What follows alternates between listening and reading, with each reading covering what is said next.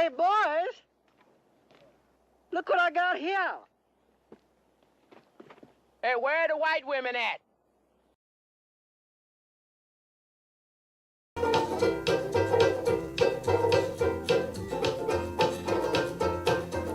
Come on, everybody sing along. You ought to know this one by now.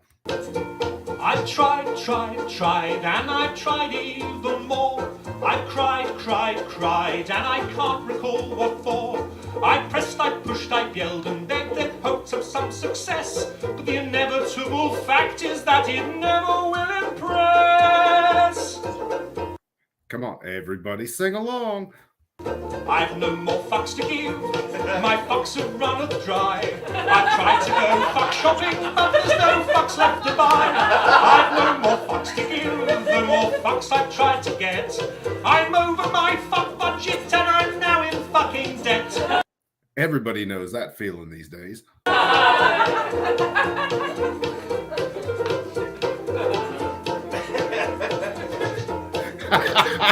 I strive to get everything done.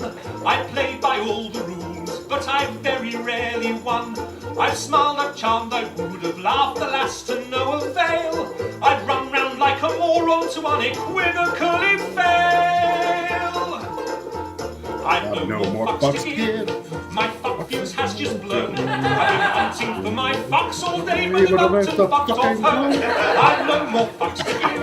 My fuck rations are What's up? I've rallied my fuck army, but it's been fucking defeated. The effort has just not been worth the time or the expense. I've exhausted all my energy for minimal recompense. The complete lack of acknowledgement has now begun to go, and I've come to Now, everybody sing along with this one. You got to get it loud. realize that I don't give a fuck.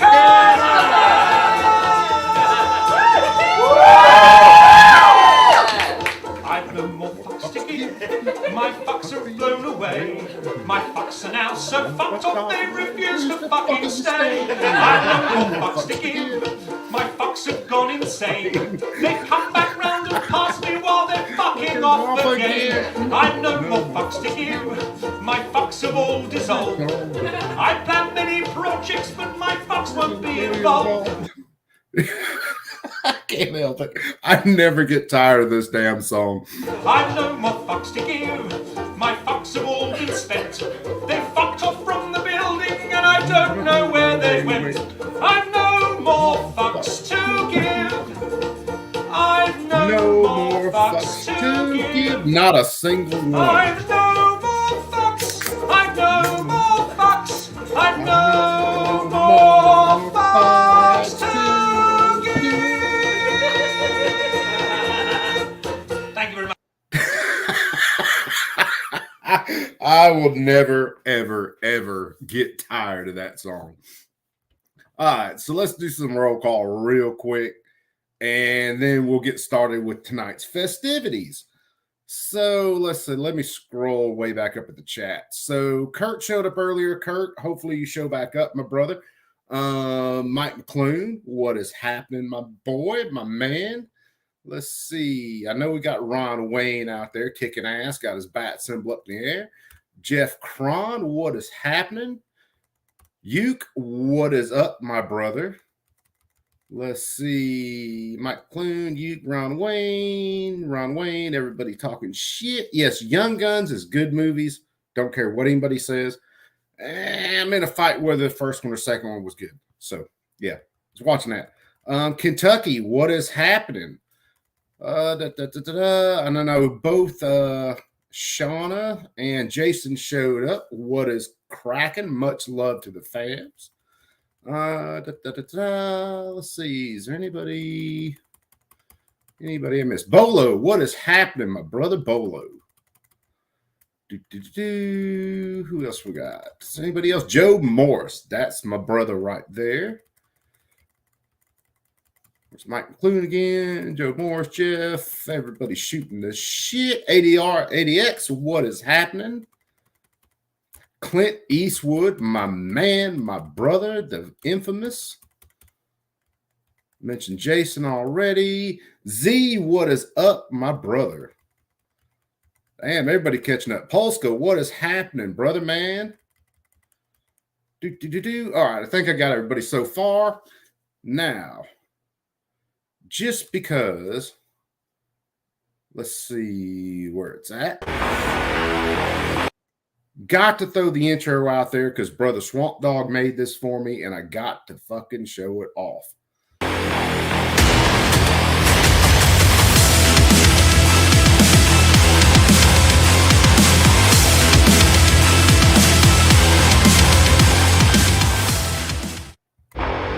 All right. Now, before we get too far into stuff tonight, if you guys remember, a couple of months ago, I did a stream where we went through a congressional hearing on people getting caught with guns at TSA checkpoints. Now, this doesn't have a whole lot to do with tonight's stream overall. I just thought it was funny because it popped up on one of my streams. Who did it first? I'll have to go back and look at who did it first. I think it was Lead Therapy. That's who did it. And I didn't get to watch a show. I just saw his headline, looked through it real quick. And guess what? TSA is raising fines on people getting caught with guns at TSA checkpoints. So let's watch this real quick. You do not want to break. The TSA says it's confiscated a record number of guns at American airports this year, most of them loaded. And they've been hidden in just about anything you could imagine, like a PlayStation and a raw chicken. Already, the TSA has found 6,300 guns, and they say they are on track to hit 6,600 by the end of the year. That's 10% more than last year. So why so many guns? The TSA chief explains. Well, I think people carrying guns is much more prevalent in the United States. Most passengers tell us when we discover their firearm in the carry-on bag that they forgot it was there. I think that all by itself is a problem. But clearly, you cannot bring a firearm into a checkpoint. You cannot bring a firearm onto an aircraft. And I don't think the guy who put a gun in a chicken could use that excuse. Unfortunately, Atlanta led the list for the most guns confiscated, with 438 found just this year. The TSA is raising the federal fine up to $15,000 for bringing a gun to a checkpoint. Now, maybe if they were PWEDC and the things, they wouldn't be getting caught so much. But hey, Misty Wayne, keeping that pimp hand strong, I hope. All right, so we're going to get to the crux of tonight. So we're going to listen to, it's going to be probably about a normal stream as far as length. We're going to listen to two sets of oral arguments that had to do with the basic like assault weapons ban in D.C. And the reason I want to listen to these is the first one happened in 2015. Everything was shot down. They said, screw it. We don't care what the courts say that, about Second Amendment and right to own arms. They just basically said, screw it. We really don't care. So we're going to go back. Hey, Gizzard, what's happening, brother? So we're going to go in and we're going to listen to the arguments in 2015 is when this original argument went up. And this was the, I think, Fourth Circuit Court of Appeals. And when it got shot down there, I don't think it ever got taken. It didn't get taken up by the Supreme Court. Now, recently it's gone back through the Fourth Circuit, and we're going to listen to the arguments from that. And we haven't got an opinion from them yet. We just have the oral arguments. And the reason I want to listen to both these is because one, I honestly pretty much I've listened to both sets of arguments, and I think the guy who argued in 2015 made a hell of an argument to defend people's right to own arms. Which, I mean, the only reason they get shot down anyway is you have leftist courts and they don't give a shit about the Constitution. But with his arguments in 15, he made some really valid arguments.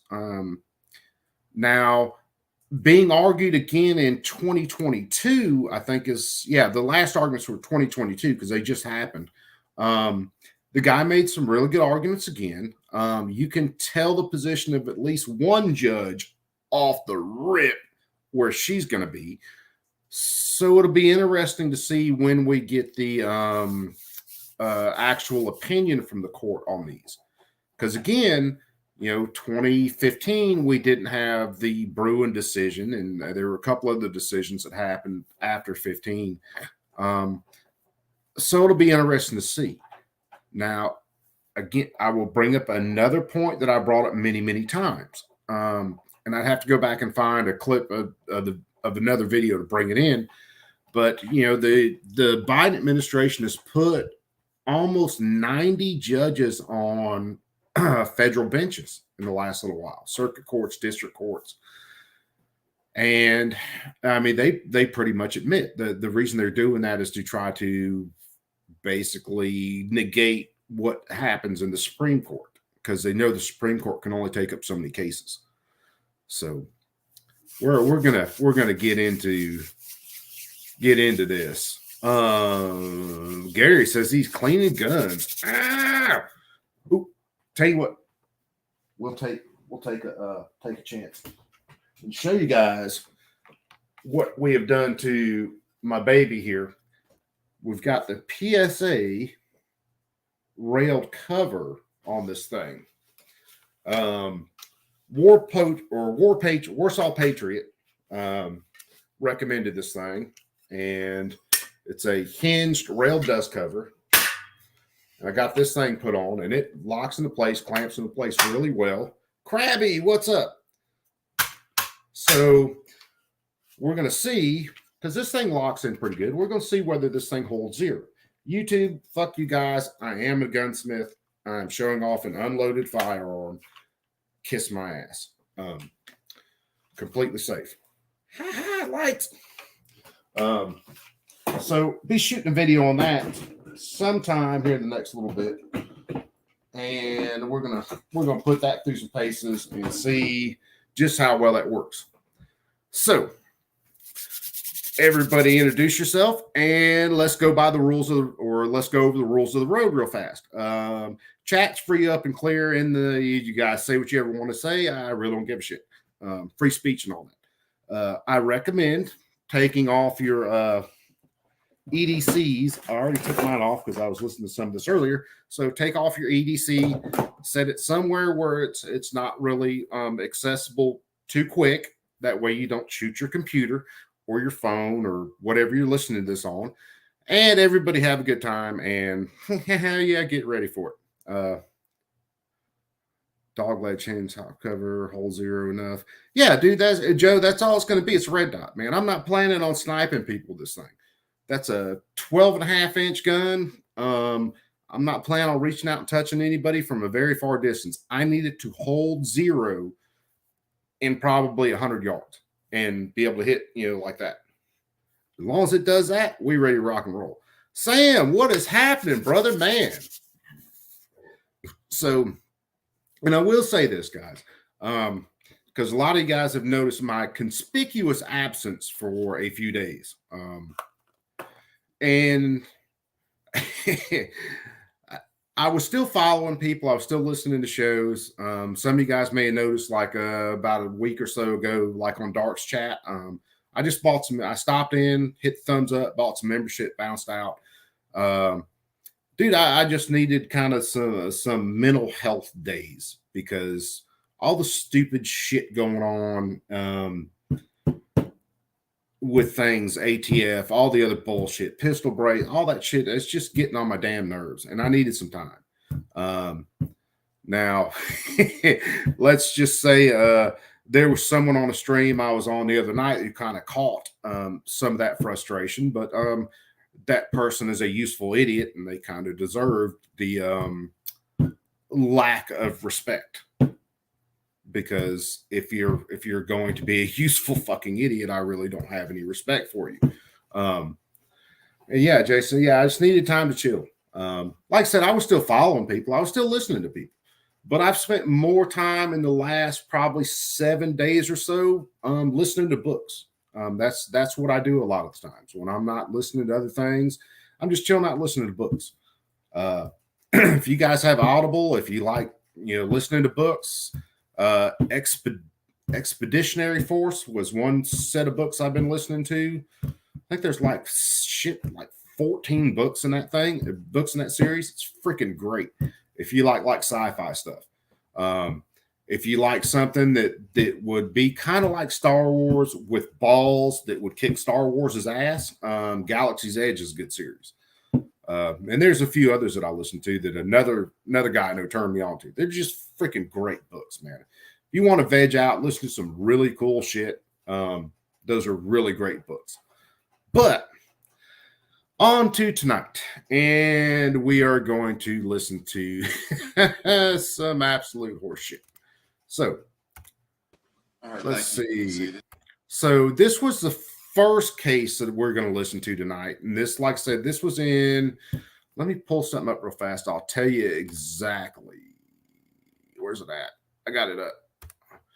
So this is Colby versus Hogan.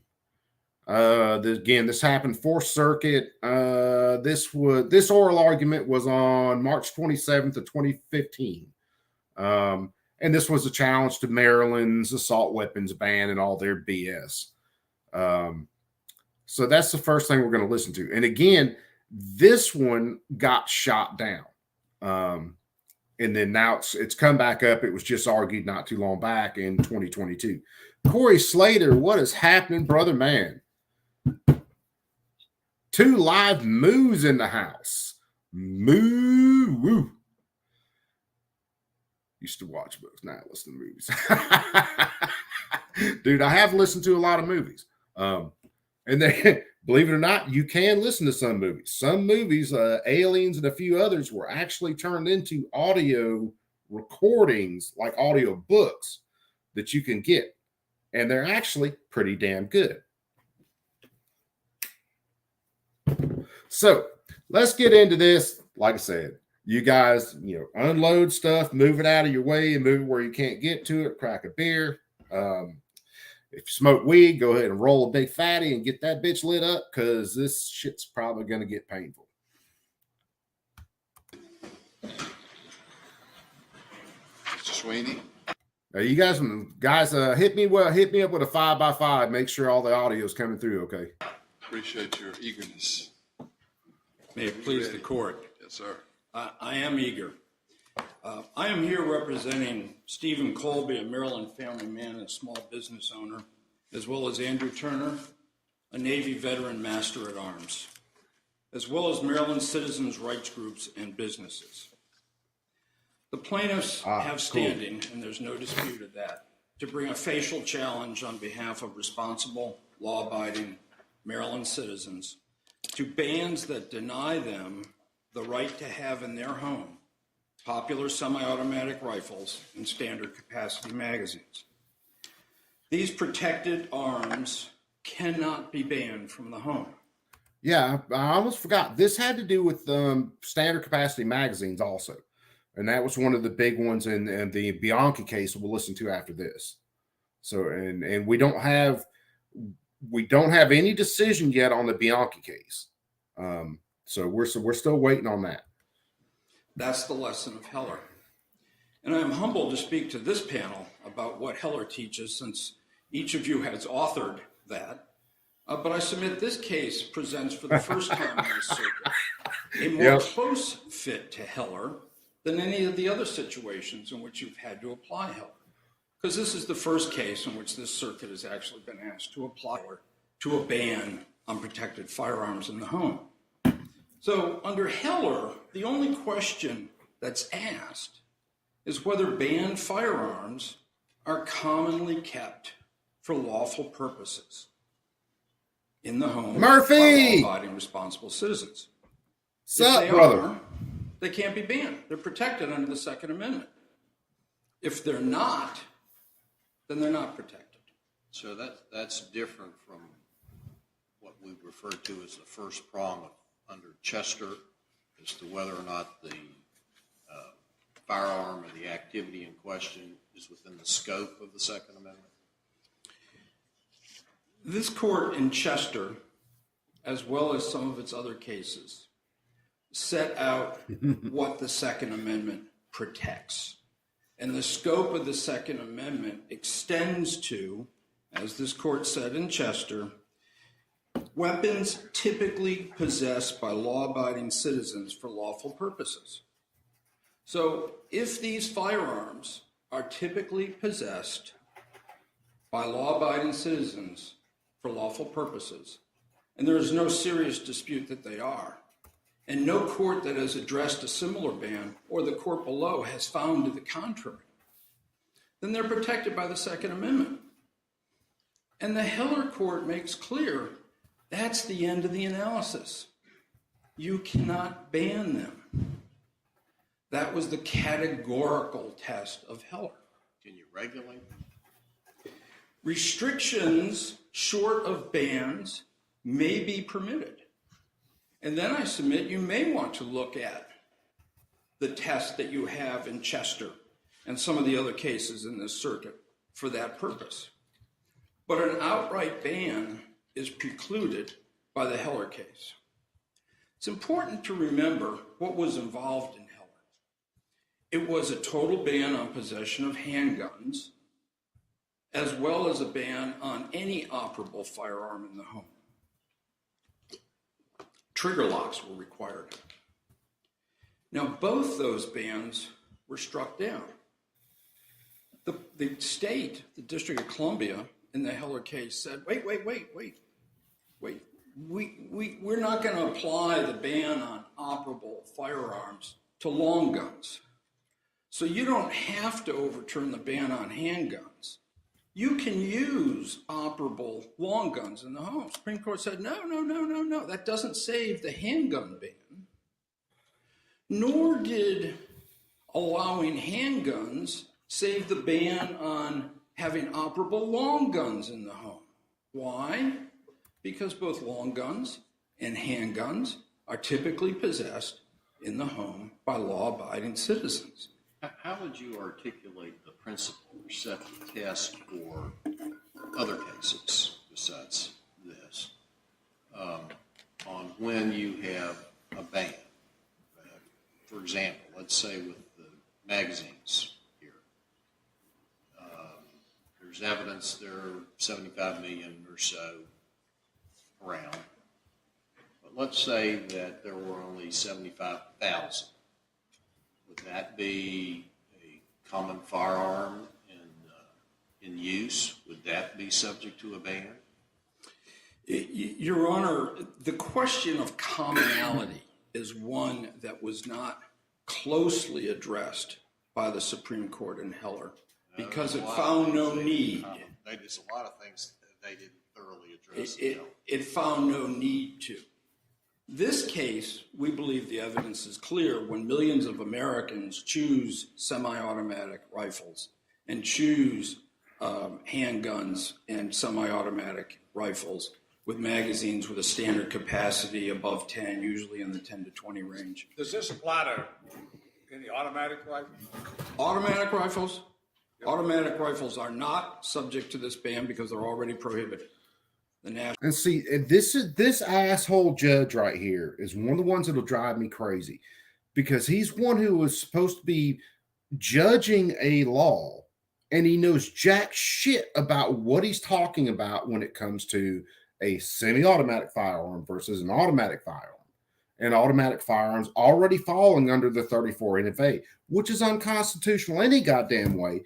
But hey, at least have some damn knowledge about on the subject if you're the judge who is supposed to be over this shit. Knowing there are legal definitions of machine guns. That shit is a legal definition. It is defined in law. He is supposed to be judging a law and he doesn't get off his ass to go look at what the definition of a fucking machine gun is. Firearms. Federal code. National Firearms Act. But the statute, Maryland statute talks about AK-47s in all forms. Correct, it does. It doesn't say in semi-automatic. Its ban is redundant of the federal ban in that regard. Well, let me take you back. Well, I'm sorry, go ahead. No, I just, If the evidence was as to the large capacity magazines, there were only 75,000 in the United States, not 75 million. What would your analysis be? My analysis would be that they're not shown to be common in the sense that they're not common in the United States. The test here is commonly owned, typically possessed. It's simple. It's not numeric, although there will be accounting involved in it. If the F-150 is the most commonly sold automobile in the vehicle in the United States, and twice as many of these firearms are sold in 2012 as the F-150, then they're common. It's simple. Well, how do you? Hey, try. I'll show off my gun anytime I want. I'll sit here and hold it and stroke it like it's my goddamn pecker. Get over it. May seem simple in that example, but you have to come up with a principle to apply. In a legal opinion, it's going to be applied in other circumstances. So if you have, as you look at it, a ceiling, but enough 75 million means that you're basically per se protected under the Second Amendment, but 75,000 you're not. How does a court differentiate in that gap on when there's in effect an automatic Second Amendment application? I can't help the court with that, other than to say it's not necessary for this case. Would you like me to show off another one? In this case, So you're sort of like the Supreme Court. Or I'm going to accept another that as one? a compliment under the circumstances, Your Honor. If you look for a moment at what Heller did say in this regard, it said a militia muster Would you like me to show off a printed one? would require able-bodied men to appear with the firearms they typically possessed at home. How about a small one? And if you were to have a hypothetical militia muster in the Green and Towson, Maryland, you would see the banned firearms and magazines. Would you rather medium? In the arms of the able-bodied people of that community because they keep them at home. That's the test the Supreme Court applied in Heller. That's the test that you must apply in this case. It's a simple one. And the Supreme Court twice said, once in Heller and once in McDonald, to the dissent. Now, hold on. Let me address the dumbass in the room. Try. I don't know how you found me. I'm glad you showed up. I actually do have children. I have very young children. I have very young children who are already trained with firearms, who know that firearms are not toys, and they don't mess with my firearms. It's very simple. I can teach them not to play in traffic. I can teach them not to run across roads. I can teach them not to stick forks in light sockets. I can teach them that firearms are not toys and they don't play with them. It's extremely fucking simple. I have way more firearms sitting around me right now. If you don't like the fact that I show firearms off on a stream or something like that, especially me being a gunsmith, you can leave the stream. I appreciate you showing up. Hopefully you'll get educated on Supreme Court arguments and district court arguments and shit like that.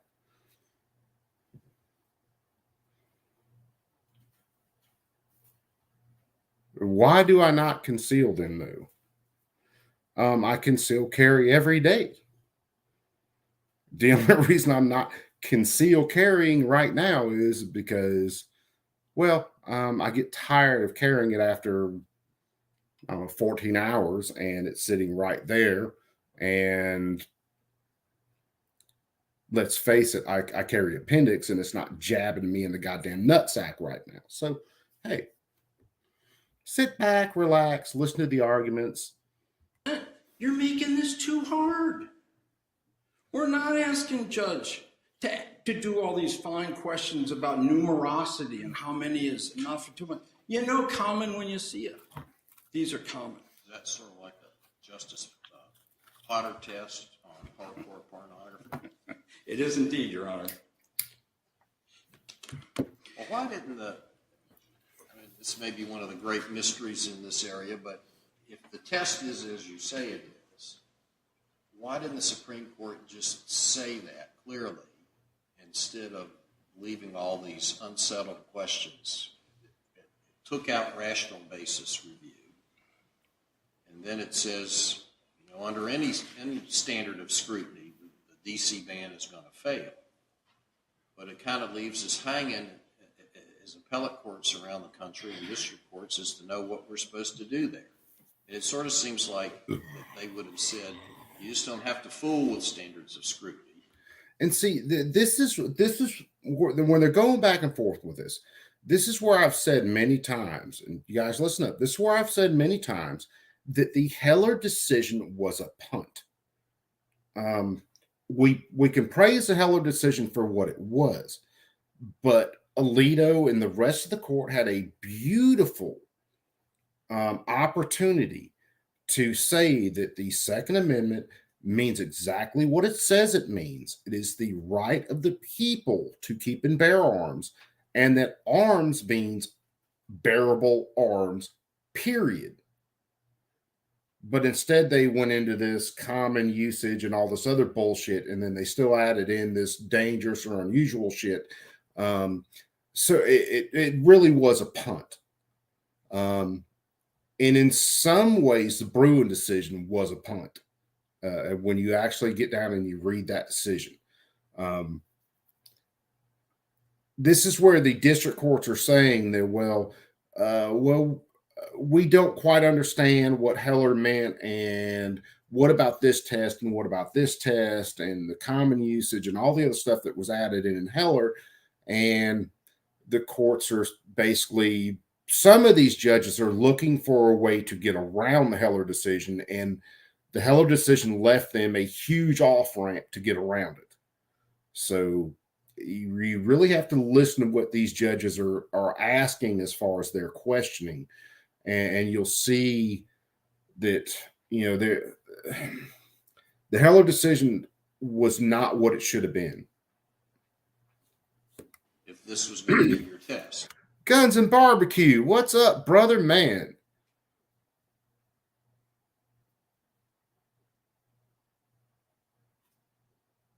Well, he did bring it up some, brother. But again, like I said, the Heller decision was a serious punt. It really was, and that's why we're still sitting where we're at right now. And that's what the court did in Heller. It didn't fool with standards of scrutiny. It set an absolute ban on a firearm typically possessed by for lawful purposes cannot stand under any level of scrutiny. Now, there is a question about whether any Maryland level says these are military weapons. They're wrong. They're not military weapons? They are not. Now, when he's asking about military weapons, if you guys remember when we went through the Miller case, which was the original challenge to the 1934 NFA, Miller, he died before it went to the Supreme Court. But the test in the Supreme Court is that a sawed-off shotgun was not useful for military service. So if it wasn't useful for military service, then it wasn't protected by the Second Amendment. Now this judge is saying if it is useful for military service, then it is not protected by the Second Amendment. You have to understand these anti-gun people play a serious game here of we win, you lose, no matter what. Heads I win, tails you lose. That's the game they play. Well, they're a weapon that infantrymen were very... Hold on, is Murph getting out of here?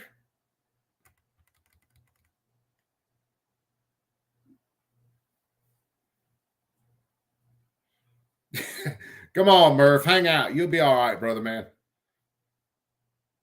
But if you do get out of here, Murph, you take it easy, brother.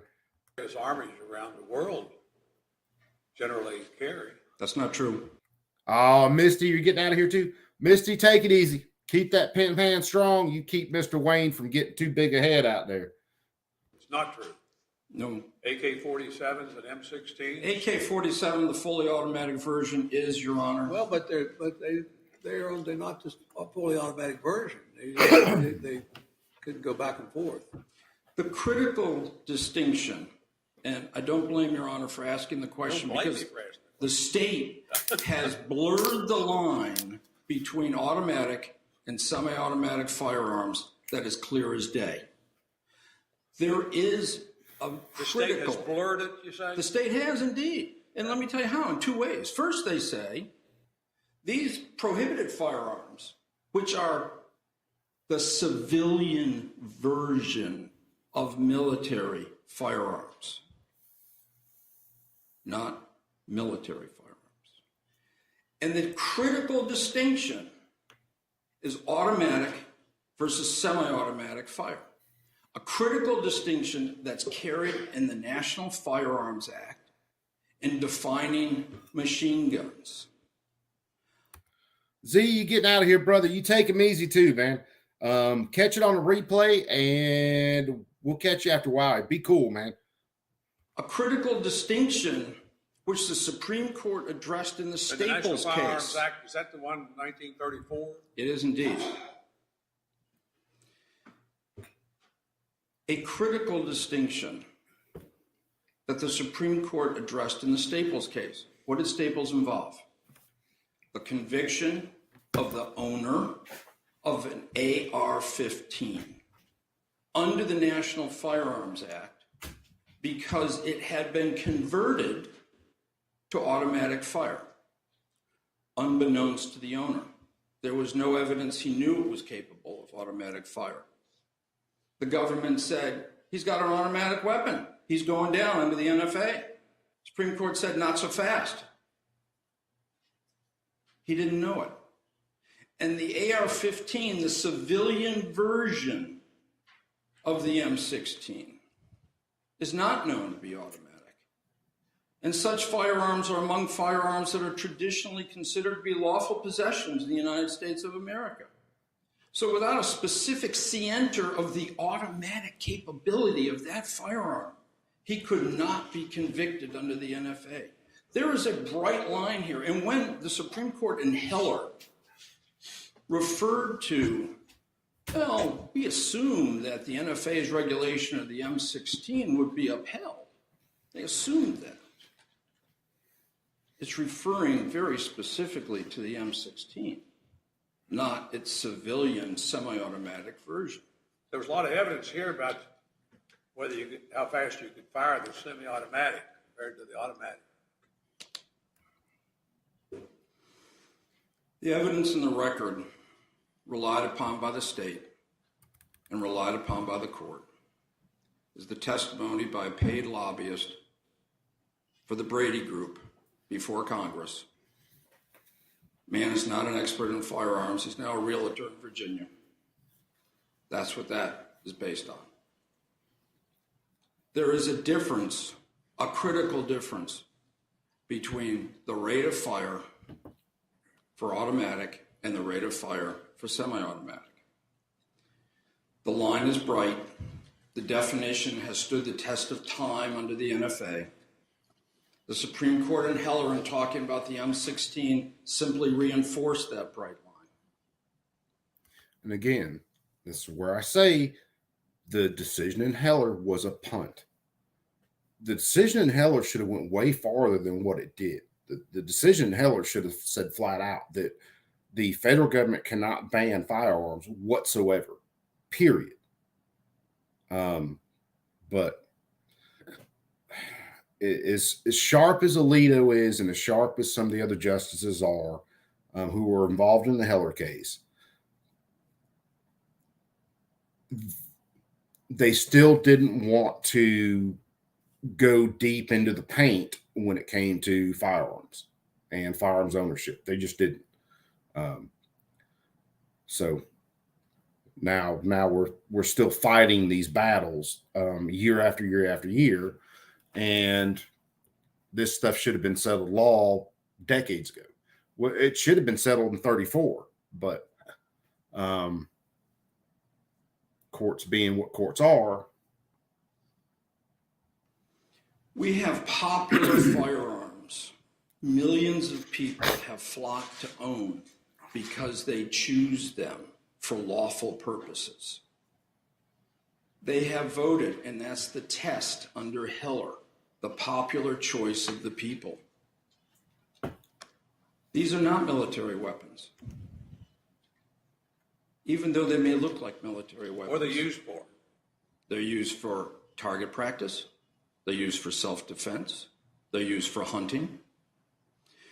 The AR-15 and the semi-automatic version, the AK-47, are the most popular firearms in Maryland, the state admits. They're frequently used at competitions throughout the state at gun ranges, often compromising most of the firearms that are being used. The firearms have been prohibited, or virtually all of the semi-automatic rifles. The state's essentially saying we can draw the line differently than where the Congress drew the line, than where the Supreme Court drew the line. We can draw it at a place where we say the firearms are, and now let's make up a test, unusually dangerous. Or sometimes they say unreasonably dangerous. Or sometimes they say particularly dangerous. The point is, the test is not any of those. The test is typically possessed by law-abiding citizens for lawful purposes. That's the test. Are you saying that there's no level of scrutiny applicable to this? I am claim? absolutely under the Supreme Court's case in Heller. If this court... I was going to say, let's just assume for the purposes of argument, having looked at all these post-Heller cases from the various circuit courts of appeal around the country, all of them, I think, unless you can give us one that isn't, have looked at firearm-related provisions post-Heller using some form of scrutiny, strict scrutiny, intermediate. If, assuming for purposes of argument, we decided that your formulation for Second Amendment, I'll call it per se protection, if we didn't accept that and we moved to a scrutiny-based system, what's your best argument there? It's a simple argument. This court set out the test in Maskey and Darrow that built upon Chief Judge Traxler's opinion in Chester with respect to the firearms in question. The state has not even attempted to meet this test. The court said, as we observe that any law regulating the content of speech is subject to strict scrutiny, we assume that any law that would burden the fundamental core right of self-defense in the home by a law-abiding citizen will be subject to strict scrutiny. And what does that mean? How does that play out here? The bans are not narrowly tailored to achieve a compelling state interest. The bans are not the least restrictive alternative. There are two less restrictive alternatives in place that the state abandoned when they put these restrictions in place. First, they've been regulating the semi-automatic rifles they now ban since 1994, requiring registration and an enhanced approval. And since 1994, they've had a 20-round cap on magazines. So we're not talking about the difference between 10 and 50 or 10 and 100. We're talking about the difference between 10 and 20, which is the range in which the majority of handguns and semi-automatic rifles are produced with standard magazine capacities, 15, 17, 19. That's where most of the modern firearms come in. And they've been permitted under the cap at 20. Abandoning those, they can't possibly justify without saying what we really want to do is ban protected arms. And that's what this is about. I see my time is up. Okay, thank you. Let's hear from Mr. Fader.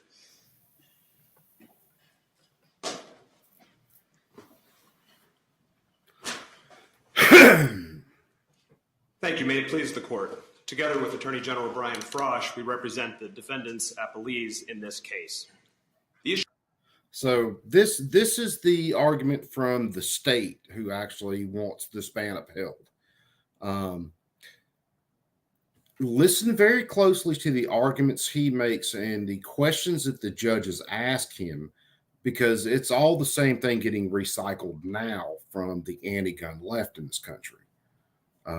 And like I said, the guy who was arguing against the ban that we just heard from, I think did an extremely good job of arguing his points and really hitting back on, some of the questions that the judges asked him. But now this is the state guy. This is the guy who wants firearms banned. Before this court is whether the state of Maryland is precluded by the Second Amendment from banning certain firearms, not an entire class of firearms, certain firearms and magazines that are both particularly dangerous and not particularly useful for self-defense, while leaving unaffected the vast majority of firearms, including all of the firearms.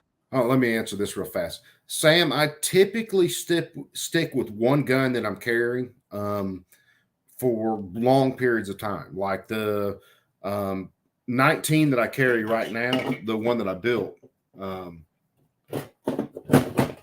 this one, I carried in the holster that I built. It's the gun that I built. I carry that constantly. That's the only reason I would switch to a different gun as far as carrying is if I was in a different situation and maybe I needed something, a lot smaller or easier to conceal. That's when I'd move to like that Taurus G2 that I carry. I carry that for a long time. The gun itself is solid. The trigger sucks, but I know every time I pull the trigger, the damn thing's going to go boom. So I trust the gun, and it's a bit smaller package. And if for some reason that I was in a situation where, say, I had to wear a suit, jacket, and all that shit, I might step down to the 43. So I will switch sometimes depending, but I do try to stay with one carry gun pretty much all the time. So firearms that the Supreme Court identified as those overwhelmingly chosen by Americans for self-defense. Based on the Second Amendment jurisprudence. How about the large capacity magazine? They're right. There's 75 million out of them. 75 million of those around. That would seem to be pretty common. We have not claimed that the large capacity magazines themselves are not common, but large capacity. That is not the end-all be-all of this test. The Heller Court most definitively did not say that anything common does not get subject to any standard of scrutiny. In discussing the Miller case and presumptively lawful regulations and the scope of the Second Amendment, that court identified weapons in common use at the time as something that its earlier decisions had said fell within the protection of the Second Amendment. Not that there was an inability to ban them, but that those fell within the protection of the Second Amendment. This court and almost every other circuit court and federal court at all to have looked at Second Amendment questions post-Heller has said that's the first step of the process. Does this fall within the scope of the protection of the Second Amendment? If it does, then you proceed to apply the applicable level of scrutiny. So commonness does not at all resolve the question. In the Heller case itself, the Supreme Court said, here we're dealing with the entire class of handguns, what it called the quintessential self-defense weapon, the weapon overwhelmingly chosen by Americans for self-defense, which the Supreme Court identified as the core basis for the Second Amendment right. In that context, dealing with that entire class of weapons overwhelmingly chosen for self-defense, the court said there's no standard of scrutiny that a complete ban on those firearms could meet. The Supreme Court never said anything resembling Mr. Sweeney's argument that any time there's a commonly owned weapon, it's exempt from any standard of scrutiny. But you have a complete ban here, at least for a magazine with more than 10 shots. There is, Your Honor, and it's for a magazine that can hold more than 10 rounds. It is not necessary at all for self-defense. unlike, of course, the weapon involved in Heller, which was the quintessential self-defense weapon. That's a proven fact, not subject to dispute. That it's not necessary for self-defense, I certainly do. I think it's undisputed on this record where there's evidence that chief law enforcement officers in Maryland couldn't find a single incident in which more than 10 rounds were necessary to be fired in self-defense in Maryland, and the plaintiffs didn't come up with one either. There is no, and there are. Why is that possible? Well, it certainly goes to the issue of whether these are it goes to the narrow tailoring. It goes to the test under intermediate scrutiny or. Later, Krabby. Take him easy, brother. We'll catch you on the next one. Be cool. Keep that thing on you at all times. Be safe and have a very Merry Christmas, brother, man. I'm going to do another one before Christmas Eve anyway, but hey, if I don't see you before then, Merry Christmas. Frankly, strict scrutiny either of whether this ban addresses or impacts the core Second Amendment right. And since the Second Amendment right is geared towards self-defense, the fact that these firearms and these... The Supreme Court said in Heller. It said in Heller for lawful purposes, such as self-defense. And opposing counsel has indicated that that also includes hunting, target shooting, competitive shooting, collecting. All those are lawful purposes. The Supreme Court was talking in Heller about the scope of the Second Amendment's protection, not the application of the applicable level of scrutiny. And in talking about the purposes for which the Second Amendment was ratified at the founding, it discussed three purposes. Militia, the purpose for which it was the right was codified in the Constitution, but which the Supreme Court said was not the primary purpose for the right. It defined that as self-defense. And it also mentioned the possibility of hunting, that some people may have thought the right was. Why is it? And I haven't seen it yet in any of these oral arguments that the council who is going against these laws, they never bring up the letters from the founders that actually enforce why they even propose a Second Amendment, why they wrote the Second Amendment, why the Second Amendment was ratified. The founders' letters support all that.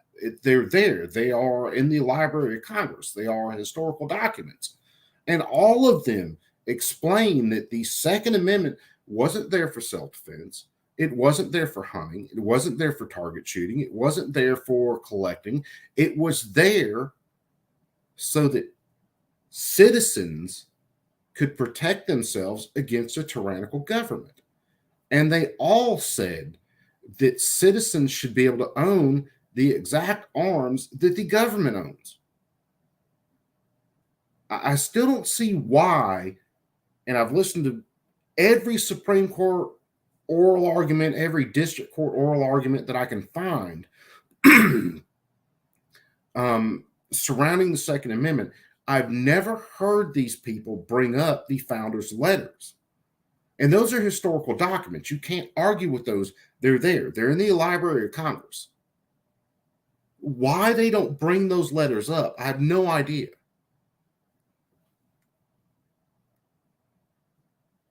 Jason, take it easy, brother, man. Get some sleep. Take care of the fam. And don't damn rattle your brains too hard with those freaking speakers, man. Those things are badass. Catch you later, man. Equally important for hunting.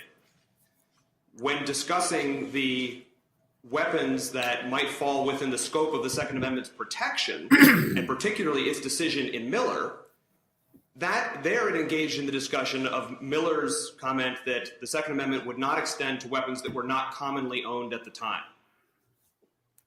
Miller based that distinction on its conception that the Second Amendment was grounded in a militia-based purpose.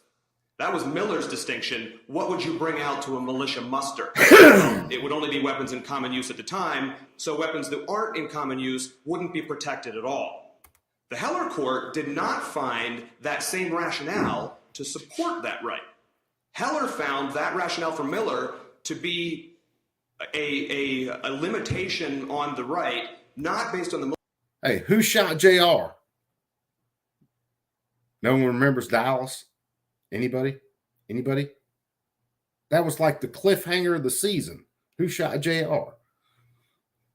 Militia-based distinction, but based on the historical prohibition of carry of dangerous and unreasonable weapons, which dates back to the 1394 Statute of Northampton in England. So it said, we think that that distinction about common use is fairly supported, not by just because they're in common use, not by popularity, but based on the historical ability to prohibit dangerous and unusual weapons.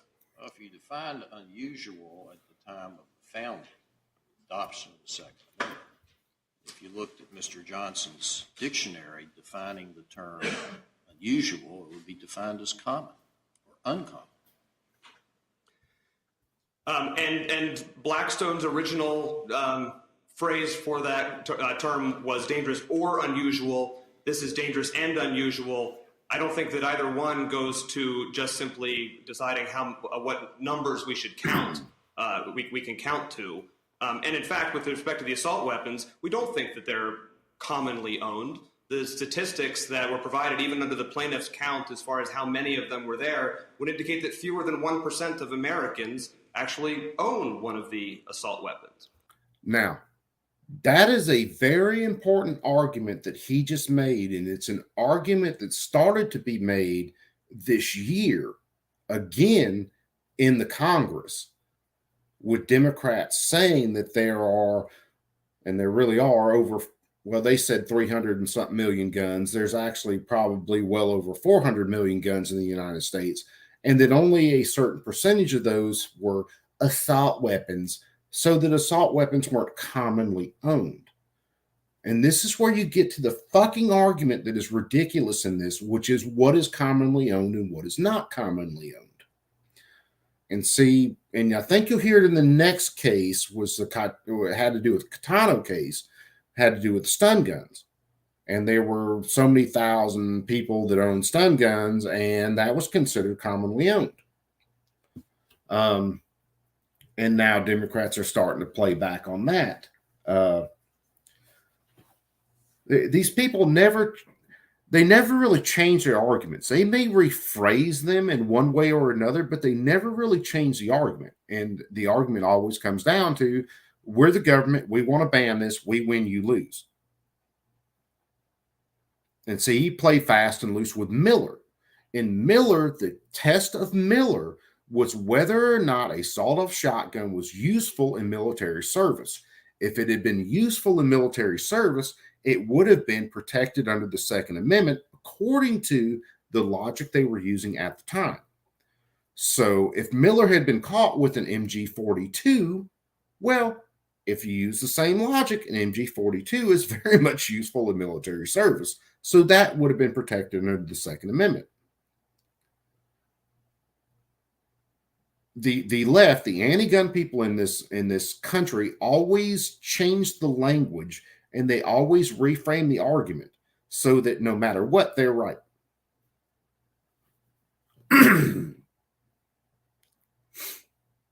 Yeah, guns, that's right. There were like 200K, which is funny because there are more full auto transferable machine guns, I believe, than that in the United States. And they will say that full autos are dangerous and unusual and should be restricted. About the magazines? The magazines, more would be owned, but that only gets you to the point of then looking at it under the applicable level of scrutiny, which certainly in this case would be no greater than intermediate scrutiny. This court has not issued any investigation into the severity of the burden in determining what level of scrutiny to apply. In fact, in Chester, in Masciandaro, in Carter, in Woolard, in every case where this court has looked at what level of scrutiny would apply, this court has said that it depends on the nature of the burden as well as the severity of the burden. In this case, the evidence is clear that if there is a burden at all on the Second Amendment right from either of these bans, it is minimal at best. Well, let me ask you this. Would you agree that law-abiding citizen has a constitutional right to possess a semi-automatic pistol in their home for self-protection? I don't think the Supreme Court has gotten to the point of whether it's semi-automatic versus not, but certainly there's a right to possess an operative handgun in the home for self-protection, yes. See, he won't even answer that question, because what he really wants to say is, I don't think anybody should be able to own firearms, period. That's what he really wants to say. So you would make a distinction between a right to have a semi-automatic pistol versus... I'm not sure I would, Your Honor. I've never considered that question of whether there's a distinction between semi-automatic and automatic, but the Supreme Court has certainly said you can't ban handguns in the home. You're questioning, then, the constitutionality of a citizen's right to possess a semi-automatic pistol in their home for self-defense? I'm not raising that as a constitutional question, Your Honor. I don't think that's raised in this case. You're not answering. You're answering another question. My question is, in your opinion, does a law-abiding citizen have a constitutional right to possess in their home a semi-automatic pistol for their self-protection? I'm afraid, Your Honor, I haven't seen any case law that has resolved that issue. Clearly, there's a right to possess a handgun. Whether that's a right to possess a semi-automatic handgun, I haven't given consideration to that, and I don't think any court's opinion has answered that. So I'm curious, what kind of handgun do you think the Constitution allows a person to have in their home? Well, there are certainly other handguns that are not semi-automatic, but like what? I know a revolver, but it still shoots a bullet every time you pull the trigger. What else? It does. I don't think that is. If that is, then you're on considered a semi-automatic. Then I would. So your standard garden variety Smith & Wesson 6-shot cylinder is a semi-automatic weapon? I'm sorry, Your Honor? Your standard Smith & Wesson 6-shot revolver, is that not a semi-automatic pistol? I suppose if the round is replaced in the chamber after each pull, so that you pull after each trigger, then yes. And I think that it's the case. Can a law-abiding citizen possess that revolver in their home? Yes, Your Honor. So we've established the 6-shot revolver is accepted. How about a Glock with a 15 capacity magazine pistol? It's in my nightstand. I think that the state certainly has the right to restrict the size of the magazine, because all of the evidence is that more than 10 rounds are not necessary or not used in self-defense. They use this, well, no more than 10 rounds are used for self-defense, and they use a lot of statistics that are covered in police shootings. Now, they pick and choose what they use for these statistics, because we can go online right now. If you follow Donut Operator, you can go online right now. You can find plenty of cases where you can see a police officer completely mag dump a 17-round mag in a couple of seconds during a gunfight. But the thing is, there are so few times where you see something like that, where if you factor in most civilian uses, they may fire one shot, they may fire two if they're taught to double tap. Me, I'm a double tap kind of person. So it would be tap tap, and either the person runs away or they fall down, police get called, whatever. But they're picking and choosing these stats.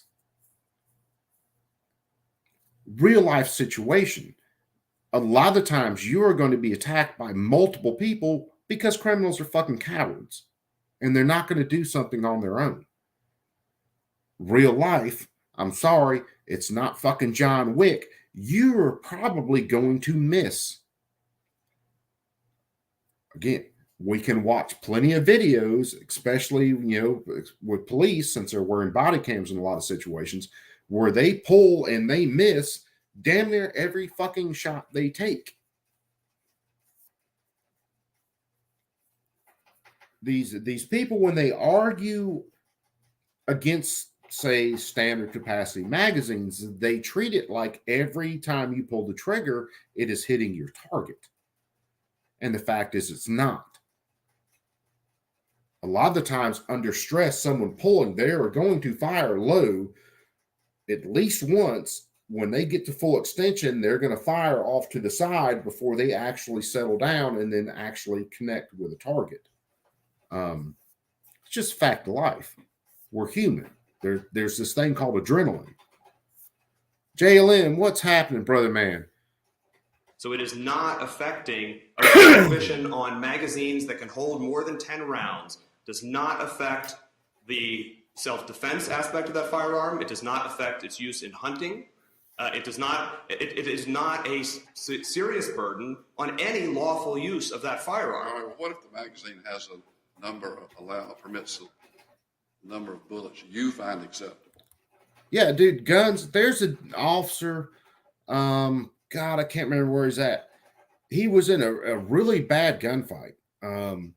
He now carries like 180 rounds on him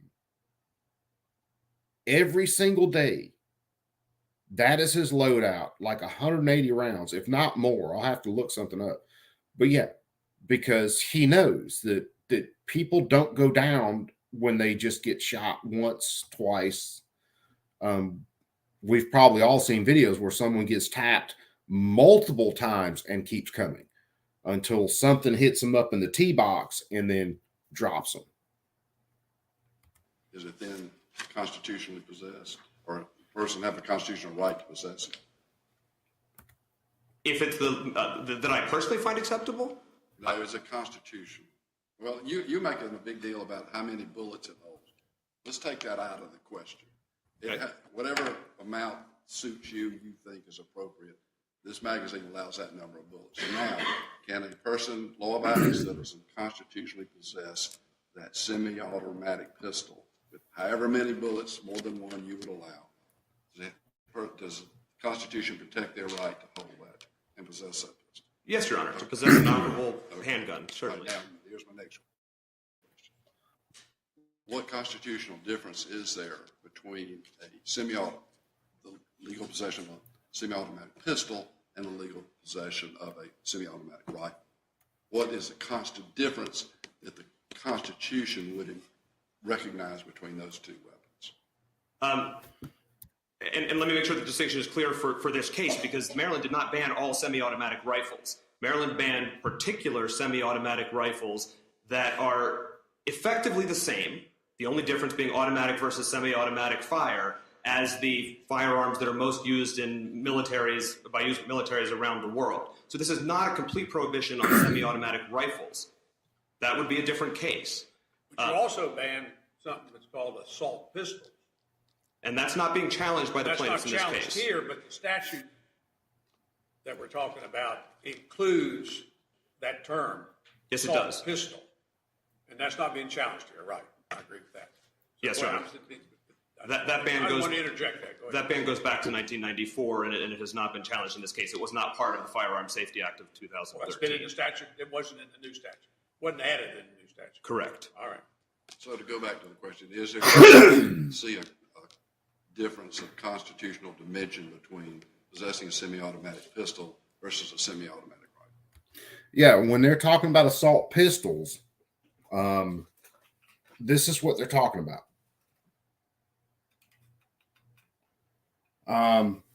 Because that came in under the 94, whatever it was, 94 assault weapons ban. Because you had AR pistols, AK pistols, they just didn't have braces on them. So that was part of that ban.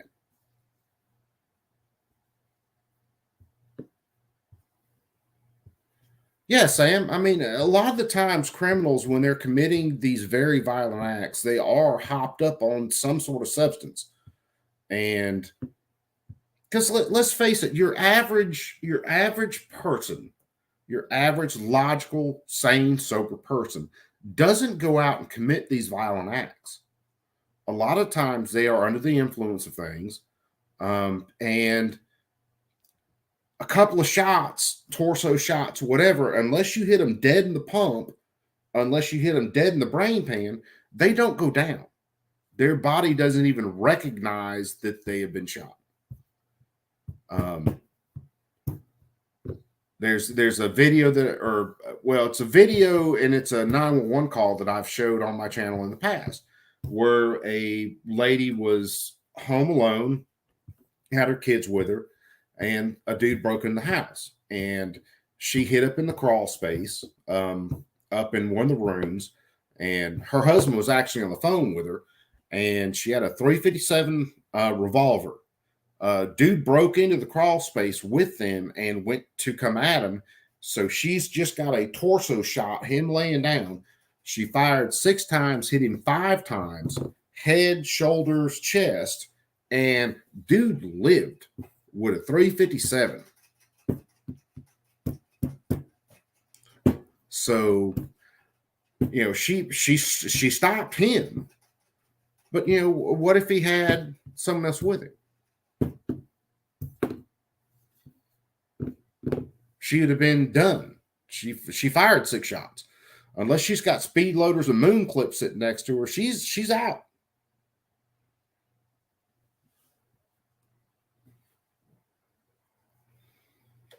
Yeah, Mike, that was a hell of a damn joke.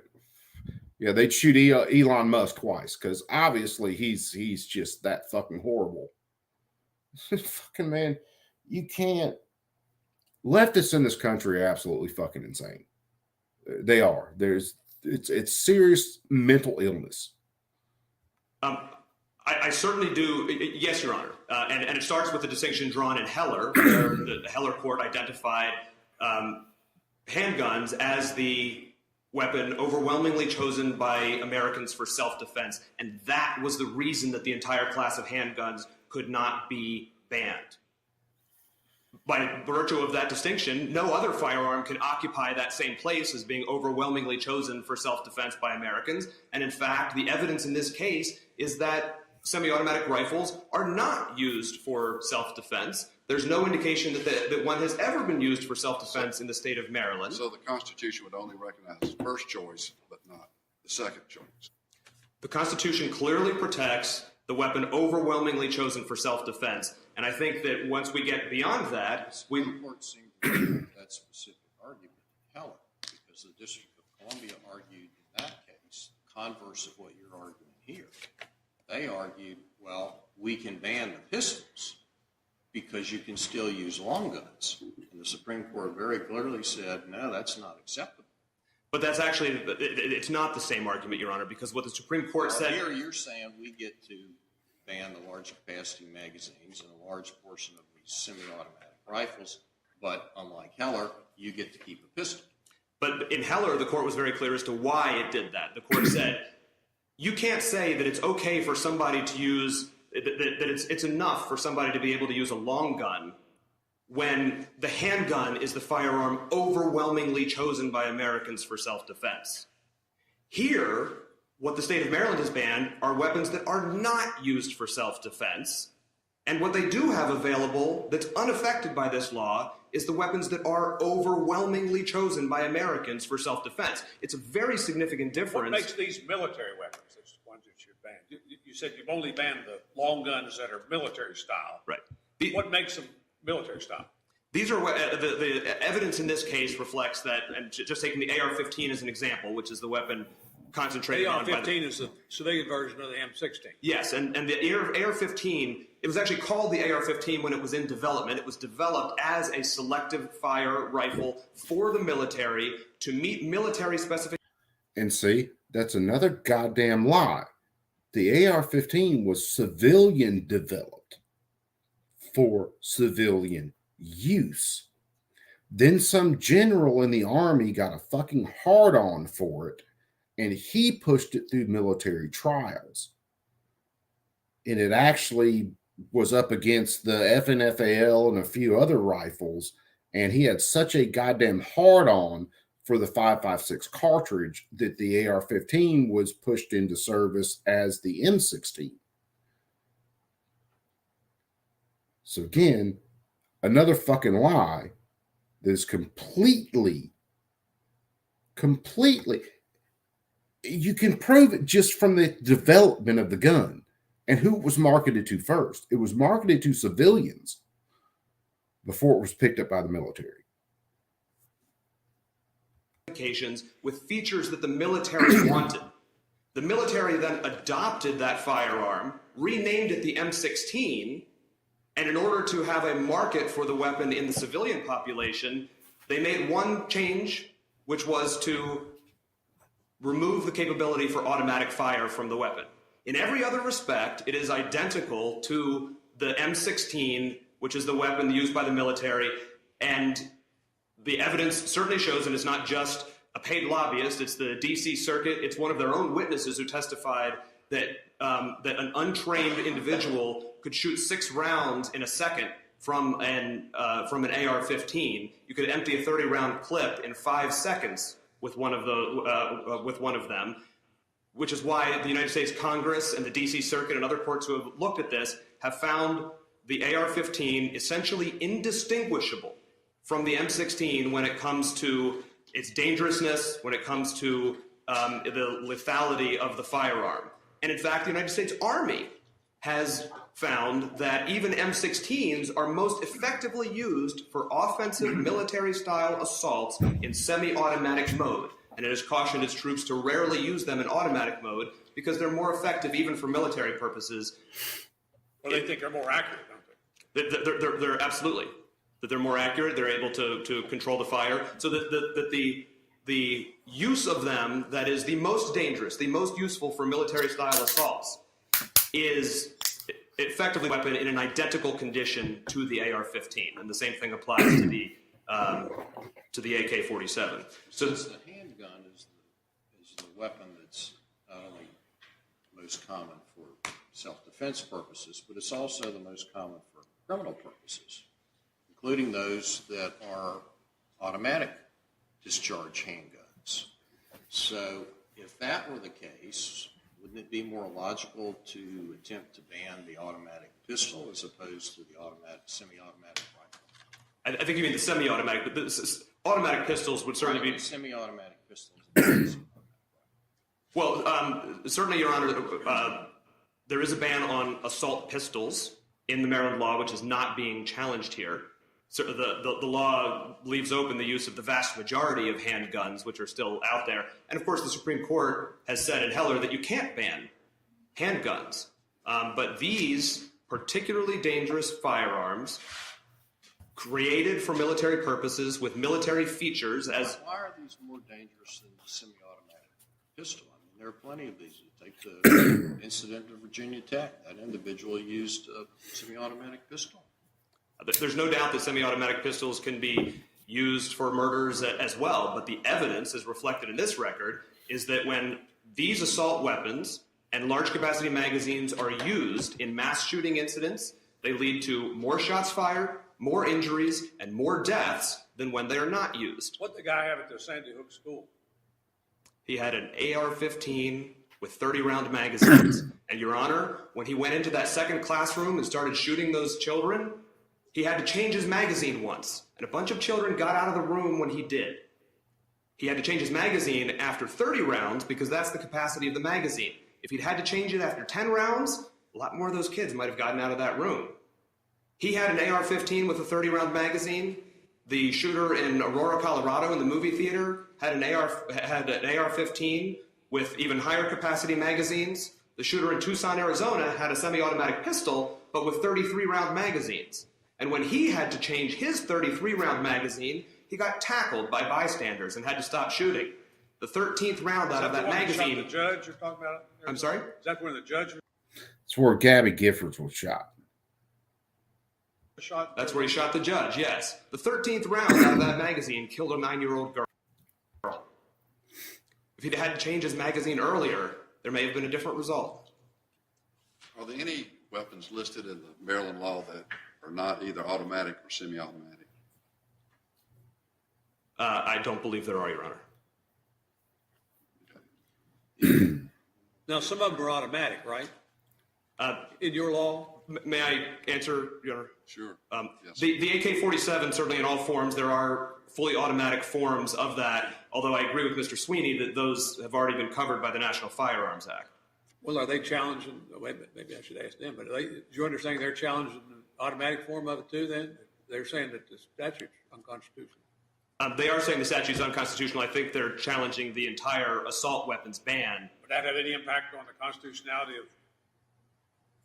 of the Section 5845 of Title 26? I think their arguments would, Your Honor, although they have said that they're not challenging that. But among other things, the firearms that are at issue here. Yeah, man, I've never heard that there were multiple shooters there.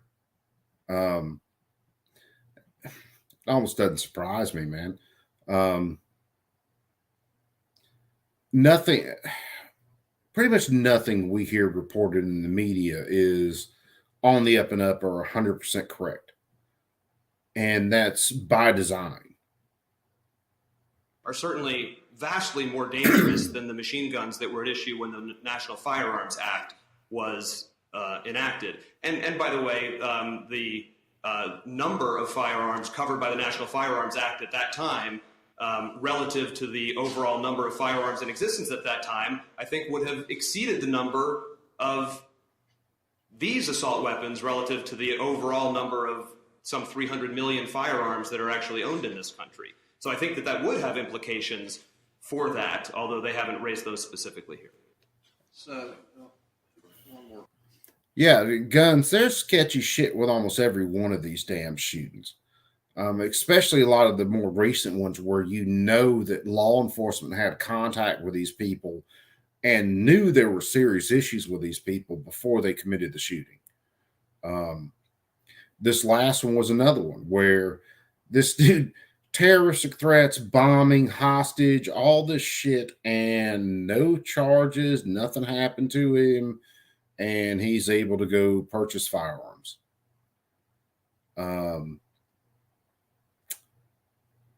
Dude, I did 11 months in prison and 5 years on probation for way fucking less than that, and had to fight for years to get my rights back. Question D. Let's just assume that we disagreed with Mr. Sweeney's proposed, I'll call it per se Second Amendment test. We go back to some sort of scrutiny-based analysis. Why wouldn't you use strict scrutiny here, since this is a ban, like Heller? I think, first, Your Honor, that using a level of scrutiny analysis is compelled by this court's cases in Chester and Machandaro. Well, in all those cases, though, every single case that we've had from Chester on down, you either had an individual. And I've talked about it before on stream, so it's no big deal. I was at a party with some people. I shouldn't have been there. I didn't know most of the cats at that party, and I was way fucking drunk, like blackout drunk. And a dude hit his wife, and I went after the dude. Way too drunk. Hell, I couldn't fucking stand up hardly, but I went after the dude. Anyway, bunch of bullshit. Cops get called. The major thing that put me in jail was a cop said I kicked him. And when I kicked him, I hurt his leg. And I went down for felony obstruction of a law enforcement officer. No prior record, no nothing. But I was broke as a joke, and I got a public defender. I will say this. If you ever get in trouble, even if you don't have a record, go sell ass, do whatever you have to do to not get a public defender. I ended up with a public defender. I ended up with what the public defender called a 5-2. In other words, 5 years probation, 2 years prison. Now, I did 11 months in prison. I actually got out a month early. And I got what you call a 2-for-1 deal in prison. Means every day I did was actually 2 days, because I was working for some entities of the state. I was actually working for a fire department doing a bunch of shit. So I was being a useful person while I was locked up. And then it took me let's say from 2003 to 2018 when I got my firearms rights back. Because I kicked a cop. All right, me going after the dude, me kicking in a door, going after the dude, and some other shit didn't count for a whole lot of anything. It was the fact that I kicked the cop. And he said I hurt his leg. And yeah, I know that sounds, oh, damn, that doesn't sound right. No, trust me, brother, it's right. I got the fucking court documents. Hell, I may read through the motherfuckers one night just for the fun of it. But yeah, that's what happened to me. I've always been a huge advocate of the Second Amendment and people's rights to defend themselves. And even when I didn't have the rights myself, I was still a huge advocate for it. And I won't say, well, I will say this: losing my rights to the state or giving my rights away to the state actually made me an even larger advocate for Second Amendment rights. Because I'm not a danger to anybody. I was never a danger to overall society. I mean, I fucked up one time and lost my shit. So that's probably one of the reasons that kind of drives me on some things now. Individual under 922G who is not a law-abiding, responsible citizen, or in First Amendment terms, it was a time, place, and manner restriction for concealed carry in a sensitive place like a park. You haven't had occasion to determine scrutiny under any other circumstance than those. That's true, Your Honor, although in all of those cases, the court set forth a two-pronged test. The first question is, does it implicate conduct? Dude, Sam, the fact that I went after this dude because he hit his wife never came up. Not in court. I mentioned something to my lawyer kind of blew that off. And for the most part, dude, I was so fucking smashed. I don't remember hardly any of that night. And, you know, there were some things I probably could have fought if I had realized what happened. But I didn't, dude. I was out of it. So I did. From the time dude hit his wife and I got in his face and he hit me, everything is an absolute blur until I woke up downtown in handcuffs. There's probably 20 to 30 seconds of the rest of that I actually remember. So, I mean, I couldn't even make a real good defense for myself. Is what it is, man.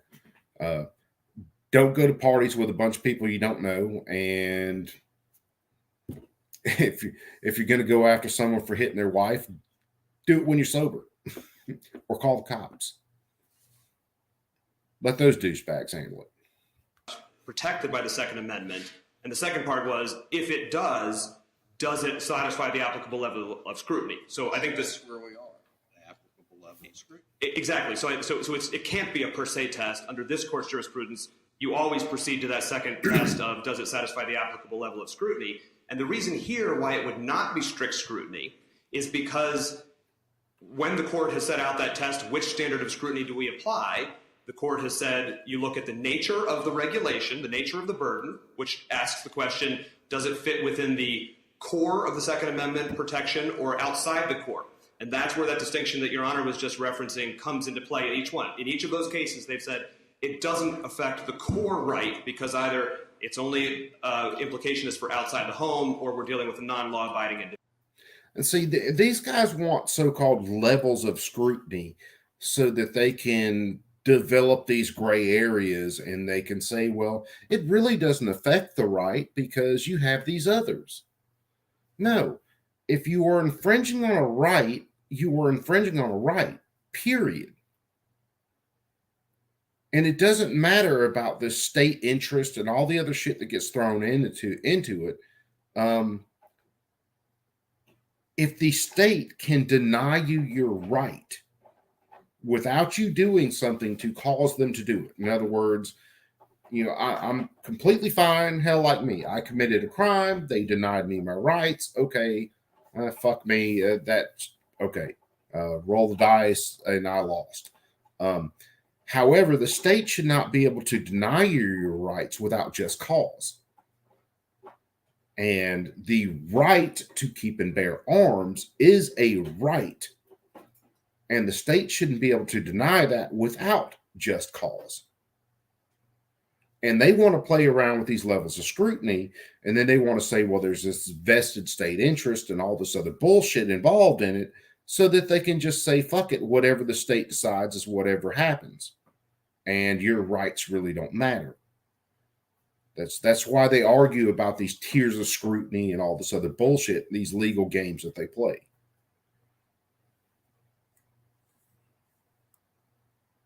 Individual.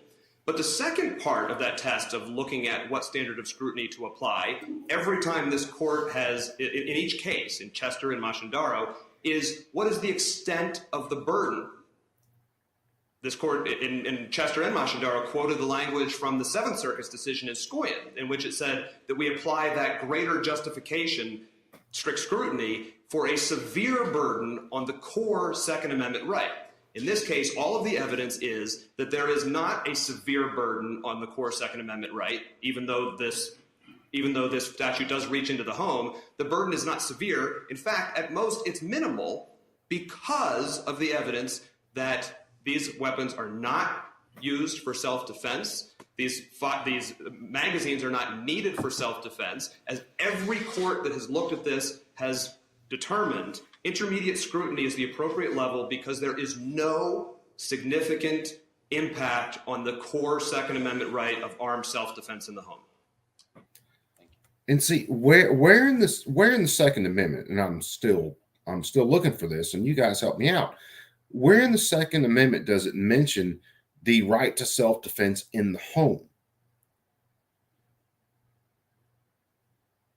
I'm still trying to find that. Is it in a tab? Is it in a footnote? Is it cited somewhere else?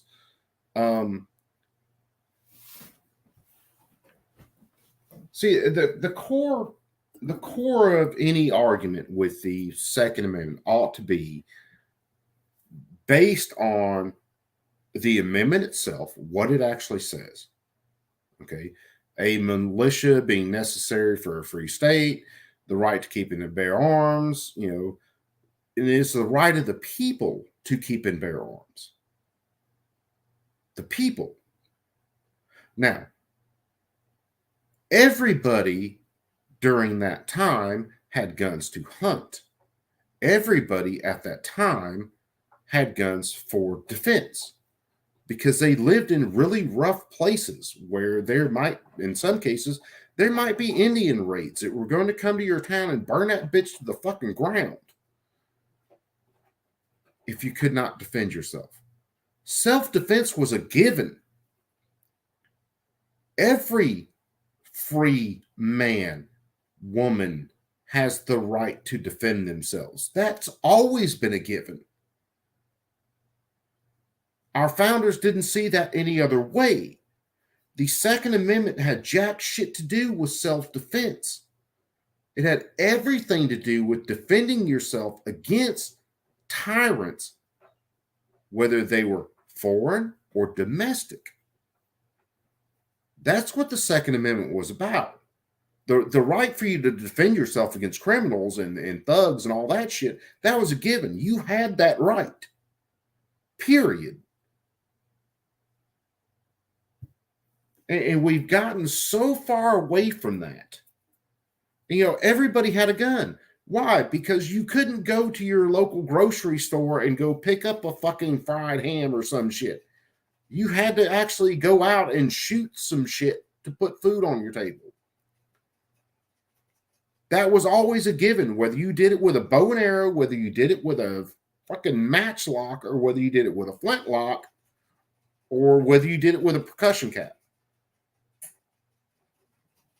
That was always our founders. If you went and asked them, we got in our time machine, we went back and asked the founders, Could you believe in any time where the government would be able to ban people from owning any gun? They would be like, what the fuck? But now we live in this time where people are so soft that all of their meat comes from a market where they have no connection to where it came from. And they expect police to be their saviors and their defenders. When back in the time of our founding, you didn't have police departments. You may have been lucky and had a constable, which now kind of morphed into sheriffs, but you didn't have law enforcement. The Second Amendment was not about self-defense or hunting.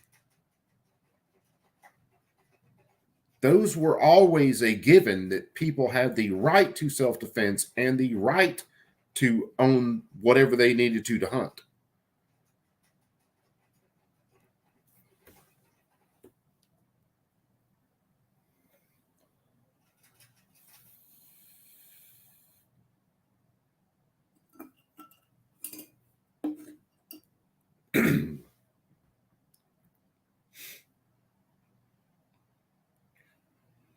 Check the Castle Doctrine and Stand Your Ground law states. What I'm saying.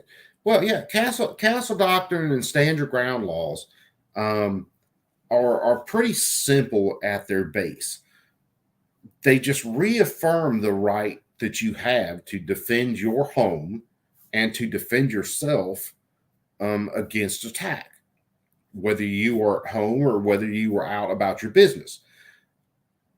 For the most part, I am safer in my home than I am anywhere else, because I don't tend to have a lot of people in my home that I don't know and that I don't trust. Now, when I'm out in town going about my daily business, I interact with tons of people that I don't know and tons of people that I don't fucking trust. Ask my dad about it. My dad, stopping at a gas station at like 5-something in the morning to go get a pack of cigarettes and a cup of coffee on his way to work, and a guy pulls a gun on him, sticks it in the window of his truck, and robs him. And that's a whole story. I'd have maybe one of these days I'll do a dad story night, and I'll have him on a stream and we can talk about that with him. Because it's one of those stories. My dad is kind of like I am. He doesn't do real well with threats. But, you know, the times where I'm out of my house is where I'm under the greatest threat of attack. Logically. Why would I not have the right to defend myself in areas where I would be under the greatest threat? And the argument always goes back in this, to the home, to the home, to the home, right to carry this in the home, whatever. Fuck all y'all.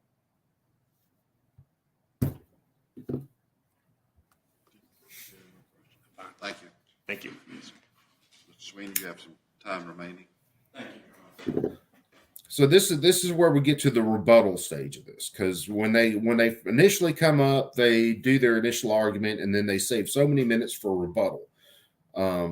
The state also gets another bite at the apple on this also. So This court's Second Amendment jurisprudence on standard of So again, this was the original guy that argued against the ban on the guns. Scrutiny is elegant in its simplicity. Imagine, if you will, a Venn diagram. We have two variables: responsible, law-abiding citizens in the home. If it impacts either group alone, this court will apply intermediate scrutiny. If they're in the home, but they're not responsible and law-abiding, intermediate scrutiny. If they're responsible and law-abiding, but they're outside the home, intermediate scrutiny. Now, if they're neither responsible and law-abiding, and it's not in the home, you might even drop down to rational review. And I think there's one case that said that.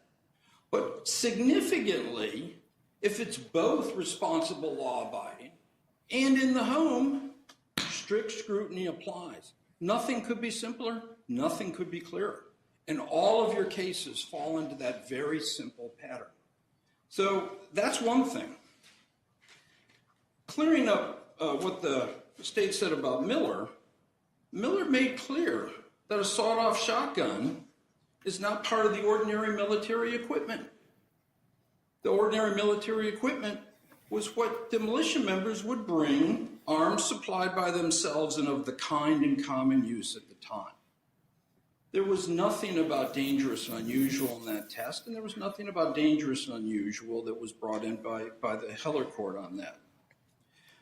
The state concedes that choice is the key here.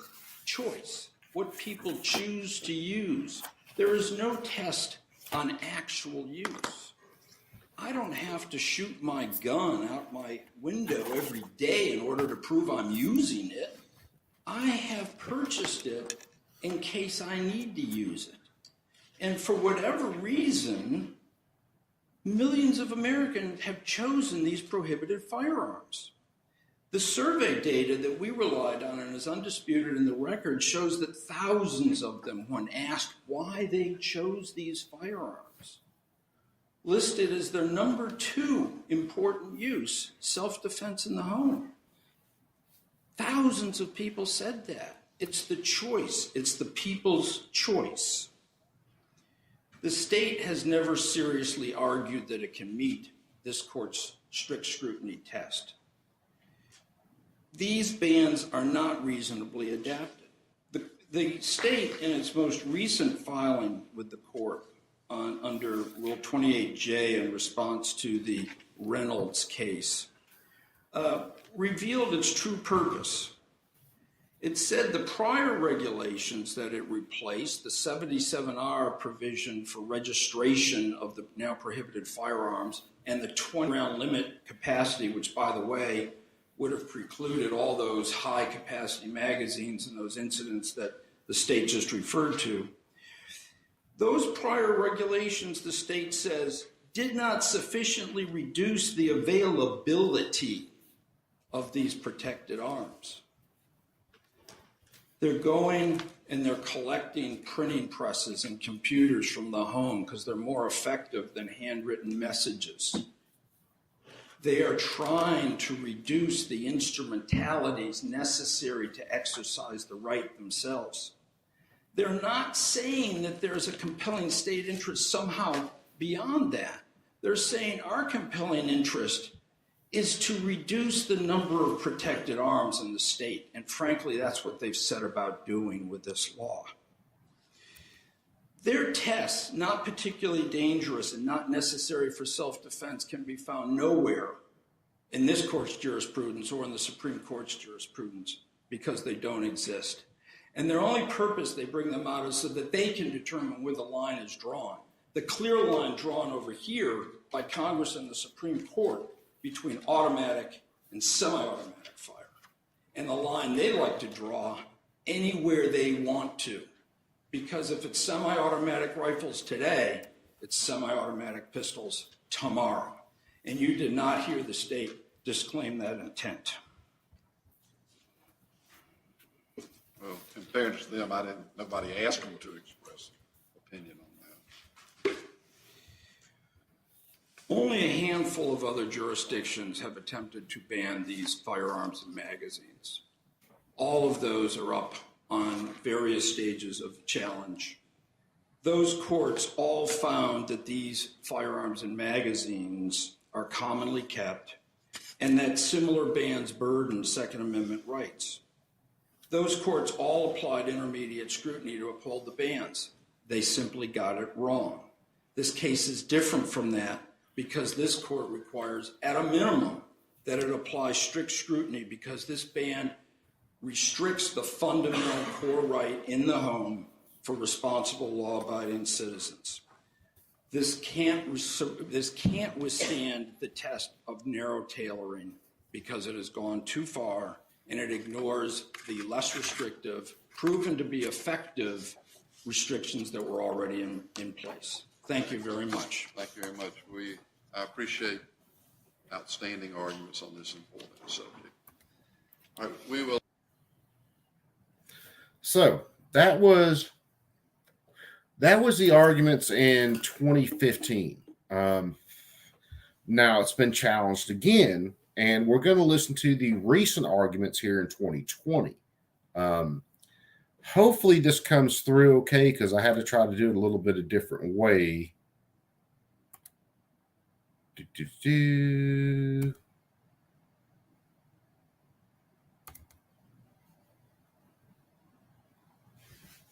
Please choose a small. Fuck you. So what I'm gonna have to do this a little bit different. So let me see. I'm gonna have to open this up a different way.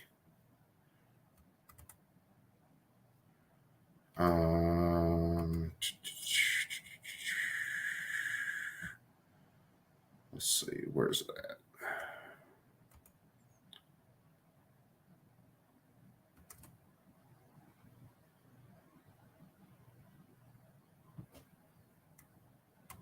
Thank you, Your Honors. May it please the court.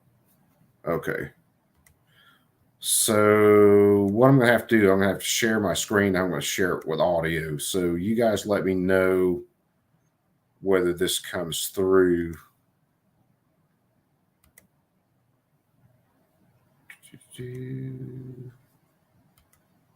Screen, Chrome tab.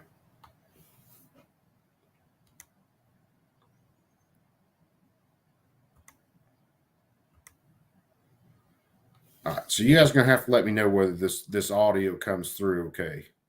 Court, Pete Patterson for the appellants. The district court's decision in this case must be reversed for two reasons. The reasoning and holding of All right, tell you what, give me a 5x5 if you can hear the audio on this. this court's decision in Colby has been undermined by the Supreme Court's decision in Bruin. And second, under the Supreme Court's decision in Bruin, Maryland's ban on popular semi-automatic rifles is unconstitutional. Okay, well, you filed this suit in 2020, right? Yes. And so Colby was good law then. Why wasn't your lawsuit frivolous at that time? Well, it was a good faith effort to change the law. This case is the exact same posture. Right, based on what? Based on trying to get it to the United States Supreme Court. Uh-huh. And that it was an incorrect decision. And we submit that under Bruin Was Heller an vindicated that incorrect case. decision? Excuse me? Was Heller an incorrect decision? No, Heller was not an incorrect decision. And Your is Honor. Heller still good law? Yes, Heller is Okay, still so good law. Colby was based on Heller. Colby was based on Heller, but And when she's talking about Colby right there, that's the case that we just listened to. Let me see. I'm going to shrink some stuff down. That way I can kind of pause this as I go.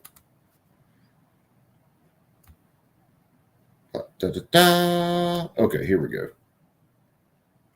Colby misapplied Heller as confirmed by Bruin. Bruin did not change Heller. Now, again, remember, Colby was 2015. That's the case we just listened to. This one is 2022. So this was after Bruin. So they are mentioning Bruin in this one. Or Bruin clarified Heller. Bruin said that the levels of scrutiny analysis was never a proper mode of analysis under Heller. So it wasn't purporting to change it. It was saying the Court of Appeals had been doing this incorrectly. And then Bruin also said that in Heller we held that law-abiding citizens have a right to use firearms that are in common use today. And that is the analysis this court And declined. Justice Alito's concurrence in Bruin said that Bruin does not decide anything about the kinds of weapons that people may possess, which was part of Colby's ruling. Well, that was in a concurring opinion. Did anybody in the majority opinion say, Justice Alito, that's just completely off base? No, but that is because Bruin was not changing Heller, but it did clarify Heller with respect to what this court held in Colby when it said that we held that law-abiding citizens have a right to own firearms that are in common use for lawful purposes as opposed to firearms that are highly unusual in society at large. And that's Do you have any evidence in the record that the types of firearms banned by Maryland are in common use for lawful purposes? We've cited a lot of evidence in our briefs. How about the fact, you dumb bitch, that there are, probably 40 to 50 million ARs and AKs, SKSs, all this other shit out there. These judges are fucking, they kill me. These are the people that are judging these laws and they know jack shit about the law and about the objects that the law governs. Your Honor, including that there are over 20 million of these firearms in the United States, that roughly 60% of the people use these for self-defense in the home. Purchasers of these firearms rate 8 out of 10 self-defense as a reason for using these firearms. They're 20% of all firearms sold in the nation in recent years. Where in the record is that 60% of people use assault weapons this is for in self-defense? the survey of William English. You listen to what this judge says and the question she asks, and tell me if you wouldn't cunt punt her if you ever met her. Report of William English that we've cited in our brief that says that. And that's exactly the type of evidence that Heller relied upon. If you go drill down on Heller's citations, the source for the assertion that handguns are the most popular firearms for self-defense was a social science paper by Gary Kleck. So it's the same sort of evidence that Heller relied on, and as Judge Traxler said in his dissent in Colby, the fact that these firearms are in common use is beyond debate.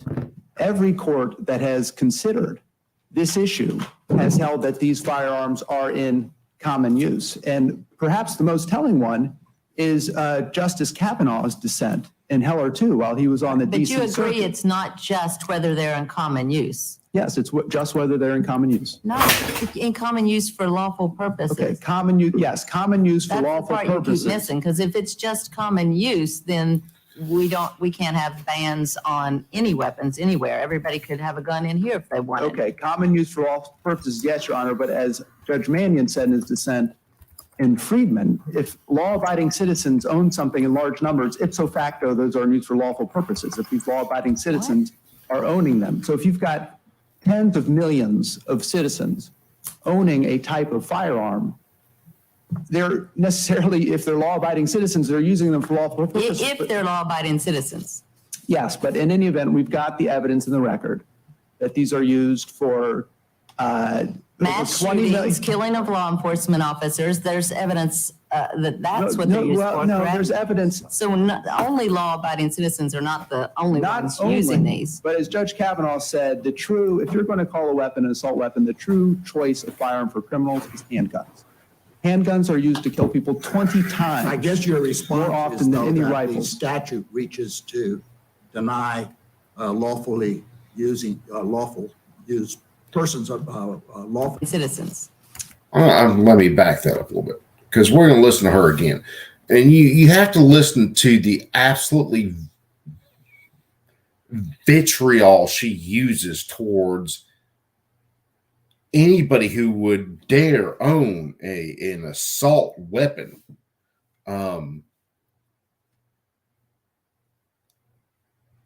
These people criminals use these to do this, to do that, to do this. Well, yeah. Well, they use cars in drive-bys. They use cars in bank robberies. They use cars for kidnappings. They use houses for fucking sex slaves. You name it.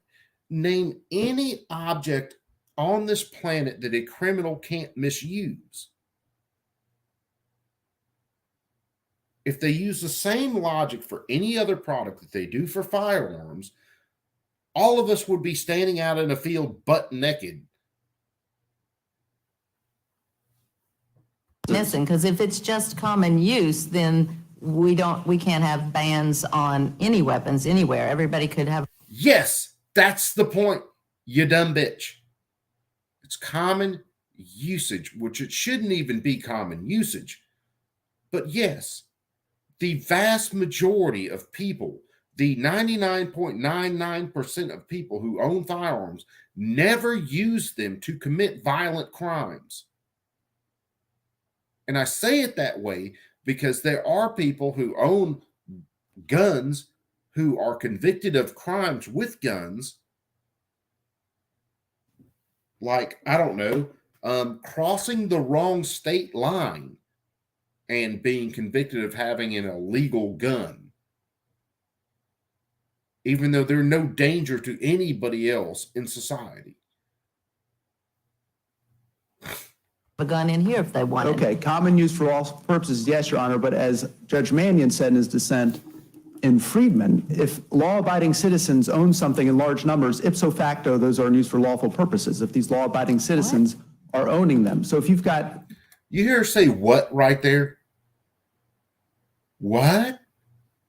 Yes, if the vast majority of people own something for lawful purposes, then you can't ban it, because a very, very small minority use something for criminal acts.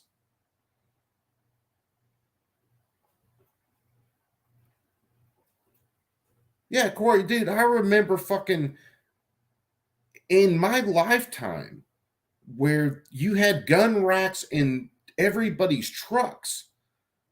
It was nothing to see shotguns and rifles hanging in the back window of a truck every day, all day long. And that wasn't weird. It was just an everyday thing.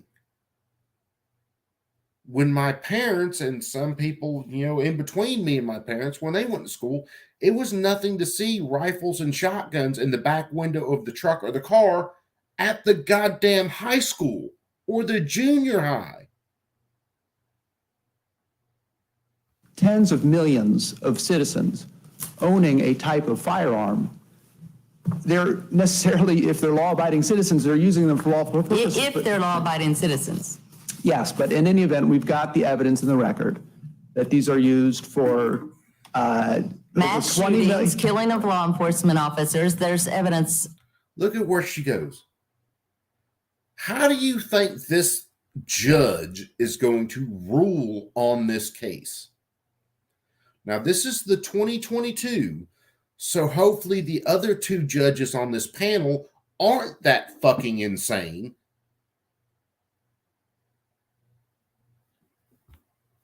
That's what they're used for, no, correct? there's evidence. So only law-abiding citizens are not the only ones using these. But as Judge Kavanaugh said, if you're going to call a weapon an assault weapon, the true choice of firearm for criminals is handguns. Handguns are used to kill people 20 times. I guess your response more often is, than though, any that rifle. the statute reaches to deny lawfully using lawful persons from possessing. Correct. The statute does not just prohibit unlawful uses of these firearms. They prohibit lawful uses. And the evidence that they've pointed to actually strongly undermines their case, although whether criminals misuse these, whether there's some sort of public interest is irrelevant. What evidence strongly undermines their case? Their citation to the Coper report from 2020, which said these firearms are not different than any other semi-automatic firearms. They don't shoot any more lethal type of ammunition. And Coper cited two other studies. One from someone named Blau, who found that the use of these firearms in mass shootings was not associated with increased lethality, but the use of handguns and shotguns is. So if anything, these are the least associated with lethality in mass shootings. And then a citation to a study by Webster, who said that states that have bans on assault weapons, they're not associated with less lethality in mass shootings. So their own evidence that they've cited undermines their case. Can you talk to me, understand that we're sort of talking about the two pieces here, common use and lawful purpose. On common use, we now say common use at this time. Do I think about that in the same way that I think about the Eighth Amendment after Roper? Is it the same sort of analysis? I'm not sure, Your Honor, 100%. I haven't studied those cases, but it's a similar analysis in that we look at today's societies. We see what is in common use. Bruen made very clear, and this was a critical part of Bruen's. All right, so let me go back to, okay, what do you think of? You gave a couple of different examples, but what do you think of as being the denominator, right? When we think about, is it in common use, right? That implies there's a numerator and denominator. Can you help me understand what you think the right denominator and numerator are? I mean, you mentioned at one point the number of guns. At another point, the number of people that own them. What's the metric that I'm looking at, the numerator denominator? The numerator, I think, is the number of firearms that are Not the number of people? I don't. Because you could say it's the number of 20 million firearms, but you could also say, let's say there are 20 million people that own them. Yes. Are those different?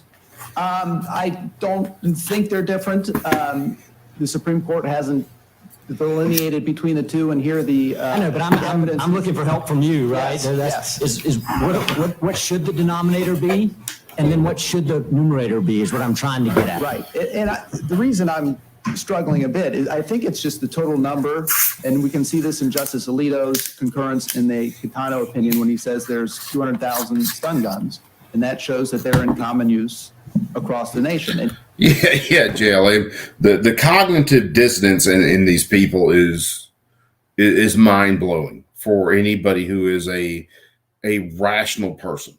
It honestly is. Again, if you took the logic they try to apply to firearms and you apply it to any other product on this planet, any other object, that logic, anybody would think that logic is absolutely insane. But just because it's for firearms, well, all of a sudden that's its own category, and these people think that it's okay. It's just the same reason that on Bacon's stream the other night, I had such an issue with someone that was on there, because I've heard that person and seen that person say very stupid shit in the past when it comes to firearms and other things.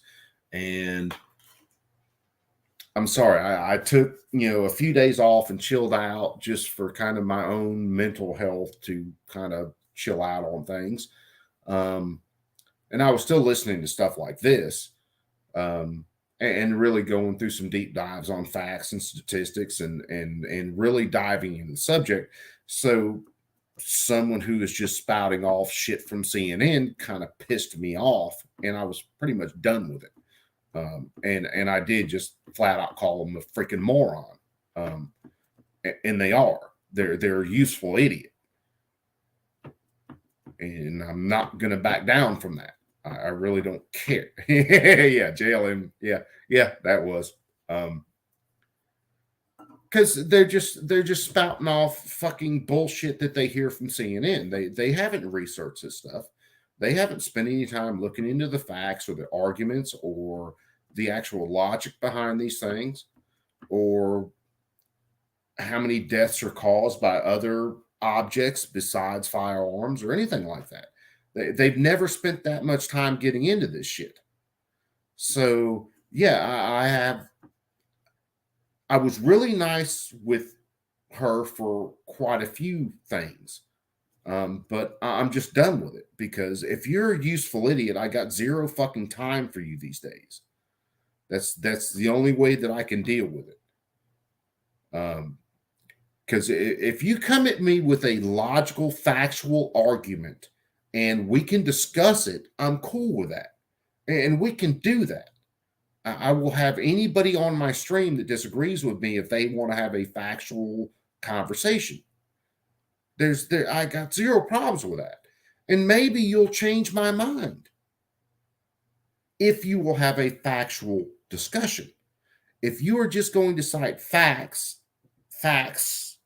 let's throw some quotation marks around those, from completely anti-gun arguments or sources, and you've never done any research of your own, I have zero fucking time for you, and I'm not going to be real polite to you. I'm just fucking over it at that point.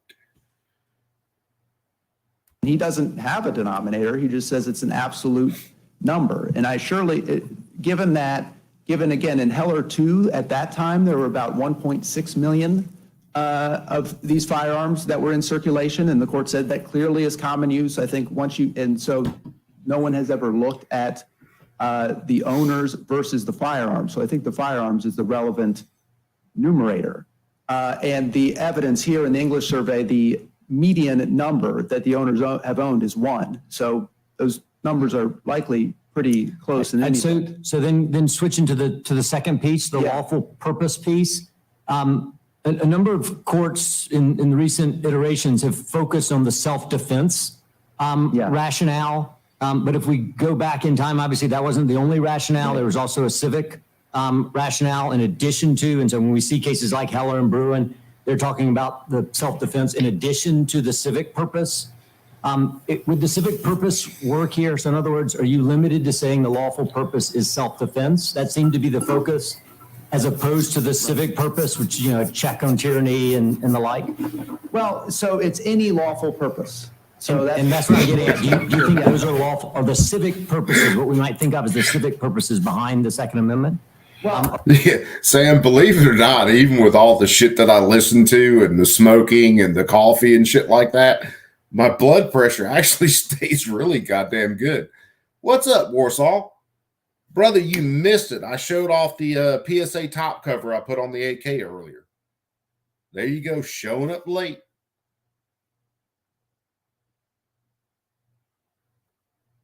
Battery operated boyfriend. No, I'm not going to say that because it's a funny story about me and my wife, but I won't go there right now. Are those things that, so in other words, if you had a statistic that said 20% think it's self-defense and 20% think that they want to have them in case of tyranny.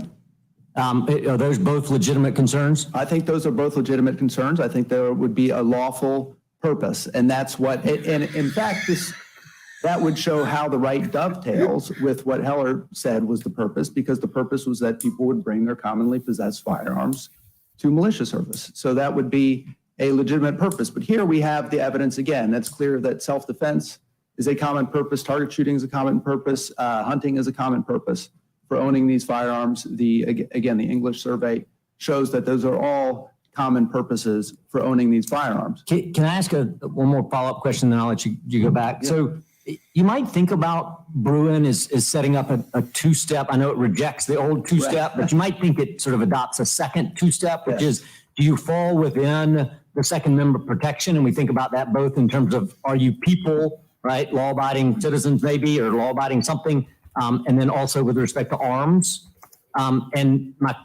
So that would be step one. And then step two is there some historical analog permitting this type of a restriction? And so one, I want you to talk a little bit about, is that right? Is that the right way to think about Bruen? And then second, am I right to think about step one being the plaintiff's burden and step two being the defendant's burden? You're right about thinking that. The court hasn't assigned a burden at step one. I think it's a purely legal question, so I'm not sure the burden. No, I thought it explicitly said. It says it's holding. It says that if it's a weapon in common use and is implicated by the First Amendment, it's presumptively protected by the Second Amendment. And then it says the government must demonstrate that the regulation is consistent with the nation's historical tradition. Yeah, right. And that answers step two, right? I'm asking about step one. Yeah. And what our submission is that whoever's burden it is, Heller has already decided this. It says that as a matter of text, the Second Amendment arms means bearable arms. So the only question as a textual matter is, are these bearable arms? And the answer is undoubtedly yes. No one disputes that. So then it falls within the plain text. And then we go to, as you said, step two, although the second part of the one-step analysis that we now have. It's a rebuttable presumption. And which is now we have a presumption. And the other side has an opportunity to come in and say this is consistent with the nation's history. But here, the Supreme Court has already done the history as confirmed by Bruen and said there are two kind of different traditions at the founding that support. So help me understand why you're putting the common use at the second step. Yes. I put it at the first step. Help me understand why you're making that move. It seemed to me that when they're defining arms, they're suggesting common use at the time for a lawful purpose was what was covered by the Second Amendment, not what was the historical analog as an exception. Right. If you go to Heller and again repeated in Bruen, it says the Second Amendment extends prima facie to all instruments that constitute bearable arms. So we take that. They all include that in the first step. Not at that point, Your Honor. It said, if you look at Heller where it's talking about defining arms, it says it prima facie extends to all instruments that constitutes bearable arms. And then it goes to talk about limitations on that. And it says one limitation we've found is the carrying of dangerous and unusual weapons. So that is a limitation on the textually And defined that's what scope of the Colby right. was based on. That premise, that statement in Heller, that's what the Colby opinion was based on. Yeah, she's saying the Colby opinion, which basically banned or upheld the ban on so-called assault weapons and all that, was because AR-15s, AKs, standard capacity magazines were dangerous and unusual, which is another little slice of hell and insanity, because who gets to define dangerous and unusual? That is another test that they have thrown into the legal analysis for the Second Amendment, which is absolutely insane. Because who defines dangerous and unusual? How do you build new firearms? If they're different than, say, an AK, an AR, you find some new operating system, and well, holy shit, that's new, that's unusual, that's dangerous. Bullpups, dangerous and unusual. Caseless ammunition, something that's been done in the past, dangerous and unusual. Fuck off with this. The Second Amendment, the right of the people to keep and bear arms, meant all arms, period. It didn't say, well, only these arms. It didn't say it was the right of the militia to bear arms. It said it was the right of the people. And it didn't throw any tests on top of that, saying that the government had a right to control these arms. It didn't say that only arms that we have right now. It said the people have a right to bear arms, and that right shall not be infringed.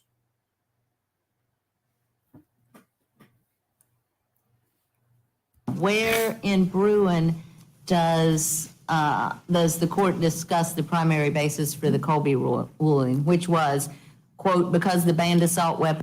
Yeah, guns, you're right. Yeah, it came from the 1600s. It came from Blackstone. It came from a lot of the time, part of that was, say, canes that were guns, or small guns that had blades attached to them. They were very much, a lot of the times, one-off creations outside of the norm of the arms that they had at the time. But again, in some cases, why are we even respecting things that were written in England when we separated from them so that we have the freedoms that we have now?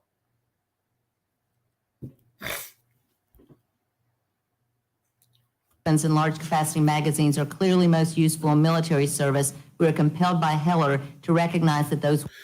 And again, let me rewind that a little bit. Because again, she goes back to, well, these are useful in military service, so civilians shouldn't have them. When the original challenges to the 1934 NFA were, if it was useful in military service, it was protected by the Second Amendment, so that, say, a short barrel shotgun, which was the Miller case, well, that wasn't protected by the Second Amendment because it was not useful in military service. Now they are saying if it is useful in military service, that is not protected. Again, they're playing a game of we win, you lose. If it's heads, we win. If it's tails, you lose. This is the game the anti-gun left is playing. About limitations on that. And it says one limitation we've found is the carrying of dangerous and unusual weapons. So that is a limitation on the text. Dude, Mike, you never have to apologize for getting on a roll for lines from movies especially movies like The Blues Brothers, which were great fucking movies. Dude said it's something at night. It's dark. We have a full tank of gas, a half a pack of cigarettes. No, we have a full tank of gas, a half a pack of cigarettes. It's dark, and I'm wearing sunglasses. And dude said, "Hit it." One of the best lines from a fucking movie ever. Actually And defined that's what scope of the Colby right. was based on. That premise, that statement in Heller, that's what the Colby opinion was based on. Where in Bruin does the court Actually, hold on, Barbecue. Let me stop this here. Blackstone said dangerous and unusual. In other words, if it is dangerous, it's okay. If it's unusual, it's okay. If it is dangerous and unusual, then it wasn't okay. It had to meet both of those tests. discuss the primary basis for the Colby ruling, which was, quote, because the banned assault weapons and large capacity magazines are clearly most useful in military service, we are compelled by Heller to recognize that those weapons and magazines are not constitutionally protected. That was Colby's primary basis. Where does Bruin talk about Colby in that respect? Well, it doesn't mention Colby by name, but this court's precedent does not require that. At 2128, Bruin says the Second Amendment protects the possession and use of weapons that are in common use at the time. And Colby The Dirty Dozen? expressly Hell refused yes. to conduct a common use analysis and said, we aren't doing that. So Bruin undermines the reasoning of Colby. And this was key to the Bruin opinion when discussing Well, actually, Bruin, I think, discussed how weapons generally begin in the military and gravitate or migrate to the civilian population, and that it's only the only analysis is to look in the common use, regardless of whether it came from the military or was like the military. Right, Judge And Niemeyer. they gave examples from going back to the Lanscays. Right, and I was going to mention the example of this was key to the court's decision in discussing New Jersey restrictions, colonial restrictions on carrying handguns. The court said, well, maybe they were considered dangerous and unusual at that time, but they certainly are not today. They're in common use today, and that is the test.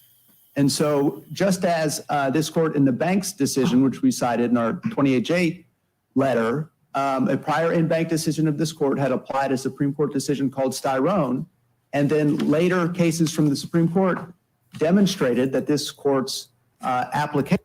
Mike, that is it. 100%. Yep. It's dark and we're wearing sunglasses. Hit it.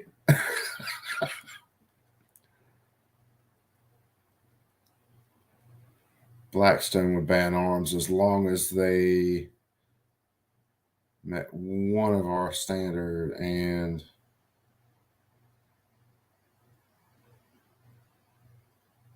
it's and if you hear them talking here, and they just said it a minute ago, it was a dangerous and unusual standard. But again, Blackstone is useful for some things. Blackstone is useful for a historical perspective on what was happening with arms at the time in England. And our founders knew who Blackstone was, and they based some of their stuff off Blackstone. But you're still dealing with a group of people who came together and decided that your average, everyday American citizen should be able to own whatever arms that the government owns, period. And nowhere in our Constitution, nowhere in the Second Amendment does it mention dangerous and unusual and all these other standards that they try to throw in.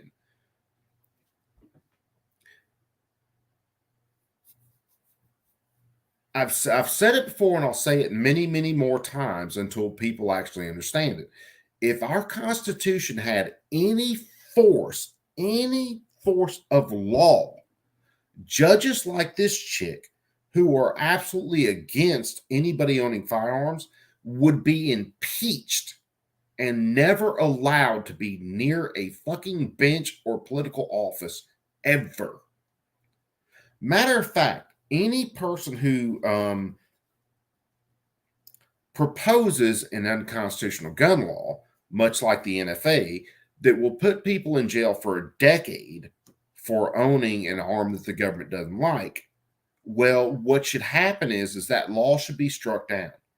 And the person who proposes that law should be put in prison for the exact amount of time that they would have put someone else in prison for. They should be actually charged and put in prison, not the people who are going about their everyday lives.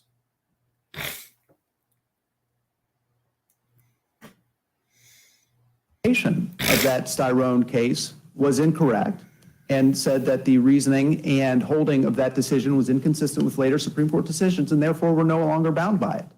So that's the same reasoning that applies here in this case. So I'm about at the end of my time. If there are no additional questions, I'll. Yeah, Warsaw. Yeah, that's a perfect example. We run into. I'm struggling with a way to put this. Okay, with the original idea of the United States, each state was going to have their own constitution. Each state had a deciding rule or deciding vote on what happened inside of their state. So if your state constitution says you have the right to bear arms, then you have the right to bear arms. Now, this will piss some people off. States that did not have a right to bear arms in their constitution, well, then guess what? People in their state don't have the right to bear arms. The federal constitution only governed federal matters. You see, if there was only a federal constitution, then there is no reason for states to have their own constitutions. Now, we've gone through this cycle to where the federal constitution has encroached more and more into the states, so that now we look at it this way. The federal constitution is we'll think of it like building a house. The federal constitution is the slab. That is the ground floor, so that no states can go more restrictive than the federal constitution, but any state should be allowed to build more freedoms on that constitution. That is the way we should be sitting right now.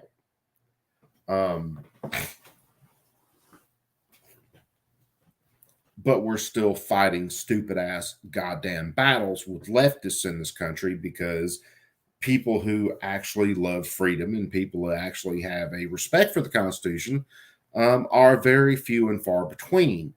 And we are ruled by absolutely spineless motherfuckers.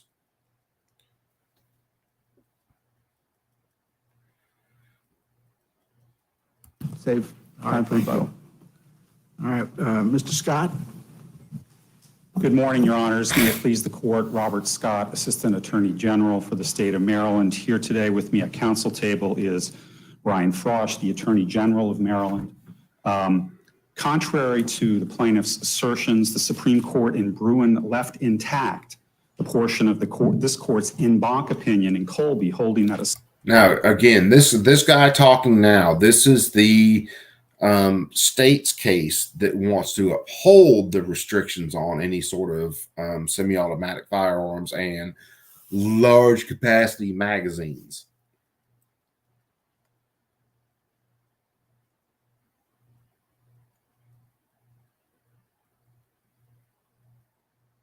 Oh, Ron, you got another video releasing at 6:30? Fucking cool deal, man. Assault weapons banned by Maryland law are not protected by the Second Amendment because they are similar to M16s and other military-style weapons more suited to use in the military. As Justice Alito stated in his concurring opinion, and as Judge Thacker pointed out a few moments ago, Judge Alito said, our holding decides nothing about the kinds of weapons that people may possess, nor have we disturbed anything it doesn't decide the kinds of weapons, but it gives the test, right? So that's the rub, right? It doesn't decide which kinds fit the test, but it gives the test. When we look at 2143, the discussion there gives the test, which is, common use for a lawful reason. Well, actually, Bruin uses the language common use for self-defense. Correct, because the issue here with firearms, and they're talking about it in a self-defense context. Yeah, guns. When they were talking about, say, riding with dangerous, unusual weapons and basically threatening the peace or disturbing the people, that's when you dealt with groups of people. I'll use the fucking Ku Klux Klan as an example. When they would get all dressed up in their fucking white outfits and they would grab their guns and they'd go ride through town threatening everybody. Yeah, there could be prohibitions against some things like that. Why? Because they're racist cocksuckers and fuck, they all deserve to be shot in the face. So there could be some restrictions upon things like that, but not against just the weapons that they carried. That was more a manner restriction. In other words, it's like brandishing. I can't run around with a gun above my head threatening everybody in the fucking Walmart. Now, can I carry my gun in the Walmart? Yes, I can. I just can't brandish it and threaten everybody in the Walmart. So it was a manner restriction, not a restriction necessarily on the arms themselves. But the idea is for a lawful purpose, whether self-defense is that purpose, which it was in this case, or it might be a civic purpose in another case. The point is, it gave the test. It didn't answer the question. That's why we're here. Right? This court has already answered the question, Your Honor, and this court in applying a different test, though, is the problem, right? Well, but Bruin didn't reject the test that this court applied. It adopted a different one. In the that is a rejection, in the right? context of a carry law regarding handguns, not with respect to assault. I got you, guns. And that's what was that issue in Colby. Can the test that we employed in Colby coexist with this different test that the Supreme Court opined in? No, Bruin, it can't. There's a different test. Absolutely. I don't think they're inconsistent, Your Honor. I think they're Well, I thought in entirely Colby, consistent. we said that if it's of a kind like used by the military. Correct. And that is not the test, whether it's of the kind. The determinant is not whether it's of the kind of the military. The determinant is whether it's in common use. And in the recent opinion, the court went through and explained example after example about weapons that were military weapons that were then used in common use by citizens for self-defense. And I think that it wasn't explicit. It was pretty close to explicit, saying the fact that it was used in the military or similar to use in military is not the test. Common use in the military, says, Your Honor, and no, Heller doesn't and quite say used that. I read for that, self-defense. And I don't want to criticize our Colby decision, but Heller says it talked about military something and like, but then the conclusion in the rest of the sentence doesn't reach the comment. But quite apart from that, we're here under a case where the Supreme Court gave a GVR to the opinion in this case. And the opinion in this case rested solely and singly on Colby. And the court said this was wrong and sent it back. It didn't say it's wrong, it granted a GVR. And so here we are under it. So there's a pretty close attachment between this case and Colby. As a matter of fact, it's a one-on-one attachment. Judge Berdar only relied on Colby in a single paragraph, and it went up. And of course, as you know, in Supreme Court cited Colby a couple of times as somewhat of an outlier in its opinion. Right. Well, I mean, I don't think there's no question that the means end scrutiny analysis that was applied in Colby is but the test involved two steps, and we defined one or the other. The new test is a single one-statement test that's inconsistent with what we applied in Colby. The new test is it a bearable arm in common use for a proper purpose?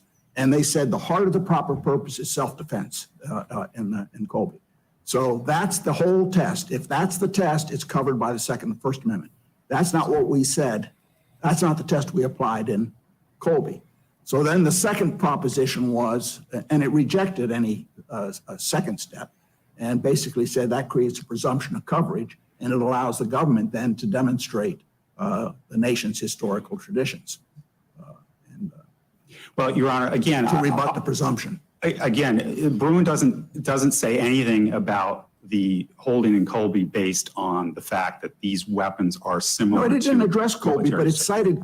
No, the Bruen decision didn't give a damn about Colby, because the Bruen decision actually went off the Second Amendment, and it said that if these arms are used for self-defense, if these arms are used for legal purposes, then they cannot be banned. Colby was the exact opposite. Colby said, we don't give a damn whether these weapons are used for self-defense or legal purposes. We are just going to ban them.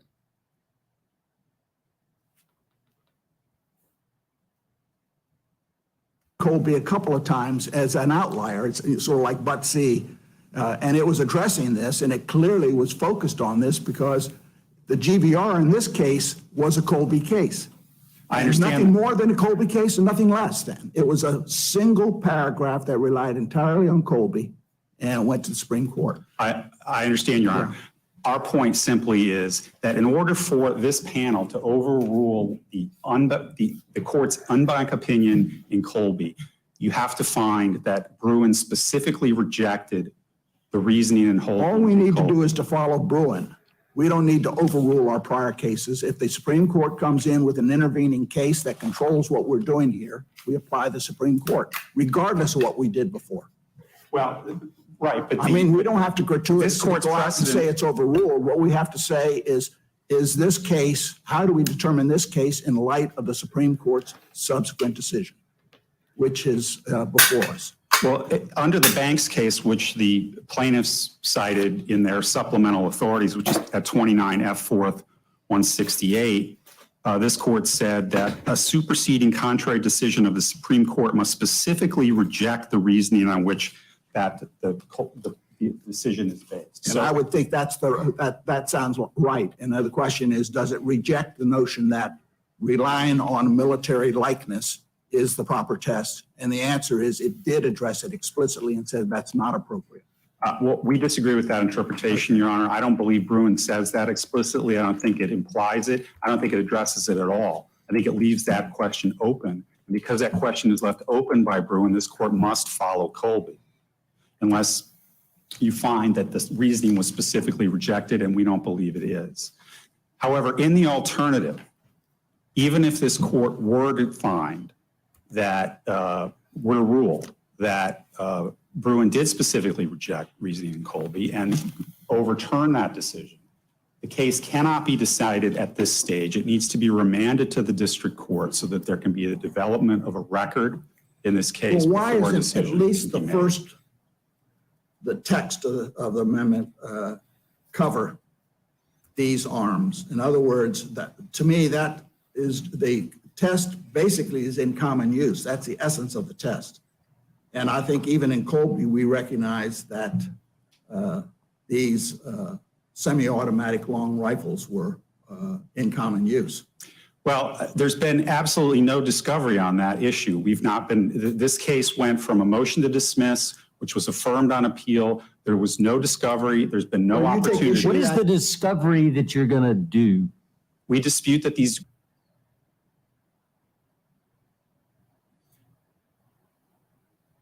Well, would you say if an AK has it's on the receiver, it's an AKM or an AK-74?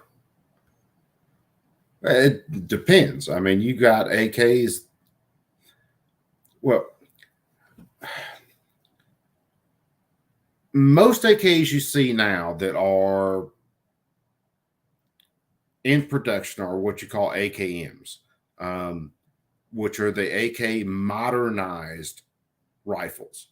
Your AK-47s either were milled or had a different rivet pattern than what you see now. Brandon Herrera would be the one to look for more in depth on that, because he owns, of course, some of the original pattern AKs that are milled, and he owns some of the original AKs that were riveted, and the riveting pattern was a little bit different. I can't remember exactly the whole difference in between the patterns. Had mainly to do with the riveting patterns of the front trunnion, and how that was done. What we know now, AK-47s, what we know more now is AK-47s, I should say, are all AKMs. They're AK modernized, or AK variants, I should say. Yeah, AK-50, yeah, dude. I want an AK-50 so bad I can fucking taste it. And dude, I think that is how I found Brandon Herrera in the first place. Was from going from like Jim Fuller and a bunch of other guys having to deal with AKs, Mishko, you name it. And then here was this dude saying he was going to make a fucking 50 cal AK, and that's how I found Brandon. But yeah, everything you see now, everything produced basically after 48, 49 are all AKMs, AK modernized rifles. And I'm not, you got to understand, as much as I love AKs, I'm not like, and I compare it to car guys all the time. I know car guys that can tell you what a car is, what year it was, by the shape of the fucking headlights or taillights. I'm not that dude. I just love certain aspects of a firearm. So that's me. I can't do the whole year, date, everything by this pattern or that pattern. That's never been me. Yeah, Mike, AK Jesus, that's the dude.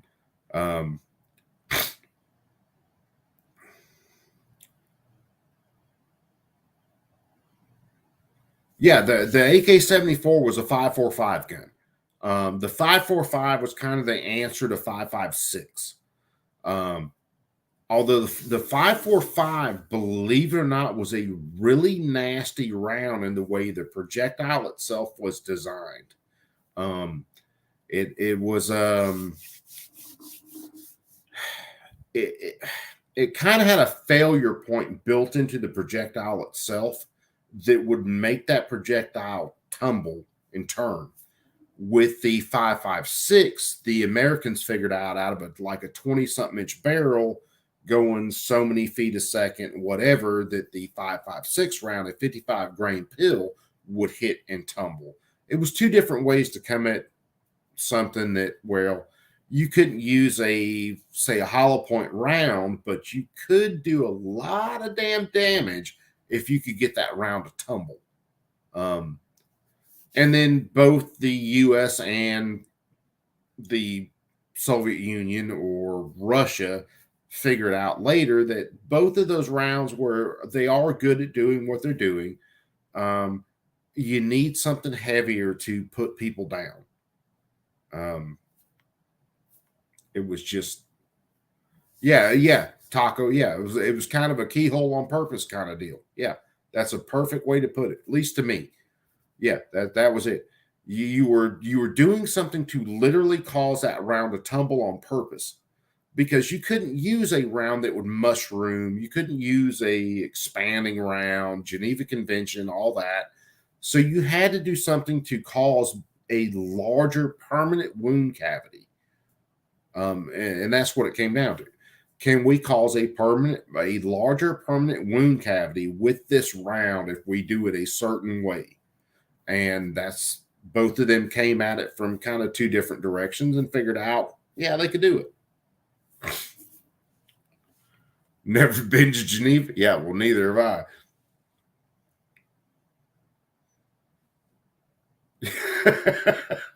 It's all games, man. It's all games. It's all fucking bread and circuses. Weapons are in common use for self-defense. And what discovery, though? I mean, what are you going to get Well, I from think the plaintiffs? I think if you look at the Miller case in California and the filings in that case, you'll see the kind of discovery that we would do. There are statistical experts who've provided declarations in that case. But nothing you would get from the plaintiffs, right? I mean, when you say discovery, you mean we would go do our own work. We'd get an expert, or we'd and we cross-examine their experts, and there would be an adversary proceeding to that's the whole purpose of discovery, is to find the truth, right? To find out what's actually To find out whether this Cooper report is accurate, that 60% of people that own these guns use them for self-defense, as opposing counsel said. What that says is that the 60% of people who were asked said in a survey that they bought them for self-defense. They didn't say, I'm going to use it to go shoot up a Walmart. They said, oh, it's for self-defense. Right. Mm-hmm. So, Your Honor, this is exactly why you need discovery. You need to probe. So these motherfuckers. So they make fun of this survey. Him and the judge right there are making fun of a survey where they asked people why they bought AKs, AR-15s, and the people said it was for self-defense. And other people said it was for hunting, you name it. 100% of the people said it was for legal purposes. Make no mistake, 100% of the people in that survey said, we bought these guns for a legal purpose, whether it's self-defense, hunting, target shooting, you name it. They're making fun of that. These are the same people who will cite some fucking survey that says 90% of the American people are for extended background checks. No, they're fucking not. It's still the game of they win and we lose, no matter what. It's like playing checkers with my daughter when she was 3 years old. She won and I lost, no matter what. I could kick her ass in a game of checkers, and she still won. Now, granted, I'm not bragging on kicking a 3-year-old's ass in checkers. Well, maybe I am, but still, she won. Fuck these people, man. They are the most intellectually dishonest sons of bitches on this planet. The assumptions, the methodology of these studies and find out whether they're actually reliable. There's been none of that. They're just citing to studies, some of which were produced by a trade association for the firearms industry.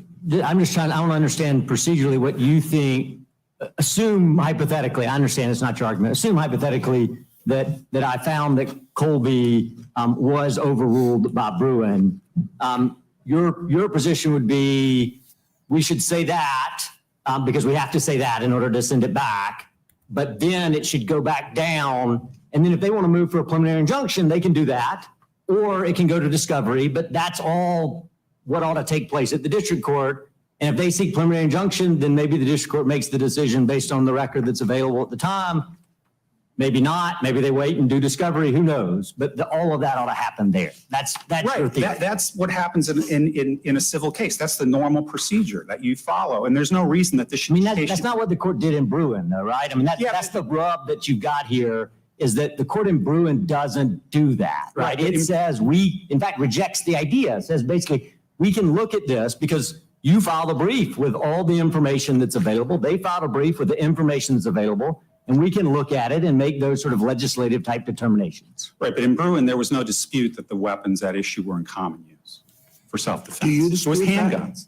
So, I mean, nobody was saying, oh, handguns are, in fact, Heller says it's the quintessential self-defense weapon. That's not what this case is about. Okay, but then why don't we dispute that these weapons are in common use for self-defense, and we're entitled to probe their why don't you evidence on that. Why isn't that rejected by Staples? Right. So Staples says, which is an AR-15 case, right? It's not asking the precise question of are they in common use, right? But it says they've traditionally have been widely accepted as lawful possessions or something to that broad effect, right? I mean, that's the Supreme Court, admittedly, maybe it's dicta, but we give dicta, even in the Supreme Court, a fair bit of deference here, right? They're resolving that question.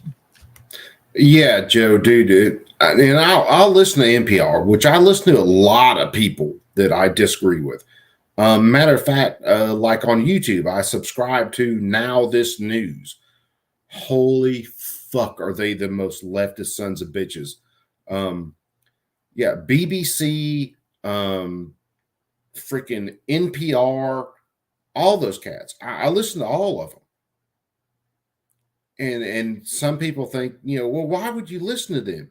Well, because I want to know what arguments that they're coming up with.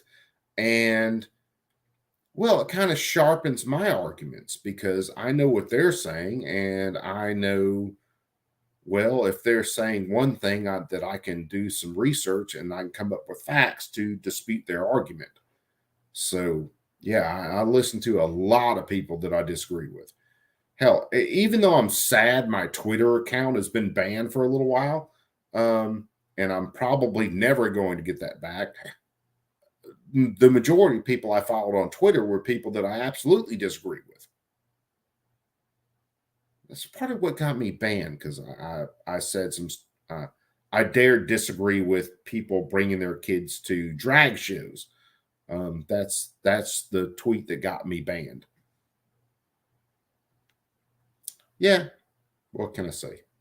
Right? Well, a question that obviously has evidentiary support. But this question is specific to a specific Maryland statute, which has a specific definition of what's covered and isn't covered. But if a subset of that is widely accepted, right? So that was addressing the AR-15. And so if that is widely accepted in common use, then the broader set, which is all the other things that you're included within the Maryland ban, is by definition, right? So that's just a broader set. They're asking for the entire ban to be declared unconstitutional, including the parts of the ban that apply to guns which are not in common use for self-defense. So you think you have to do it on you don't know, but we look at the law and we say, is the law constitutional? No, because it bans these guns. So we enjoin the enforcement of the law. We don't rewrite it for you. The law lists specifically enumerated weapons which are banned, and there's nothing in the record that would permit the court to determine which of those weapons are in common use and which are not. That's why you need the development of a factual record. This is a decision for the district court. If this court's going to rule that Colby's is overruled by Bruen, here's the test, you have to apply it. It goes back to the district court, and the district court in the first instance should apply it based on a factual record that's developed in the normal course. There's no reason this case should be treated any differently than any other case. This is an important case. No, we just treat it just like Bruen did, right? I mean, that's the rub, right? Is that we've been told by the Supreme Court that it doesn't have to do that. But Bruen involved, there was no dispute that the handguns are in common use for self-defense. In this case, we dispute that these weapons are in common use. But there were other disputes, right? They didn't dispute the common use point, although that was a critical part of Bruen, I acknowledge. But they were lots of other disputes, right? That's why they had all the historical records that they were going through, right? All of those were disputes. And the Supreme Court said, we don't need to send it back. We get to do this. Well, again, in this case, you agree there were disputes in Bruen on the record? There was different interpretations of the historical information that was provided. But in this case, we on a motion to dismiss, right? But we didn't do this on a motion to dismiss. We did it when Colby was the law. That's what the briefing was. Now we have, if the court says we have a new test, we have not been given the opportunity to submit anything other than what the court could take judicial notice of. The opposing side admitted Colby was the law when they filed this complaint. They just didn't like that it was the law. Correct. And so when the court, and in fact, we actually filed an answer to the complaint because we wanted to do discovery in the case. And Judge Brodar said, well, wait a minute, you filed an answer? Why? There's binding precedent. And we had a conference with the judge, and he said, why did you file an answer? And we explained to him because we wanted to do discovery for the development of a factual record, because we knew that the plaintiff's goal was to get this case to the Supreme Court, and we wanted a full record. And Judge Bredar said, well, I'm sorry, but I'm going to have to dismiss this case sua sponte because there's binding precedent. Opposing counsel also says that Justice Alito's concurrence, where he says that Bruen does not decide anything about the kinds of weapons that people may possess, is really of no moment here because it's only in a concurrence. Do you have a response to that? I disagree. I think it's very relevant and very important. And I think that but it is a concurrence. It is. I mean, I'm not going to, obviously, that's correct. Factually, it is in a concurrence. But I think it's also right. I think that Bruen doesn't decide anything about what kinds of weapons people may possess, and that remains an open question.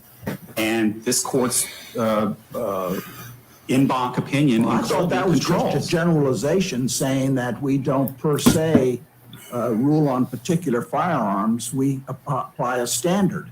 The standard is bearable arms in common use for self-defense. And it seems to me that he says is the text of the Damn, I done got everything all fucked up. And all we have to find, the discovery doesn't add anything to the statute. The statute regulates AR-15s.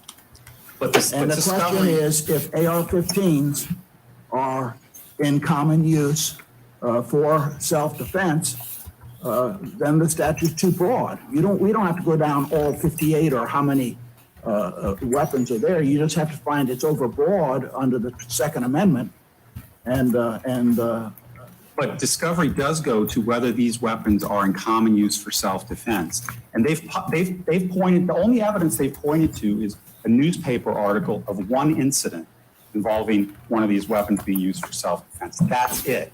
We have numbers. They say there's 20 million. Now isn't that always the left's argument? If we can just save one life, if we can just save one,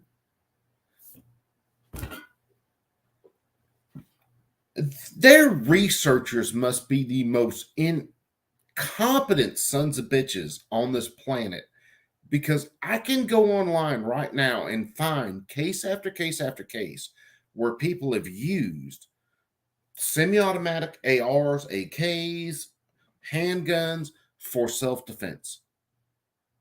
Case after case after case after case.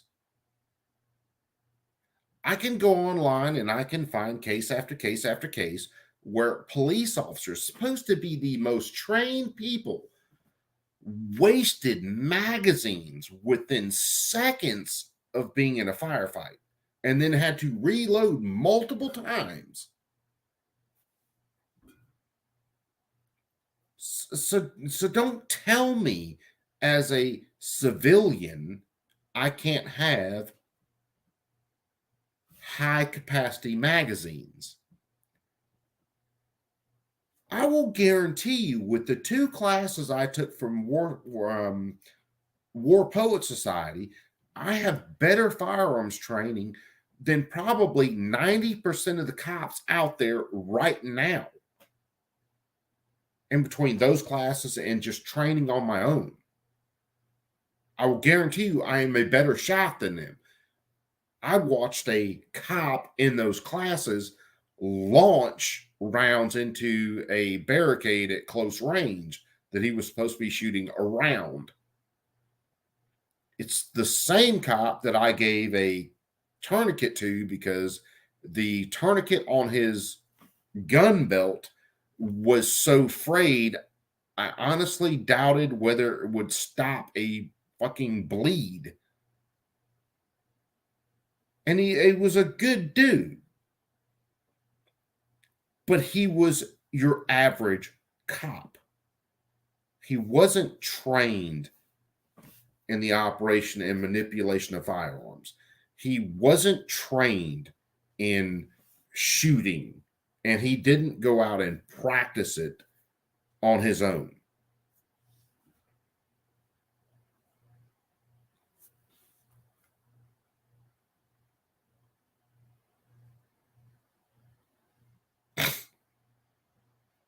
Yeah, War Poet Society, their classes in Georgia really aren't too far from me. I think I had to drive about 3 hours or so to get to their classes.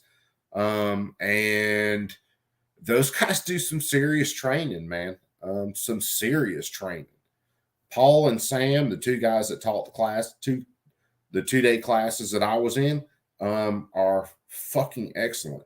And those dudes have been out there and have seen some serious shit, and they know what they're doing. Absolutely know what they're doing. And it's amazing to see them. There were a couple times where they just were shooting in the class just to have a little bit of fun while we were loading mags and topping off and shit like that. And those guys are fucking crazy good. And they're fun as fuck, man.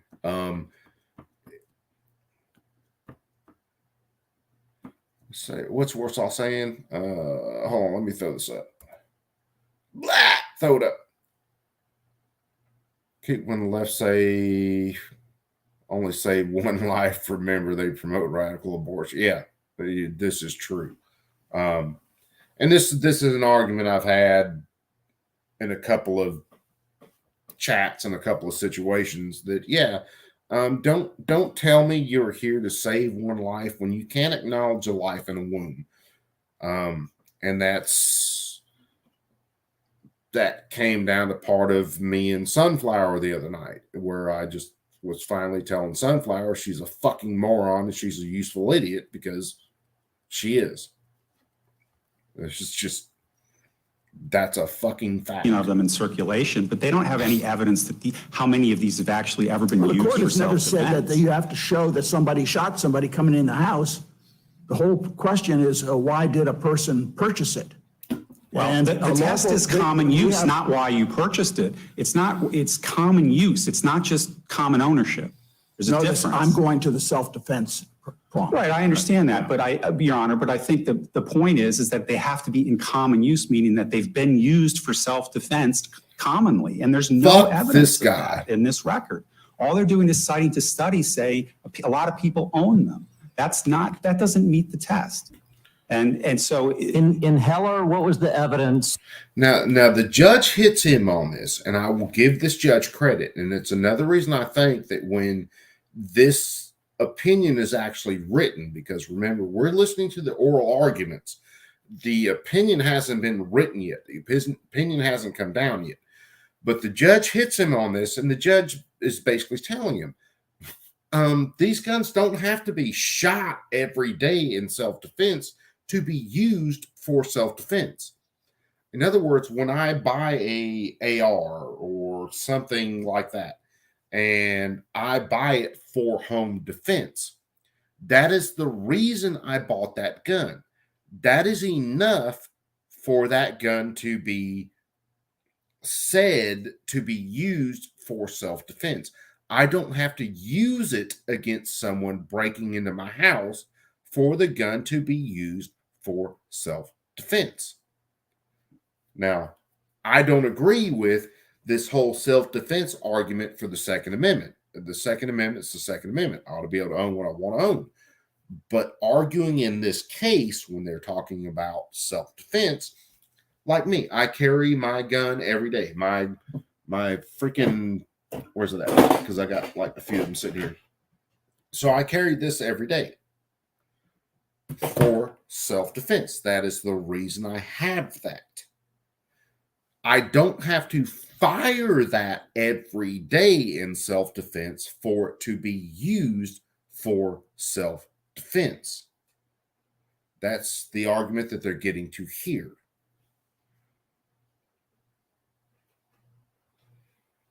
That the firearms in DC had been used regularly for self-defense. Again, it was not in dispute. There was no dispute on that issue. Right, because they didn't require the type of evidence that you're demanding. If they had required that evidence, then there would have been a dispute about it. There's a different, no, because I don't think you can really dispute that handguns are in common use for self-defense. I mean, that's not something that's just, it's not disputable. Why do you say that?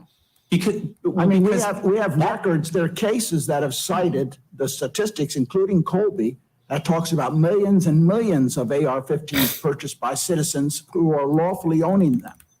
But the question is, are they commonly using them for self-defense? And there's no evidence in the record to establish that.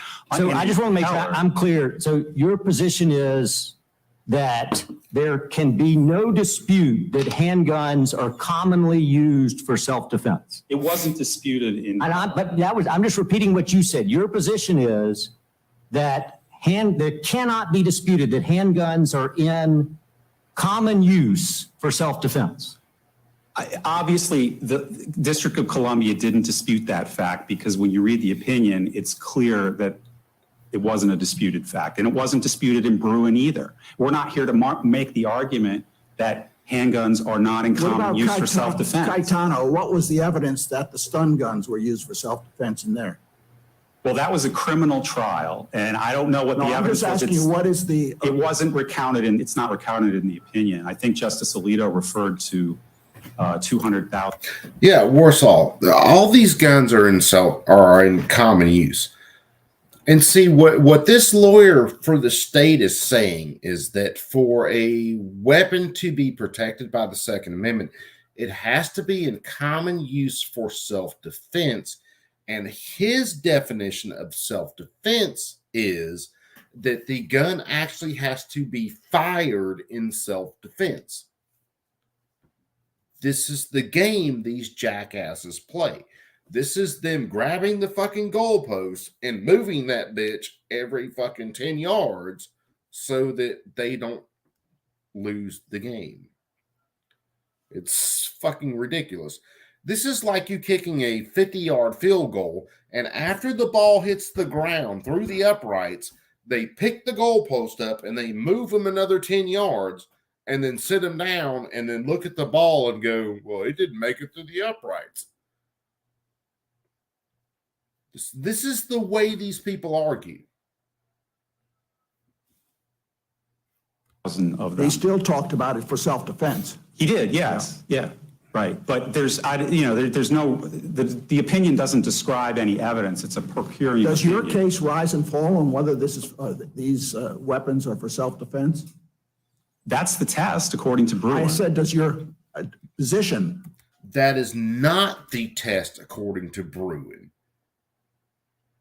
Bruin isn't just, these are for self-defense, period. That way they're legal, and you have to shoot them in self-defense for them to be used in self-defense. That's not the test in Bruin, you fucking lying cocksucker.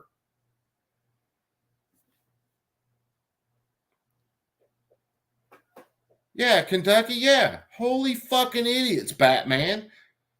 Rise and fall on that question. I'm not going to concede, Your Honor, that if we lose that point, we lose the case. No. What other aspect? In other words, I'm not going to concede if we lose that point, we lose the case. In other words, if we are proven wrong on everything, we are still going to say these guns should be illegal. That's what that motherfucker's saying.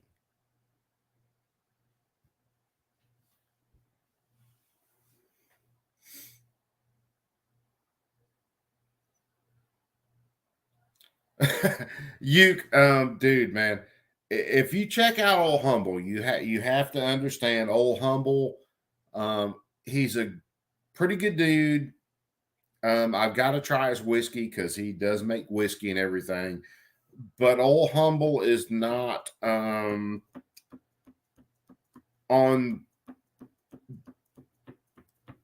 the up and up on things. Let's put it that way. I have many disagreements with Old Humble.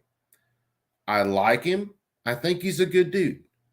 Me and him could sit down and have a beer together or drink some of his liquor together. We really could.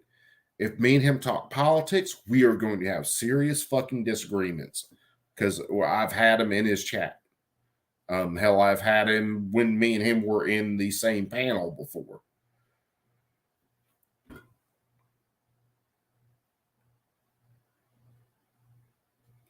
Yep, guns, you're right. Law for purposes. To create the presumption. In other words, we have a regulation that regulates AR-15s that are in the millions in the public, owned in the millions in the public by lawful citizens. And the only open question is that, did the citizens buy them for self-defense? Well, I think before you even get to that question, Your Honor, as I've said at the beginning of my argument, it's our position that Colby's still good law, that Bruen didn't overrule it. Well, now let me ask you, test let me just ask you, this is the holding in Colby. This is a quote. Because the banned assault weapon. Yeah. That's something. Again, Humble is one that me and him could sit down and have a beer. We could probably shoot shit, and if it got on actual political issues, me and him would disagree on probably 99% of stuff. Hell, one night I probably subscribed and unsubscribed him in a chat probably 5 fucking times, at least 5 times. And then finally kept him subbed. I'll give him the benefit of the doubt on some things. But yeah, we definitely disagree on most things. Just the way it is. Weapons and large capacity magazines are clearly most useful in military service. We are compelled by Heller. On that basis, we are to. Yeah, matter of fact, as Mike says that, me and Mike were in the same chat that one night, I think, and it was like, holy fuck, man. I just.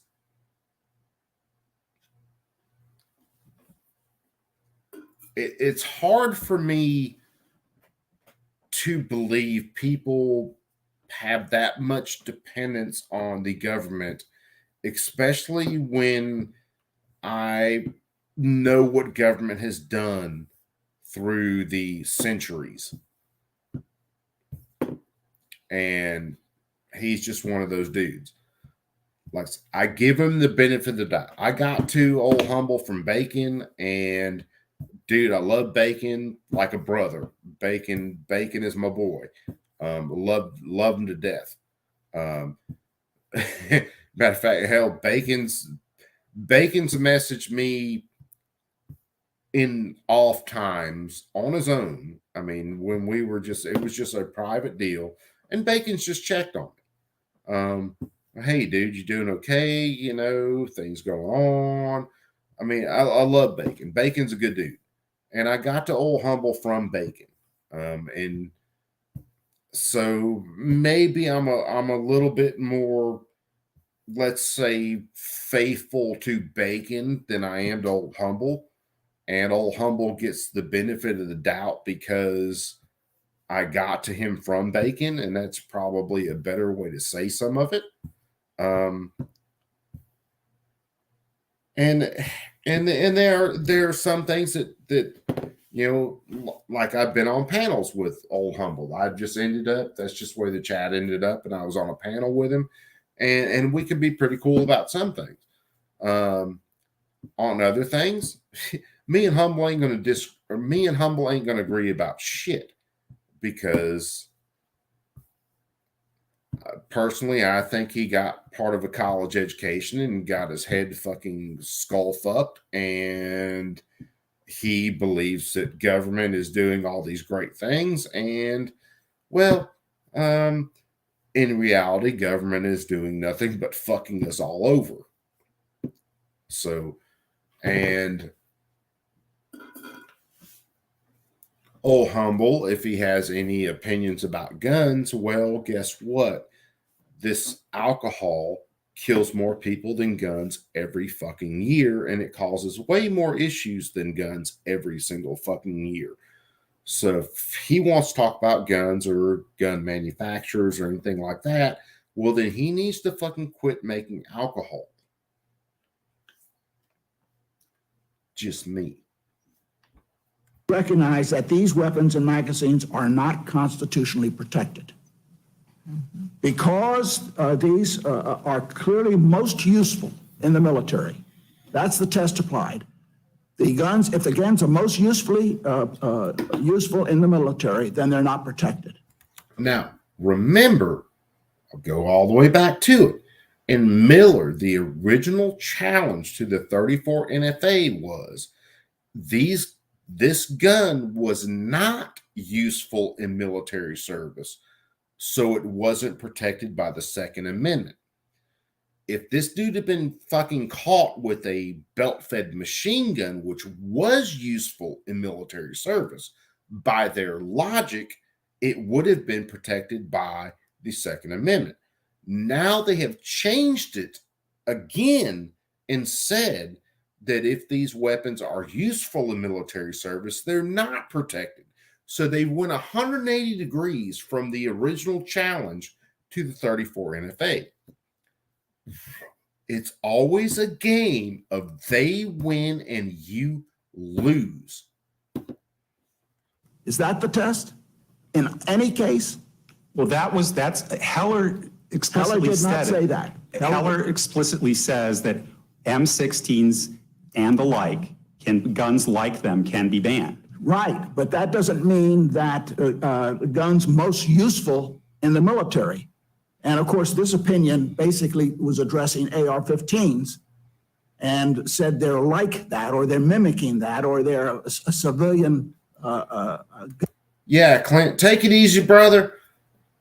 Be cool. Have a Merry Christmas if I don't see you before then, which I think I'm going to do a couple of streams before then. Have a Merry Christmas. Take care of the fam. Much love. And keep that thing on you at all times. We love you, brother. Gun that is mimicking the gun, military. But my question is, the holding is because they are clearly most useful in the military, we are compelled to recognize they're not protected. And the court in Colby went on to say, although an M16 rifle is capable of fully automatic fire, and the AR-15 is limited to semi-automatic. No, I'm talking about the test. Well, that's application. This is the test in Colby that because it's most useful in the military, it's therefore not protected. I don't regardless of the use in the civilian world. Yeah, Colby draws an analogy between AR-15s, which are covered by the law, and M16s, and points out that they're essentially the same or similar weapons, more useful in the military. That was the test that was applied, and nothing in Bruen changes that. And unless the court has any other questions. Bruen doesn't say the test is what's most useful in the military, defines the line between regulated and non-regulated. Bruen says what's in common use at this point in time for self-defense. But they also said Heller stands, and they also said nothing we said in Heller has changed. Right. And they said we don't say anything about the type of guns that people may or may not possess under the Second Amendment. I believe that my time is up, unless the court has any more questions. Okay. Thank you. Yeah, thank you. Taco, which let me do something real fast.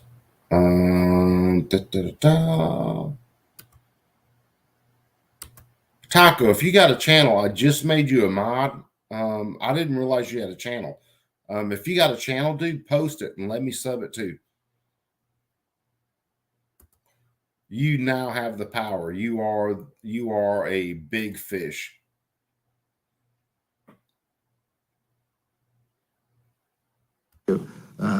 You have rebuttal. We'll get you back up here. I don't have any rebuttal. Oh, excuse me. That's right. They have rebuttal.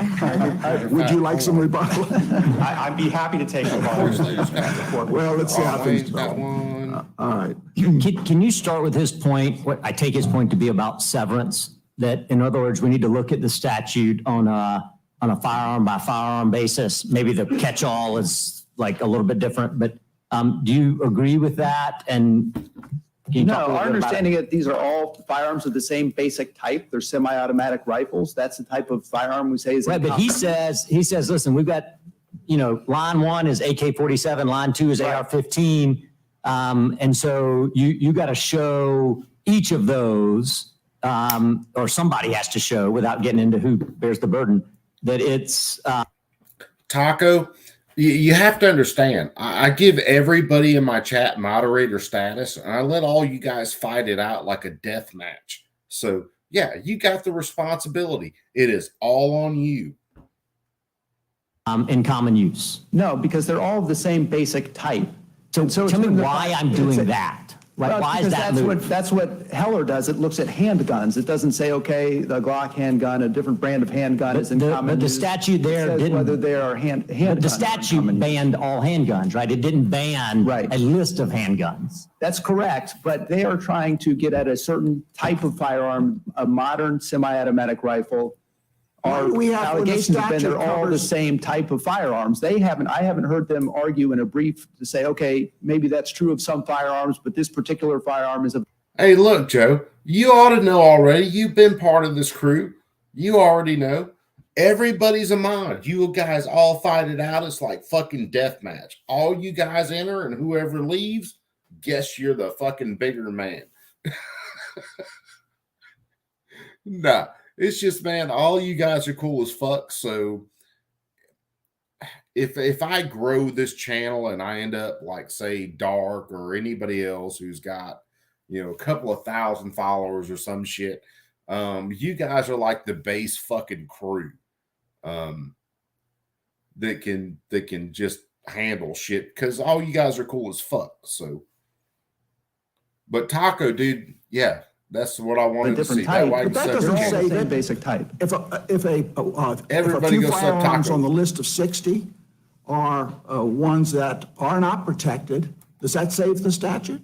Well, it'd be their burden to show that. They haven't said Well, my that in any question is, brief. would it save the statute if they I killed think that that would be a person? question of severability. We haven't done that analysis. Why would it be severability? The statute as written would have to be stricken. They could maybe rewrite it. Yes, it would be facially unconstitutional. Yes. They could rewrite this. All right, Taco, I'm following you. I promise you will do way better than I do. Statute. And in terms of where we go, whether we need discovery, Bruin is very clear. This case, my firm filed the complaint in Bruin, and the complaint in this case was the exact same procedural posture. In both cases, it was controlled by circuit precedent, decided by a motion to dismiss. The record was exactly the same.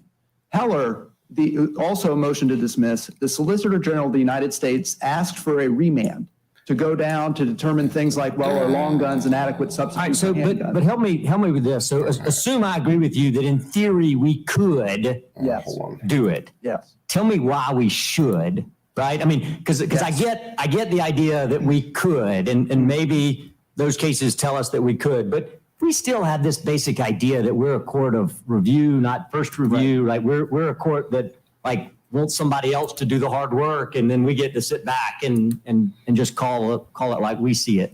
Why This is should a fundamental constitutional right that's at stake, Your Honor, and every day it's being infringed is irreparable harm. You have all the evidence before you that you need to decide this issue. If we look at, for example, Justice Kavanaugh's dissent in Heller 2 on the D.C. Circuit, he looked at the same sort of information that we are citing. Justice Thomas, the author of Bruin, his dissent from denial of certain. Yeah, Mike, you're right. Yeah, all my live streams are basically Mexican standoffs. I just make everybody mods. You guys like have a death match in the fucking chat. I just sit over and laugh. Friedman looked at the same type of information to say that this type of ban is unconstitutional. Justice Alito, in his concurrence in Caetano, where he said that the stun gun ban was unconstitutional, looked at the same type of information. So you have all the information before you. This is a fundamental constitutional right. This is the same procedural posture that Heller and Bruin were in. This should be decided today. And one final point on the common use test. If a firearm is kept in the home for self-defense, that is being used for self-defense. Heller said the right is to be armed and ready. You don't have to actually fire a firearm in order to use it for self-defense. Hopefully no one ever has to fire one of these firearms for self-defense, but if they're kept for that purpose, it's being used for that purpose. What about, does it also include sort of recreational use? So we think about the Second Amendment animating both a civic and an individual right. But I take the point here being lawful purpose is broader than just the Second Amendment's sort of primary interest, that recreational use would be included too. Yes, Your Honor, and Justice Thomas says that specifically in his dissent from denial of certain in Friedman. He says these are used for self-defense and used in training. And here we've got evidence that 20 million people a year train with these things in the United States. So we asked the court to reverse and order entry of judgment for the Let plaintiff. me ask you this. Oh, There's sure. a footnote in Colby that says we invited further supplemental briefing on the use of the AR-15s. And we said, relevant to the issue of self-defense, one survey question asked this is to 500 firearm dealers, of your annual firearm sales for each year. Tech from Money, 2011 what to is 2014, up? Please report the percentages you think were sold primarily My man, Tech Money, what's happening, brother? for hunting, target shooting, and personal protection purposes. Salute. Respondents indicated that they think between 28.1 and 30.5 of the AR-style modern sporting rifles were sold primarily for personal protection. And of course, they report in here that it was up, I think at one point, up to 8 million sales. Yes, so we've got. Can we use that? Is that? You can use that, and we have the same report, but updated, cited in our reply brief. It's the NSFF, National Shooting Sports Foundation's firearm retailer survey, has the same sort of information. And we relied on it in that. Yes, and you relied on it there. We have the same, we have the consumer survey from the National Shooting Sports Foundation where purchasers of these items said 8.3 out of 10 being the strongest Is there reason any is home limit to your defense. position? If firearms dealers flooded the market with grenade launchers or nuclear weapons and everybody Okay. We all know where she stands. If you've listened to her arguments already or her questions already, this motherfucker, I swear to God, I would cunt punt her if I ever met her. wanted to buy them then to protect themselves, that would then be in common use for a lawful purpose, I assume, would No, be your because position. we trust, the Supreme Court has said we trust the American people. Oh. The American people, no, it's what is in common use by law-abiding Americans. And so we trust them to make that choice. That is the choice, actually, the Constitution. Corey, I'm afraid I would lose my leg, maybe my hip, if I cunt punted her, but I would still do it. And trust them with. And so if a manufacturer floods the market with something that is not useful for those purposes, law-abiding citizens will not buy it. That is the theory of the Constitution. So thank you. There also probably would be some, at some point, would be some common sense. Yes. That's what I'm looking for. Oh, she ain't looking for common sense, not whatsoever. Because the fact is, a firearms manufacturer is not just making shit up. They look at what people want and then they put it on the market, and then people buy that product, and then that product will either become successful or not successful. It is market driven, and these fucking idiots who are supposed to be judges think that the firearms manufacturers decide what is going to be profitable or not. And you can see many times where firearms manufacturers have put products out on the market that become absolute shit that no one wants.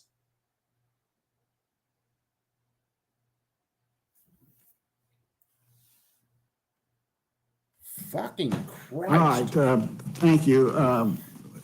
We would normally come down and greet you. I forgive my little talk, and you've heard it, and we regret that we're not doing it, but we thank you for your arguments, and we hope you come back. Actually, Attorney General Frost is here, but I'd like to recognize you. It's, Attorney General Frost can from fuck Maryland. off. You're one of our prime citizens that served the state for a long time. I think you're now turning it over to somebody else, aren't you? I am indeed, Your Honor. I will not be back here as Attorney General. Well, we'll welcome you back anyway and whatever. We'll remember your past service and current service. Thank you very much. Thank you, Your Honors. May I please report? Patterson for the appellants. The district court's decision in this case must be reversed for two reasons. Okay, so that was the end of that argument. Let me stop this damn. Well, hold on. Let me do two things. actually.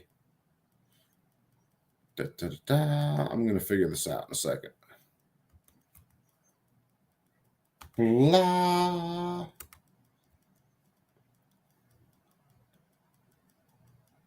Let me fucking pin that message, and we are opened up to the crowd here. I'm going to stop. I think. Hold on. I'm going to do something. I'm doing something. I swear to God I am. No, I'm not doing that.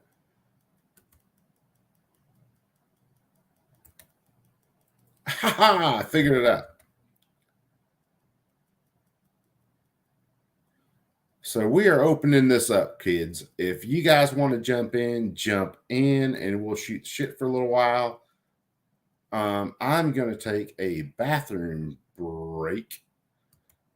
Let me get rid of a bunch of shit, though. I got my damn studio down here.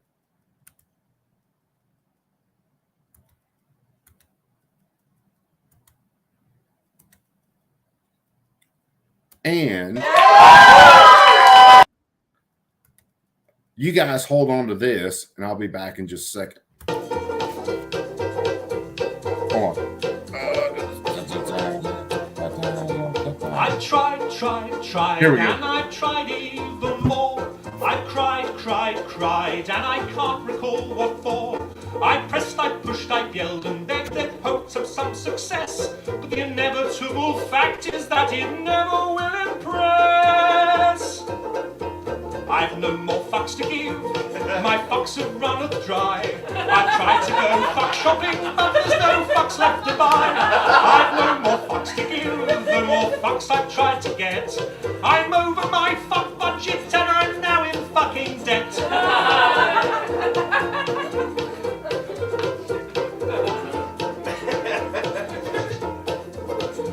I strive to get everything done. I play by all the rules, but I very rarely won. I've smiled, I've charmed, I would have laughed, alas to no avail. I'd run round like a moron to unequivocally fail.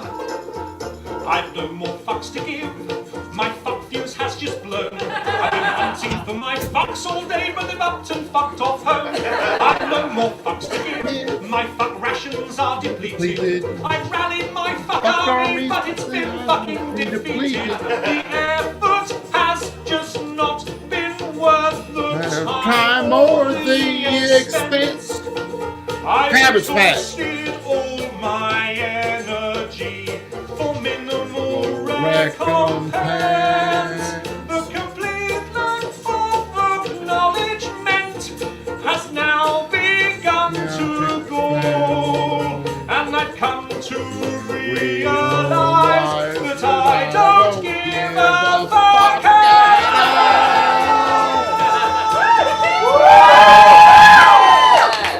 I've no more fucks to give, my fucks are blown away.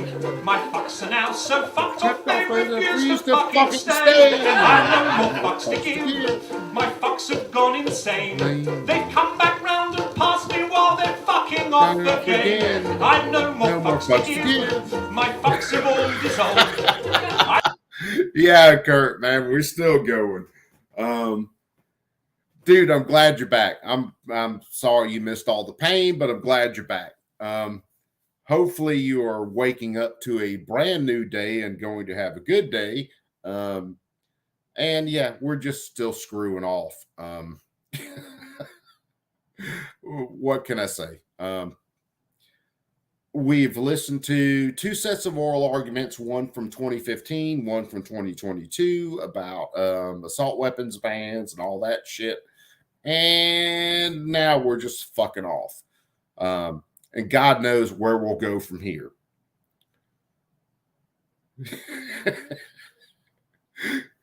Kurt, you are the fucking man, dude. I love you to death. I will more than likely do a couple of more live streams before Christmas. But just for everybody in chat, if for some reason happens and I don't do anything like that, you guys all have a Merry Christmas. spend time with your families, love on your families, and realize that, goddamn, I love you guys to death. I really do. And that's serious. But let's add Joe to the stream. Hold on, because we still got to do, where did it go? Hold on. I lost it. Oh, we still got to listen to this. I plan many projects, but my fucks won't be involved. I've no more fucks to give. My fucks have all been spent. They fucked off from the building, and I don't know where they went. I've no more fucks to give. Come on, Joe. You got to get in on it. You got to sing it like you mean it. If I could play a ukulele, I could just grow my beard a little thicker, and I could do it. I mean, it looks like he's got like a banjo lately. He's got like a short banjo. Yeah. Is that what he's got? Like a short banjo? Yeah. That's what it looks like. Yeah, it looks like a banjo lately. Yeah, that's what it looks like he's got. I could do that. I've no more fucks to give. I've no more fucks. I've no more fucks. I've no more fucks to give. Thank you very much. And he's in like a high-end men's clothing store. Oh yeah, dude. You can tell those are all suits that are going to be tailored. Well, and that's what you used to see in like downtowns, dude. There's no downtowns anymore, dude. I mean, really, Coop, there's no downtown. Like when you used to go downtown, there used to be men's shops and freaking shops. There used to be a GC Murphy's and a freaking, the 5 and dime shops. They used to be in like the downtown, like in the it's all gone now. Well, I mean, you got to figure, man, where we went from really localized small cities and you had your small shops and stuff like that. A lot of that's gone now. I mean, it's all been fucking, if you're talking about like suits and stuff. The cities die. Yeah. The cities die and they become like derelict. Yeah. And like the people that live in them, like they become derelict too. They become like, druggies mainly. I mean, it's like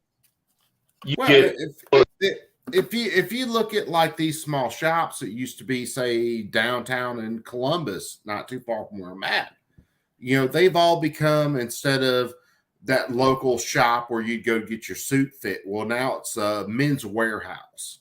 If you looked at your local sporting goods store, there are very few of those. Now it's Walmart. It's all been, it's all become big box. You ain't gonna go get your freaking suit fitted at Walmart. There ain't no tailors at Walmart. That don't work. No, well, say Men's Warehouse. Now, I did get the suit I got married in, the suit I proposed in. I got that fit at Men's Warehouse, and now I haven't had to get tailor work done for a while. And basically, I mean, really, Coop. I mean, I don't mind wearing a suit, but when I have to wear one, usually it's like a hand-me-down suit that my dad gave me, because my dad wore suits every day at work. So there's plenty of suits in the warehouse. You know what I mean? There's a couple of them, and he gave most of them away. Got rid of most of them. He gave most of them to the one client he had that was a funeral parlor, and he was, for people that didn't have money, he gave them a suit to be buried in, that kind of shit. Oh, dude, the only suit that I have where I was actually fitted for the suit was the same suit that I proposed to my wife in, and the same suit that I got married in. And it was. I've got a couple I fit in. I've got a couple I can still fit in. I still have my high school graduation suit. I still have that one, and I think I can fit in it right now because I'm down to. I think I'm about 170, and in high school I was 180. So yeah, I can definitely fit in. Oh, hey, when I interview freaking Ron Wayne, when I actually get together and do a show with him, I'm wearing my suit. And it's like the freaking it's the all black on black suit, man. I look like the man in black with it. Black tie, black jacket, black shirt, black pants. Dude, I could go in the other room and grab my Letterman jacket and throw it on. Oh, dude. I've got a leather. It's so gay though. I hated it. I told my parents when you were wanting to buy me this jacket. And I was like, no, I don't even want to go get sized for it. I don't want one of those.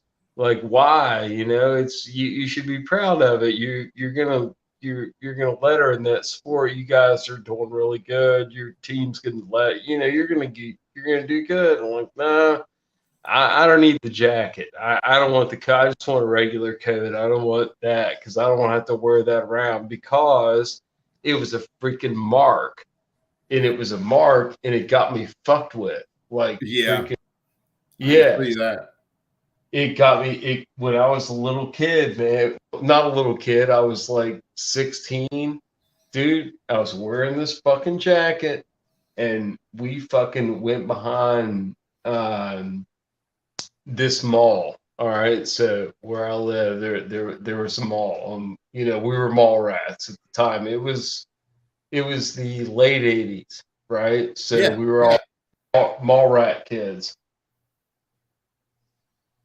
And we found out that we could go through these fire exits that would go out and they would come out where the dumpsters were and shit. Where the people that worked at the mall would come out and come out and dump their trash and shit. So that, there's little places, alcoves. And we were back there smoking cigarettes. And one night, we were back there. I mean, we were fairly deviant kids. We were drinking beers and shit too, but oh yeah. Yeah. We just went out of the mall and we were blatant about it. We didn't even care about mall security. They would be walking around. We would just instead of going out the normal exit, we would just dive into a fire exit and fucking go out and pop out by a dumpster and be smoking cigarettes out there. Because we used to smoke cigarettes inside, but me and my buddies got busted by my parents' friends because they'd see me smoking cigarettes in there and tell my parents. Oh, yeah. Back in the day, you could smoke in there. They had ashtrays, all the little islands that had those little palm trees and shit. Remember the palm trees in the malls and shit? Had the palm trees and shit. Yeah, had all that shit. Yeah, it was great. And you would smoke cigarettes there, and then you get busted, and so you had to do it outside. So you dive through the freaking fire exits, and the mall security never chased us. They never cared. Oh no, man! Back then you didn't have fucking a lot of retired cops that were doing mall security and shit. But they were just mall security. But at the same time, Coop, we had 3 or 4 of our buddies worked at mall jobs. They worked.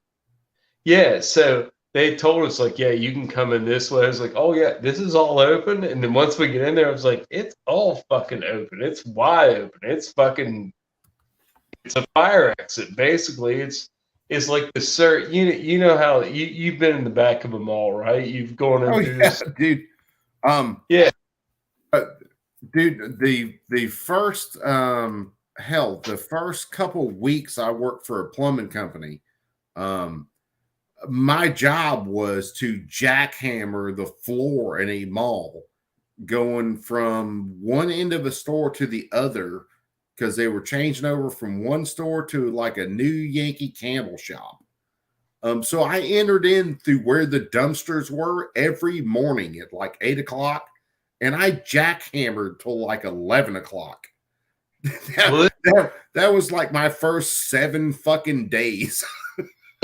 This mall is still standing, and I know if I go in certain corridors, I can pop out certain areas. Oh yeah. But when we were kids, man, we were like 16 years old, dude. And it was me and my buddies. I had a carload of them. I had a freaking 87 Cavalier station wagon, man. It was the freaking beast. Freaking a carload of buddies with me, man. We were coming outside, and this one guy, I guess he kind of gave us trouble. We went out. We were like behind the mall in the like in the dumpster area. Like if you would come through one of those fire exits where it dumps out, that's where we were at. But we didn't come out that way. We came out the normal way, and we just walked around the side and went back there. And we were teenagers. We were like trying to smoke cigarettes where nobody would see us, right? And some freaking black kid came up from freaking nowhere, and he was like, "Hey, let me hit that." I'm like, "What? You want to hit a cigarette, dude?" Cigarette. He's like, "No, I want to hit what you're hitting." We're like, "We're hitting cigarettes, dude. We're smoking cigarettes." And he thought we were like smoking weed or whatever. We're like, "There's no weed. We don't have weed. We're just cigarettes. We're just back here hiding from my parents' friends." And he pulled a gun on me. And then after that, I got freaked out, and I went and bought a gun out of like the local bulletin board newspaper. And yeah, after that, I carried a gun when I was a kid at 16. Dude, I don't blame you at all. Yeah, and you know what I bought? I bought a little freaking Jennings J22. It was a piece of shit, but mine ran good. Yeah. My particular gun ran good. It was great. Ron, take it easy, brother. You're bouncing. And learn how to duck and cover, because Misty's got that pimp hand on you already. I already know. So learn how to like lean against the ropes, pull some damn fucking, side to side, duck and cover shit. That's man, you talk about shit like that. Dude, you got a lot of late night people on here. Huh? You got a lot of late night people on here. Oh yeah, dude. Fucking late night cruise. I pull the night owls, man. Shit. Hey, I gotta walk in here and get a beer. Hold on. Oh yeah, dude. Do what you gotta do.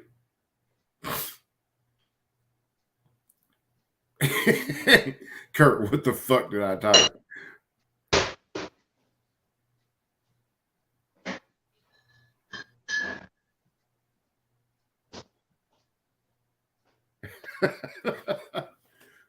Yeah, well, the cool thing is I am off for the next shit. I'm off till like the 3rd, I think.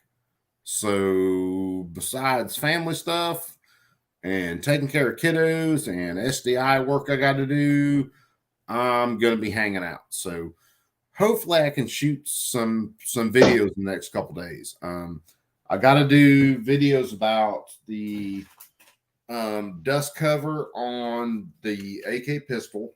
I got to do videos on that. I like that. I like that dog leg you put on there, and that was you put a PSA part. I still have to do a video on whether this what was the side again? Same one Dark ordered. I still have to do a video on whether this will survive on the Ultimac rail. The Ultimac, it gets hot. It gets the hot. Ultimac rail will get hot, but like I stuck a Swamp Fox optic on this rail. And the first shot, the pin or the bolt that goes through the base that actually holds the sight on, that bitch snapped and the sight went flying. Okay. The first shot, one shot. Oh my God. Well, So that's dude, that's very weak. That's Oh, yeah. airsoft, dude. That's airsoft weak. Yeah. Now I've got it on top of my AR pistol, and it's done fine, and I beat the shit out of it. But it didn't survive the first shot on the Ultimac rail. So this side, I've got to see whether it will survive the Ultimac rail. I'm gonna move to the dust cover. You know, the AK is violent. Like the action's more violent. You know what I mean? Yeah. Where you're mounting everything's much more violent. It's like twice, 3 times as violent. Oh as yeah, an AR. absolutely. Yeah. I've got to order the rivet set, and I probably won't do it on the AK pistol. I'll do it on another one. I'll go ahead and remount the side rail. The Century Arms, the Wasser 10 that I had a side rail on it, and I had the side rail mount and everything for it, and that worked great. It worked really good.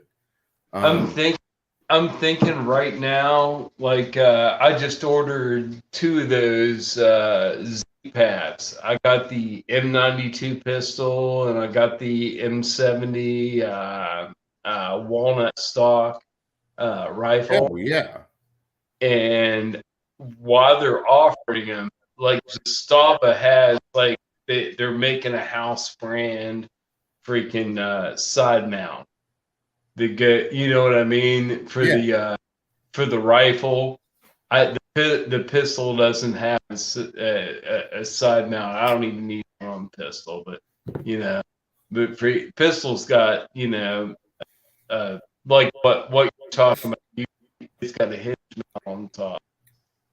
Well, in any of the AKs that I built, I haven't added a side mount to them because I want them as light as possible.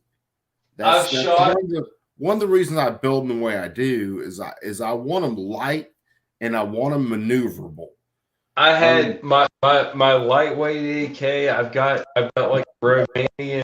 It's M&M M10, and it's not a thick wall stamp. It's just a 1 millimeter, and I had a scope on there, and I took a deer with it, but it took me 2 shots. And when you look at the how it is on the rifle, you can actually push the scope and flex where it's at. So that's that's crazy. It's lightweight. That's my light, and I just like switched it to use only iron sights after that. I quit using it for that. Dude, the side mount that I had on that Wasser 10, which it's in one of my boxes of parts kits now, because I took that Wasser 10 and tore it apart. Now that's that one side folder that I built. But that side mount, when I put the scope on it, you could beat that scope with a hammer and that scope would not move. Well, no, you could actually put like against the mount and flex the receiver a little bit. Dude, yeah, you couldn't do that. Use that then. You couldn't do that with that Wasser 10, and hell, you damn sure can't do it with any guns that I built. And this was a cheap scope mounted to it, but it was mounted in like a Midwest Industries mount. That's what I had on there. I used a Midwest mount, and then you mounted your scope rings on that.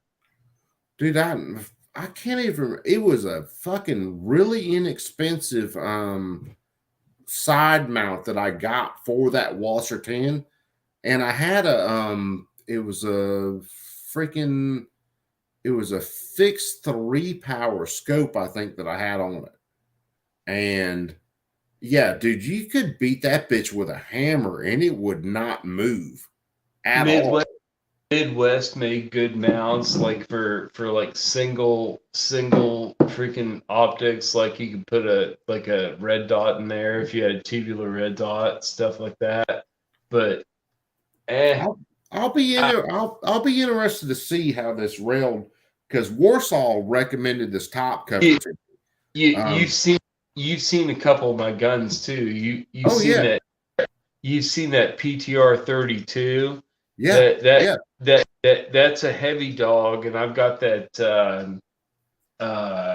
Primary Arms ACSS reticle freaking it with the the arc and the chevron in there illuminated, and that's cool. That's pretty nice. And I'm not going to put anything heavy on that M70 like that Zastava, because it needs to be iron sights. But man, dude, the sling made a lot of difference. It took a lot of weight off of it. It was, man, it's a heavy. It weighs it weighs a full pound heavier than any standard AK I've ever carried around. It's got like the thicker trunnion and the bulge trunnion and all that bullshit. Yeah, like a Yugo trunnion. Yeah, it adds up to weight, but it's nice. I mean, if you can, once you put the sling on it, that takes a little weight off of it, makes it better. Yeah, Warsaw, jump in, brother. The link should be pinned in the chat. Jump in and show it off, because fuck, I don't give a shit. YouTube's gonna ban me one day or another, so show off your gun, man. I don't even think I had that one out here. I think that one's in the other room. Come on, Warsaw, jump in, shit. Show it off. Don't just do the email. I got the email. I don't want to have to open up emails. Jump in. Jesus Christ. Come on. Oh, yeah, there you go. Who else am I missing messages from? I'm missing a couple of messages. So I missed a message from my wife earlier. I guarantee I have a rifle I can show you that nobody else will have.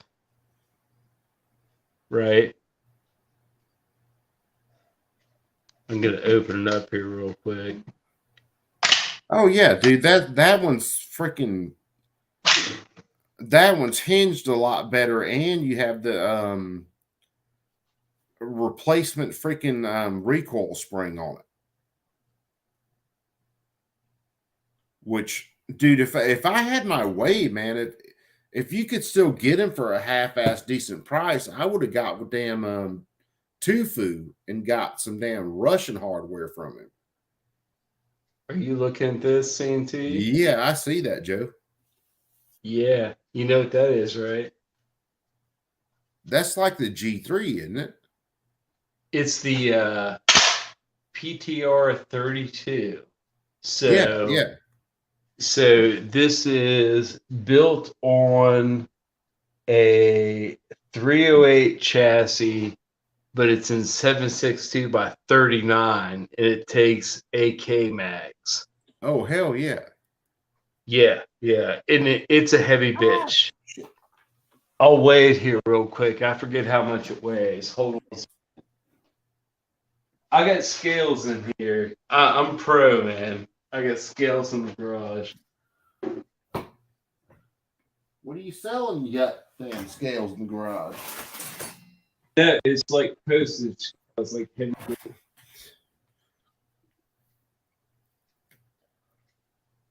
Okay. Oh yeah, Warsaw, dude. That top cover is fucking slick, man. It's 12 pounds. Dude, yeah, that's a heavy bitch. Oh yeah, it is 12 pounds, and the sling helps quite a lot, because when you get your triangle, then you can free float it. Yeah. Yeah, yeah. Once you get your triangle down, then you're king. It's got H&K style sights. Yeah, that's. I mean, it's copied right off the G3, isn't it? It's pretty much. It's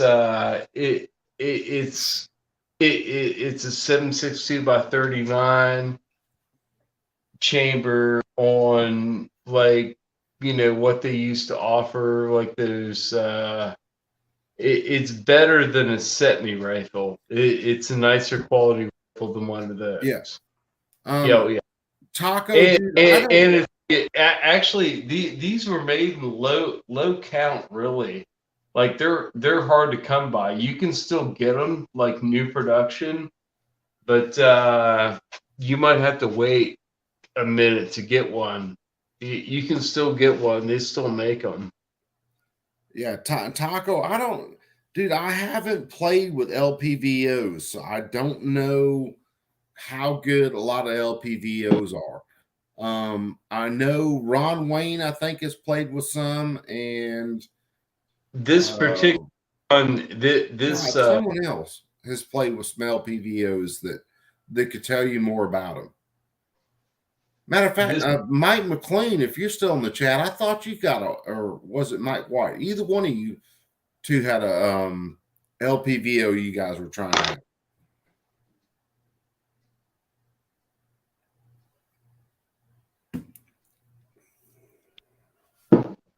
I don't know. This Primary Arms one did pretty well. Yeah, dude. And Primary Arms, man. The more and more that I hear about them, the more and more better stuff I hear. So, I mean, from what I've heard from it, it's all been good. You can go from like 30 yards to 100 yards with, it's seamless. It's pretty good. And it's like 6 power maximum, so it's like 1 to 6, and the one's supposed to be like a red dot. It's kind of like it, maybe. I don't know. You know what I mean? How true it is to like clear 1 power, but yeah, that's about the only thing I've heard about some LPVOs is the true 1 power. Where you're not looking at any real magnification. They say you still have some distortion depending on where you're looking at on the sight itself. I'll tell you what, though, what made the difference was these freaking hand guards. Dude, these hand guards compared to the stock hand guards that came on these rifles, it was like a stock sporter hand guard. Oh, my God. Yeah. Oh, my God, dude. I mean, well, that's like freaking, and I have to look up who made this freaking hand guard. This was, here's the stock hand guard, dude, right here. Ooh, there it is. Here's the stock hand guard. Yeah. Like, oh my gun, compared to what I just showed you, and how nice and integrated everything looked. That was the hand guard the military got. This is the hand guard that the civvies got.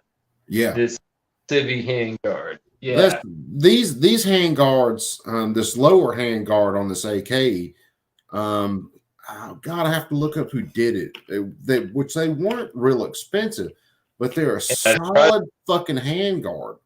I put this one on, but it didn't work out. So I got the real deal. Well, you need to get rid of that key mod shit anyway. Well, you know what? It can go in a fire. I mean, it's got a destination. It hasn't met its destination yet. It's like, but yeah, this little. It's already on that area of the workbench. That's junk pile. Yeah, that junk pile. This lower handguard, which I've got 2 of these on one on this AK and one on another, and they fit up nice. It doesn't take a whole lot of fitting, and it gives you slots for all your M-LOK stuff on the bottom and on the sides. Like, I mean, that's where my light's mounted. So, Show Show me where it butts up against the edge of the receiver on the top front of the receiver. Yeah. Show me that. All right. Now move your fingers and then go to the right. Go to the right. Which right? Other right. Yeah, left, I guess. Go left. Okay. Yeah. Okay. Dude, that fits nice. Oh yeah. I was looking at the fitment of the lower hand guard to the lower part of the receivers where I was trying to look at. This one, because I've got the Ultimac rail on there. What you have to realize is the Ultimac rail you have to bolt on, or you actually have to line up the bolts and then put the lower handguard on, and then actually lock down the bolts on it on the Ultimac. And this is all Cerakote that I did, and then that 90 degree gas block, but. Yeah, these handguards, like I said, I've got it on 2 of my AKs, and they're fucking tough. I've taken this thing. I like the way they mate to the receiver, because that is a thing. Like even the wood too. I don't know. I'm picky on AKs. I've got a couple AKs that I have to keep factory because they're like collectors. You don't want to fuck with them, you know what I mean? Dude. Yeah, if you got something like that, yeah. I've got like what I have. I got that freaking NHM 91 with the original Lloyd stock. I might as well just leave that alone, leave it. Dude, yeah. I was gonna stretch it out and make it like put like a freaking a gas block, freaking mount on it, put scout mount on it, all that shit. Those guns these days, dude, just leave them stock and call it a day. As it is, it shoots beautiful. It actually shoots fine. Oh yeah, dude. This little AK pistol right here, this is built off a Romanian kit. And dude, if you're talking about something for anywhere from closer ranges to 100 and something yards, this gun's a fucking tack driver. Dude, I wouldn't want to be in front of it for goddamn sure. I've got 2 AK pistols, dude. I shoot them out to about 75 is what I give them 75 yards. I'll show you one. I can't remember whether I showed it on stream or not. I've still got to finish this gun up. But it's one that if you know like steampunk stuff, I know what you're talking about. I don't have my wife's kind of like cobbled together, but it's not quite. Well, my wife kind of likes a steampunk look. So this gun, I've got the freaking big ass damn tank muzzle brake on it. Dude, if she likes steampunk, what you need to build her is a freaking high caliber freaking air rifle. Oh, dude, well that too, but I'm gonna do the handguard in kind of a burnt bronze and black kind of Cerakote. And I've got the big fatty goddamn vertical grip on it, and then the big fatty molded grip on the rear end. And I had another stock on it, but I put my Zukov stock on it because that just matches this big fatty goddamn build. Here's the thing. Do you think the Zukov stock is like sturdy? Do you like the Zukov stock? I've kind of been like on the fence. Kind of looks like a Scar stock, and I thought the Scar stock kind of flimsy. It kind of does look like the Scar stock, but I'll tell you this, and just to show everybody, okay, it mounts into a regular fixed trunnion, but it folds kind of to the wrong side for what you want. However, I have beat this was on my Walser 10 for a while, and I beat the shit out of that gun. I'm talking riding four-wheelers, beating against fucking branches, slapping it into trees, and that stock has been fucking bulletproof. The area I worry about, it's like the open hinge area, like on the back, why it's like you're talking about, like why it's folded open, that kind of. No, dude. I mean, that's been, believe it or not, I've beat the shit out of that stock on my other gun, and it's been fucking great. Magpul's pretty decent company. They're fairly decent, you know. I'm willing to try one, but just not on any guns I have. I'd have to get another gun. Yeah. Dude, if you had a gun and you wanted to put that Zukov stock on it, I would not talk you out of it because the thing's been fucking great. I would buy another gun that already had it on. Like I'd buy like a News of Stuff, but probably like an M90. Like I'm thinking about an M90. I haven't decided whether to buy one yet or not, but I'm really thinking about an M90. Oh, dude, yeah. But that Magpul stuff, the only issue I had with the Magpul stuff, when say the Walser 10 that I had, when I decked it out in Magpul from the front end to the rear end, and I put the long handguard on it and all that shit, the only issue I had with it is it was just so much heavier. Now, was it good to shoot? Yeah, dude, it shot like a fucking dream. Was the stuff tough? Oh yeah, dude, I could take that gun and beat it into a fucking pine tree and then shoot it, and it would operate just fine. It was the weight that really threw me off. Because I had that gun, it was a regular Walser 10. Of course, it had the side rail on it. And when I first got it, it had like Tapco furniture on it. Tapco fucking rear end, Tapco handguard. Did you buy it used? Huh? Was it new or used? Dude, if that gun was used, it only had like 3 rounds through it. That gun was pin clean when I bought it. I bought it in 18. So was it a Century build or what was it? Huh? Was it a Century build or what was it? It was a Century build. It was a Century build. So say I got my firearms rights back in really early 2018. That's when I bought this 1911, and I bought my wife her Fox shotgun. I bought her a double barrel, and it was right at the end of 2018. Matter of fact, it was December. It was December. Was it December when? No, it was November when I saw the gun. It was December when I paid it off. Me and her were in one of the pawn shops not too far from us, and I always loved AKs. Always, they were just a very.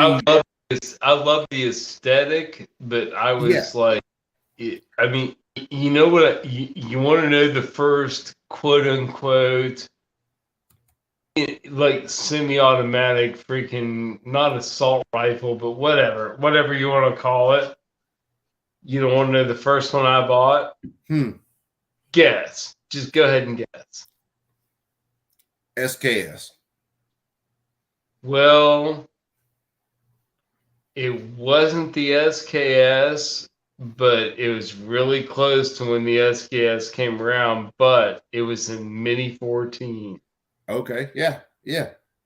I bought that and I said, F the freaking AR-15s. Those are gay. Everybody that like those are faggots. You know, I was doing that shit. Yeah. I think the reason I had such an interest in the AK, honestly, and this is very true, is because like my dad fought in Vietnam, a bunch of my uncles fought in Vietnam, And that was one of the guns that they were up against all the time was the AK-47. Do you have one, or do you have one? Huh? Do you have any? Do I have any what? AKs. Just yeah, regular AKs. Yeah, dude, you've seen them. Oh yeah. Hell, I build them. Yeah. It was funny because, you know, even through some years where I could have owned guns before I got in trouble and I couldn't own guns, I never owned anything like that. All my guns were hunting rifles. My first handgun, and I laugh at it all the time, was my first handgun that I bought was a fucking High Point 40 cal. Now, the first handgun I bought was a Jennings J22. Do you remember those? Oh yeah, I remember. Yeah, Those little Jewelberry freaking pawn shop guns. Oh yeah, dude. Well, I'll say this: the first handgun that I ever bought under my name, I bought. I was with this chick, and me and her were off and on for years. I bought her a little Raven 25 automatic. That was my gun was better than that. The 22 was better. I think that was the first handgun I ever had that was under my name that I bought. That's hilarious. But I bought that for her. But you know, and I showed her that's a fucking get off me gun. That's not a I'm gonna snipe you from 15 yards gun. That's someone gets on you. You put that shit dead in the middle of their chest, and you might get one shot off, and you might get one off. That little gun, and I ran a lot of rounds to that little gun. That little gun ran like a fucking sewing machine. See, that was the thing. Like, dude, I was just talking to my buddy like tonight, freaking about that time that freaking that dude pulled a gun on me. We were out at the fucking mall, and I got jumped at the mall. Me and my buddies were. Did I just tell this story to you? Well, you were talking about it earlier. You were talking about the dude pulling a gun on you at the mall. Yeah, he pulled a gun on me at the mall. So after he did that, I said, fuck it, I gotta get a gun. So I went on the bulletin board newspaper. It was like an ad pad. And there was a dude that had one of those little pawn shop 22 semi-automatics for sale for $60. I went over there. I was like, hey, think you let it go for $50? He's like, I don't know. See if it works. Shoot that can over there. And he freaking loaded up and wanted me to shoot it. I shot it. I shot the can. And he was like, I'll give it to you for $50. Get out of here. You know. Yeah, that was the funny thing about that little Raven. I mean, I tried it out. It was a pretty well-known store down by us called Shooters. It was funny though, because I was like a 16-year-old kid, and this guy just sold me a freaking firearm. It was awesome. That's the thing. When you get down to the legality of it, that was completely legal. He's not an FFL, so he could sell you that gun, and you weren't buying it from an FFL, so you could buy the gun. Yeah. See, that whole 18-year-old restriction only applies to you buying a gun from an FFL. From an FFL, correct. Yeah, from a federally licensed seller. So, I mean, he did everything right. You did everything right. The funny thing was that little 25 that I bought my ex-girlfriend, or now ex-girlfriend, she was my girlfriend at the time. You know, I tried that little gun out, and I didn't know shit about fucking handguns at the time. I was 20 years old. They're hard to shit. They're hard to hit shit with, man. Oh, dude. Well, it's like I showed her. You know, I took her out. We shot the gun a few times, and then do it on instinct. Yeah. You just Do it on Well, aim. Try to do it on aim and instinct. I took her out to their range, and they've got a nice range where you got targets that move in and out and shit like that. And Yeah. I brought a target into like 10 yards, and she's trying to use the sights on the bastard, and she can't hit shit.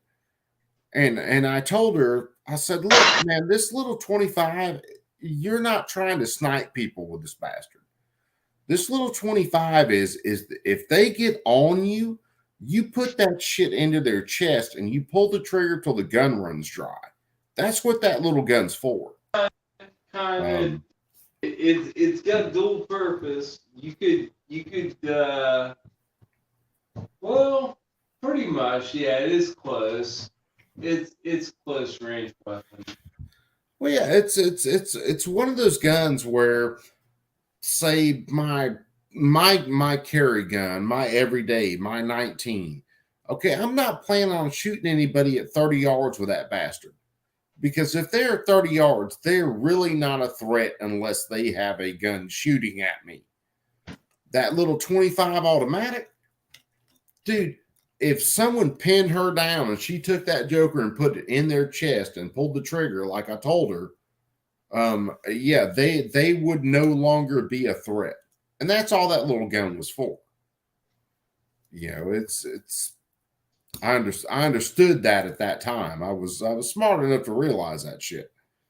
You know, after going through losing my rights and getting back into firearms, you know, like AKs. I laugh because, you know, it was like 2018, I got my firearms rights back. And like I said, I always wanted a Colt 1911. So I bought this Colt, and I bought my wife a double barrel Fox side-by-side shotgun. Nice. That's what I bought that day. Cause you know, I talked to the lawyer. A month later, he called me and said, hey, look, everything's squashed. He said, you're cool.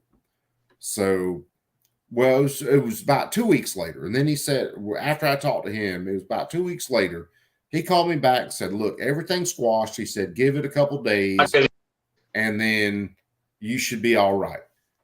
So as soon as he said that, I went to buying guns. Now, the first semi-automatic rifle I bought was that Wasser 10 AK because I had always wanted an AK. Always. Those guns always interested me. Their operating system, whole nine. How old were you at this point? Oh, God, you got to figure, man. Me and my wife, let's see, I got in trouble. Well, I mean, when you won the AK, when you decided you won the AK, how old were you? Well, I wanted an AK a whole lot earlier when I could buy one. At what legally. That's what I mean. At what age did you decide eventually I want to buy an AK? Well, what age? Well, we're talking about two different things. So at the age I decided I wanted an AK, I was a young kid because that was, like I said, that was the gun that my dad and my uncle fought against. I found when I was a young kid, I found the AK beautiful because it had the wood, right? It had the wood stock, it had the pistol grip, it had the wood frame.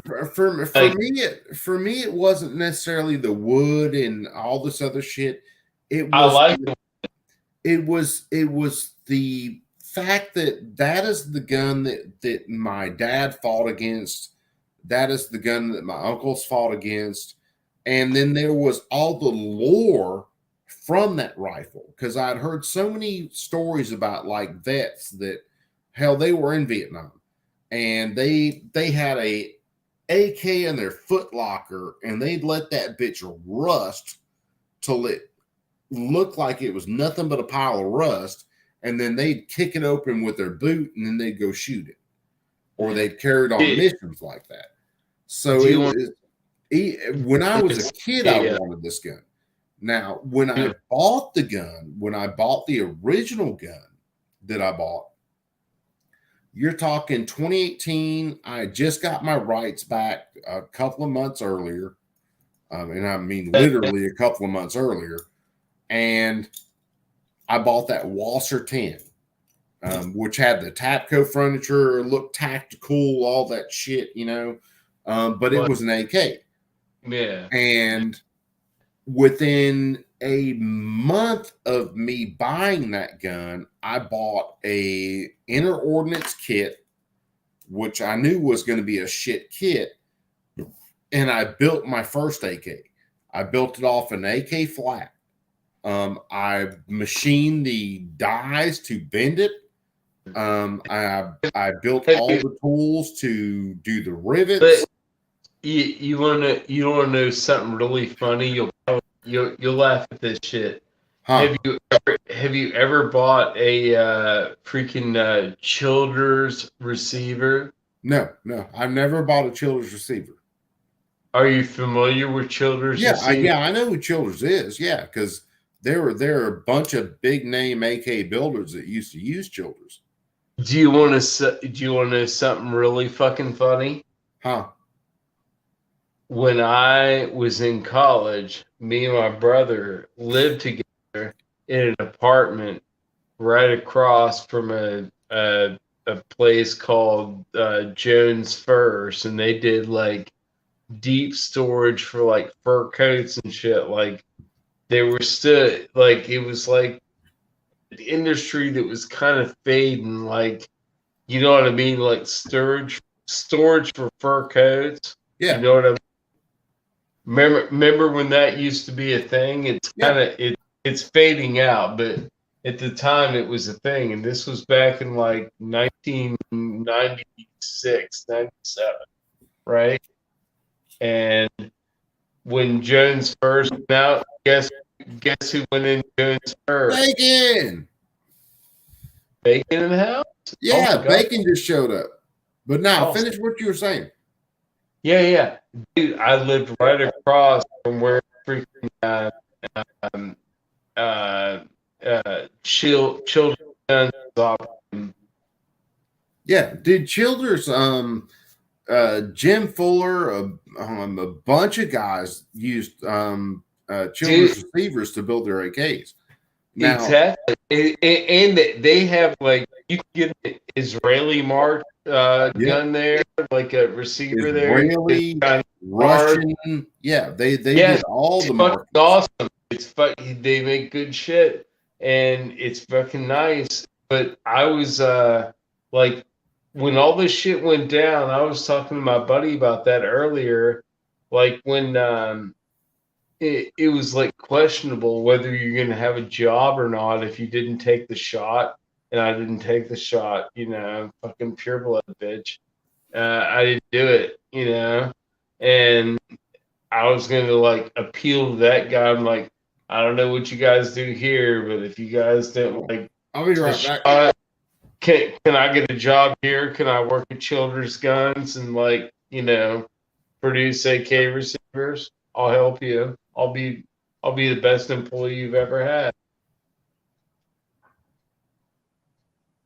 I was going to appeal to that guy for a job if I lost my job, you know, for the COVID shit, the COVID vax shit.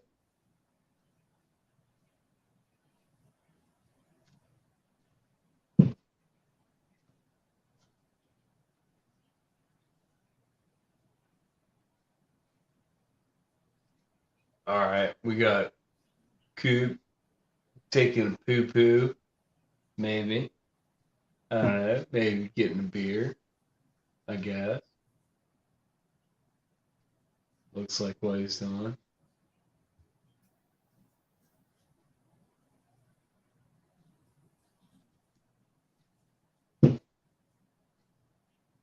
Making his way back.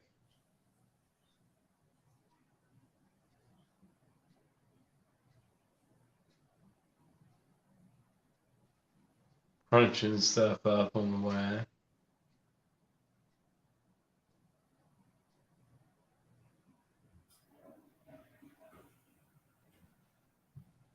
Dog's all stirred up.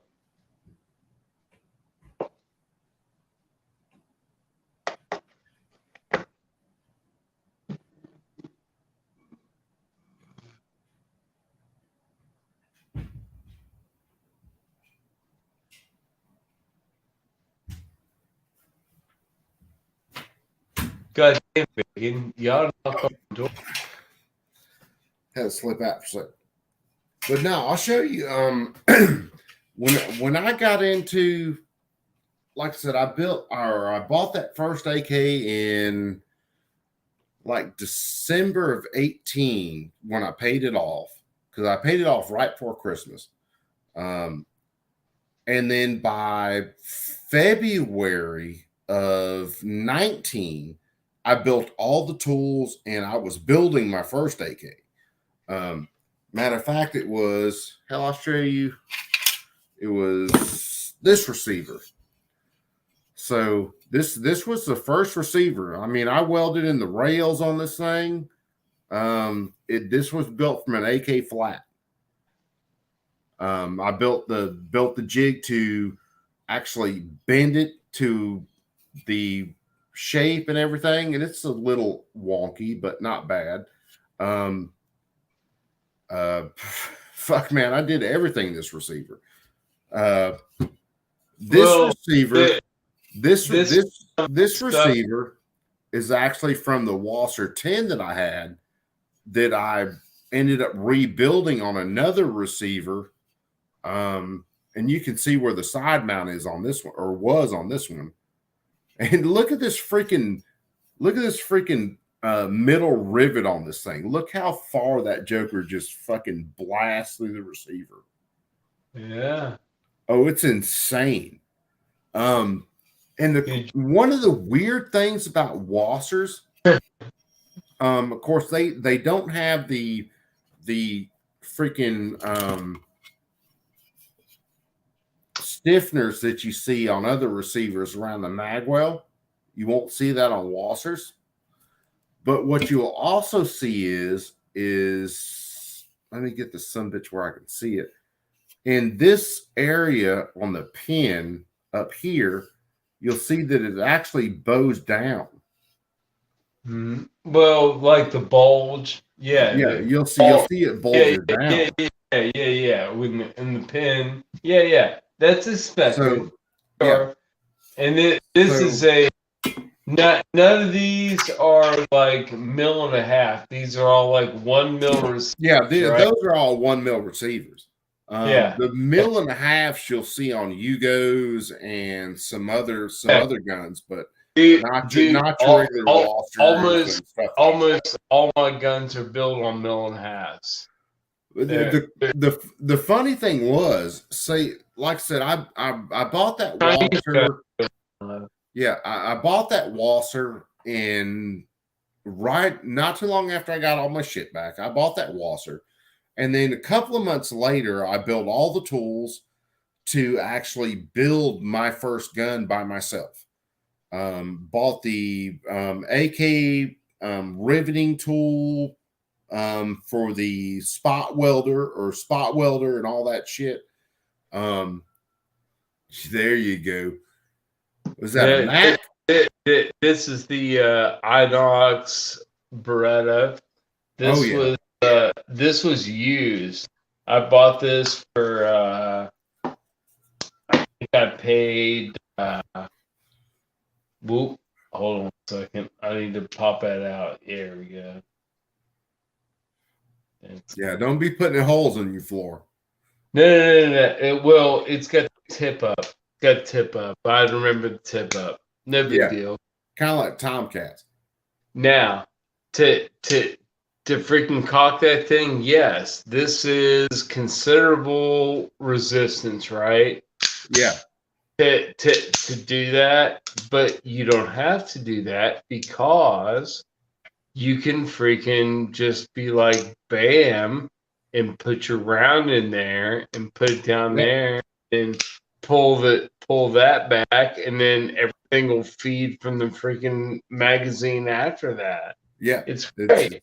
Very, very similar to the Tomcats. Yeah. Well, this is the Bobcat. Yep.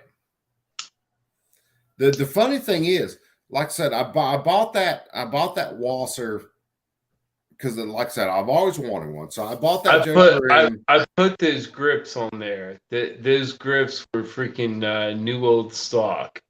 Nice. Oh, dude, on the Inox, dude, this thing, I mean, I don't have anything in it, but dude, for the weight, this thing, I almost want to do, like, get another barrel with the threaded adapter on the end of it and do the suppressor. Yeah, like a Mike, short- that's very similar to the Beretta Tomcat. My father-in-law's got one, the Beretta Tomcat. So yeah, you got the tilt barrel to it, and or the tilt chamber, and it's fixed. Dude, single action, double action. These are fixed barrels. Yep. These are fixed barrels. Yeah, they don't tilt. Yeah. You could do a really easy suppressor with it, and I kind of want maybe on a bigger gun instead of that gun. Let me look at something real fast. I'll show you something. I mean, it would be pimp on this gun, and people do it. People do it on the Berettas. This little Beretta 92 or Bearcats, Bobcats.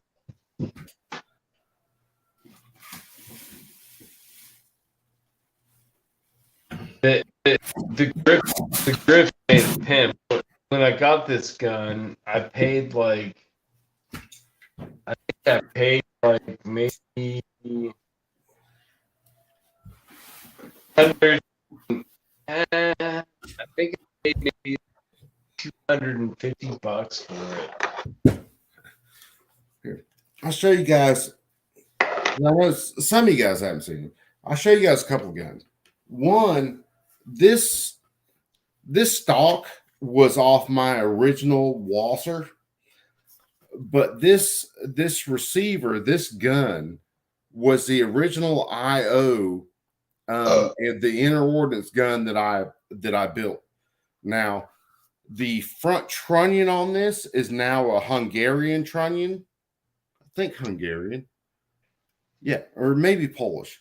So, in other words, the only thing left on this gun that is actually inner ordnance is the barrel, the gas block, and the front sight. Everything else has been completely rebuilt. Receiver, everything. But this gun was the original parts kit that I had that I built for an AK. It's just been completely rebuilt now with new parts. Because inner ordnance is shit. They had cast bolt carriers, cast bolts, cast trunnions, you name it. Everything was cast. They were just shit guns. I watched one guy who didn't even make it through a full magazine on his first fucking shots out of the gun, and the side of the bolt sheared off because it was all cast. There's nothing left in this gun that is cast. Well, hold on. There's one thing. The rear trunnion in this gun is still cast. Other than that, this is all fucking new parts. So this, but even that first gun, the inner ordnance parts kit that I bought, because I bought the cheapest parts kit I could find just to see whether I could actually build the gun. It was a proof of concept basically, and that's really what it was. So I found this parts kit for $200 when everything else was like $400 and something, and I knew what I was going to get. But I figured if I fucked it up, I wasn't out that much money, because I was building all my tools, I was building all the dies, all that shit. I learned how to machine to do that. But with that gun, with that receiver, hell, I had over 1,000 rounds through it with no failures.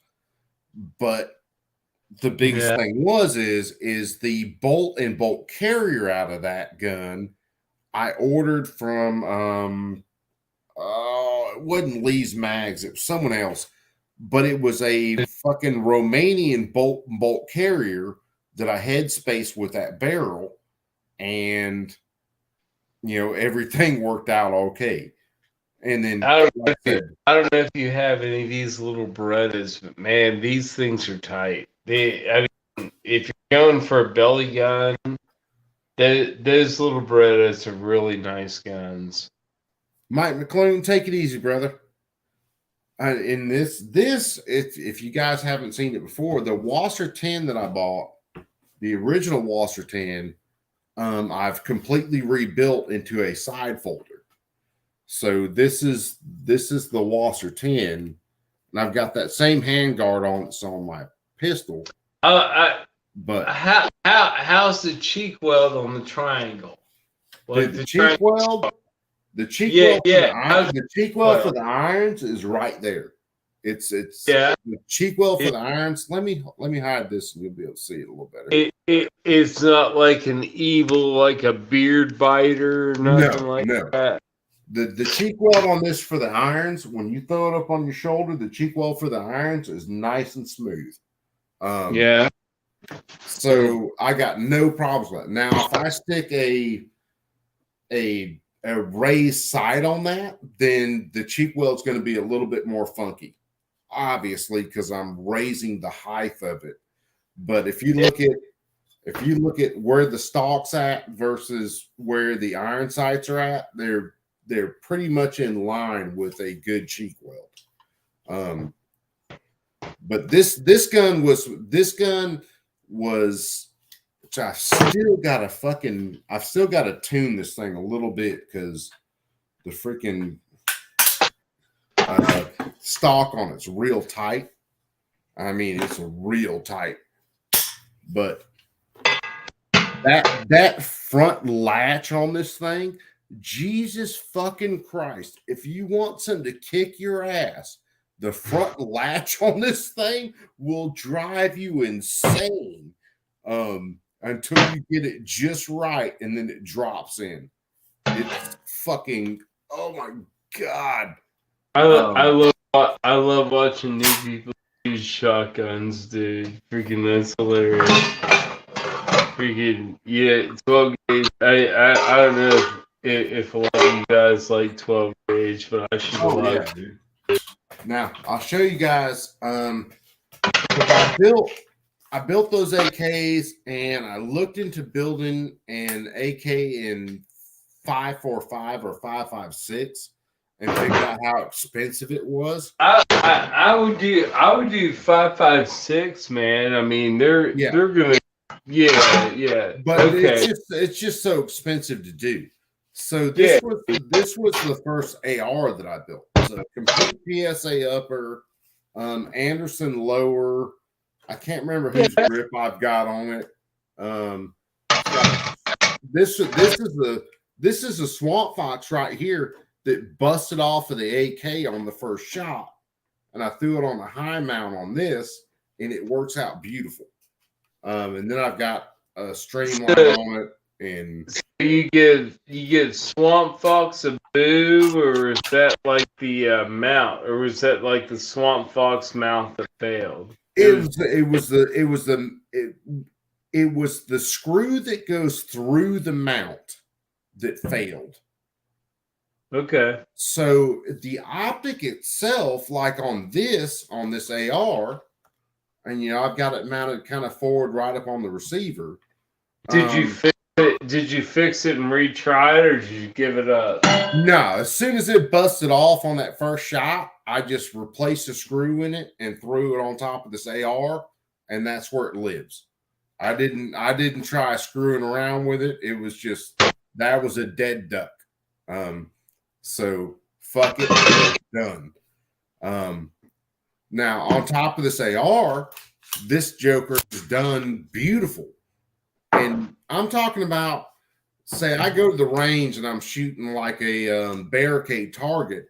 I just run this gun into the target to where the barrel is the only thing that sticks out. And then I shoot, I rack it, God knows how many different ways. And that optic is held up perfect. So I've got no issues with the optic itself. If you guys want to hear about Swamp Fox, I've got no issues with the optic itself. It was the screw that goes through the mount that busted on that Ultimac rail.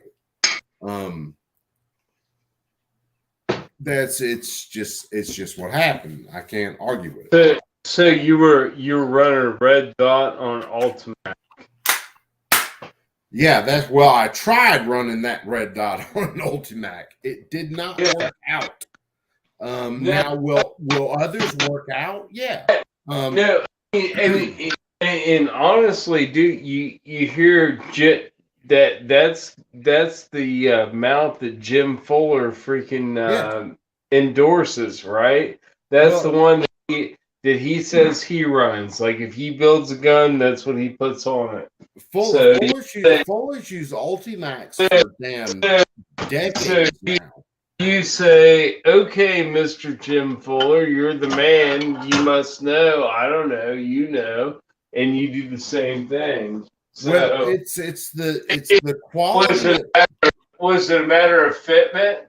No, it's the quality of scope that he's using.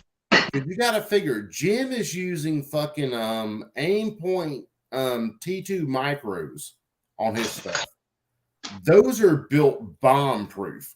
You could beat that bitch with a hammer and it's still gonna damn work.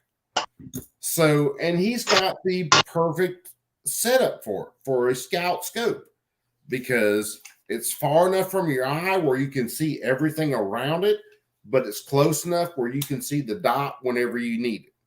So he's got the perfect setup. He really does.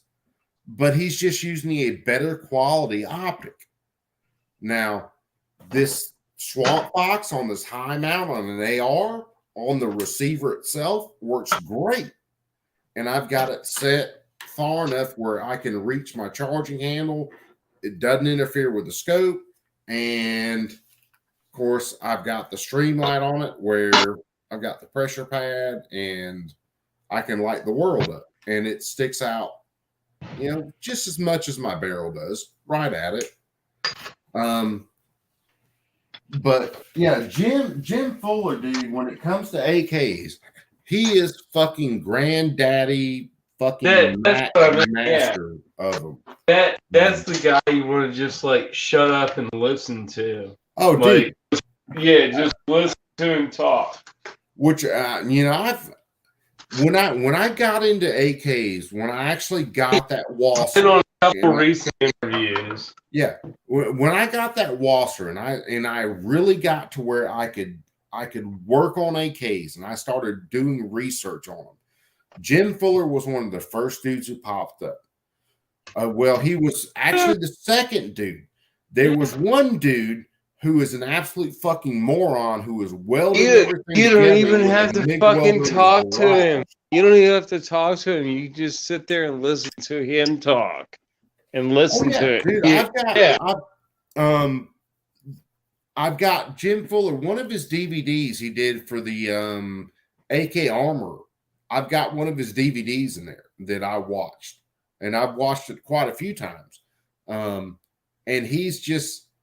he knows his shit when it comes to AKs. That is the reason that Rifle Dynamics became such a monster.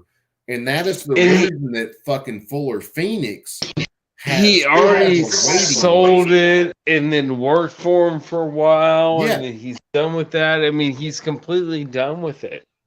He's completely done with it. But well, you know, he's got Fuller Phoenix now, and Fuller Phoenix, I think, has become kind of his retirement because the new Rifle Dynamics, kind of, yeah. But he's only building the guns that he wants to build, and if you look at the guns that Jim builds, goddamn. Those are fucking badass goddamn guns.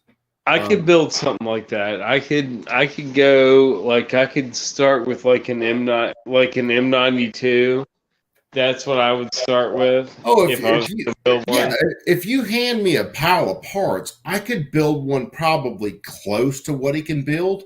But with his knowledge, dude, that gun's going to be 5 times better because he already knows the do's and don'ts of what you do to a trigger, how you set a gas block. There's so many things that dude knows, because he's been into this shit since like the 90s. You know, people don't realize that. Jim Fuller's a fucking national treasure, dude. Yeah. He's freaking awesome. I mean, he got into this shit, and if you listen to Jim, if you go back and listen to a lot of his older interviews, Jim will tell you, you know. I'll be honest. I found out about him maybe about 2 years ago. Yeah, it's probably been about I don't know 4 years ago. Well, it's 2020, almost 2023. So you figure about 2 years ago when I found out about that dude. Right, you figure right at mid 2018 is when I found Jim, because I got that original Wasser, and then I decided, fuck it, I want to build one. You know, I want to learn so much more about this gun. And I started looking at stuff, and I found Jim. I found Meadfield Rants, Clayco, just a bunch of guys. And then all around through that, of course, found fucking Brandon. But, you know, it was this big trip through a bunch of guys who just, they know these guns in and out. And Jim was one of the guys, the original guys, where it was like, fuck, this dude, he's been in this shit since no one thought it was cool, where no one would work on these guns, and he figured this shit out by himself. You're talking about like 1989, 1990, somewhere around that. That is cool, dude. That's cool as balls, dude. That's cool as balls. I mean, he talks in some of his interviews. You're talking about, and you know what? At that time, I didn't give a shit about guns. No. Well, you gotta figure. Me personally, I didn't give a shit about guns, but I know what you're talking about. Well, you gotta figure, because you know, when I was younger, up until I was in my early 20s, before I got in some bullshit, all my guns were basically hunting guns, or just I was playing with it guns. Oh yeah. I mean, I had bolt actions, I had lever actions, I had pump actions. I had that. I had some semi-auto shotguns. You know, I had a lot of stuff, but they were all geared towards hunting, or that first handgun I bought. It wasn't a carry gun; it was just a fucking play with gun. You know. So my introduction, I guess you could say, into, hey, these are serious defense guns. These are serious home defense guns. And I'm going to start carrying a gun. You know, that shit didn't happen until 2018. Not because I wasn't interested in it before, but because, you know, I had a bunch of years where I couldn't do that. And then I decided I was going to get serious about it after, you know, I got my fucking rights back. Yeah. And I laugh at people. They think, oh, you're full of shit. You know, you didn't lose your rights over a felony obstruction charge. And I swear to God, one of these days I'll do a show on it, because I have the court papers from when I went to court and all that shit. One of these days I'll go through it. Dude, I believe you. If you had your rights, I believe you lost them. Part of what I ended up with is, one, I ended up with a public defender, and two, I ended up with a district attorney who really wanted to put and this is going to sound racist as fuck, but I don't give a shit. He wanted to put a white scalp on his goddamn door. That's racist. And guess what? This fucking fat boy fucked up right at that time, and that's what I ended up with. And getting my rights back, believe it or not, getting my rights back. In Georgia, they came up with this in 2012. Okay, all right, dude. I mean, it certainly wasn't super heinous. What was your fucking crime? Well, it's like I said, I went after the dude when he hit his wife, and I was drunk as fuck. I don't remember all of it. I don't remember hardly any of it. And then they said I kicked the cop, and you caught felony battery. No. I caught felony obstruction when I kicked the cop. When I kicked the cop, and he said, that made it all I horrible. caught felony obstruction. Boo-hoo, the cop got kicked. So, yeah. That's where I went down with. And trust me, if you are ever like me, you're ever in trouble, you don't have a record, because the only thing that I had before is a speeding ticket. That's the only thing I had before this shit. If you are ever in trouble, realize you can get a lawyer on retainer, and you can pay him for the rest of your God-given life to pay off your debt to that lawyer, and that is better than having a public defender. Oh, yeah. If they mention public defender, just go ahead and shoot yourself in the fucking head and get it over with. Nah, because my dad was a well-known businessman in the area, and I used his business associates here and there when I had to get a lawyer. You know what I mean? Well, dude, when I got in trouble, man, okay, I never imagined that I would be in that sort of trouble.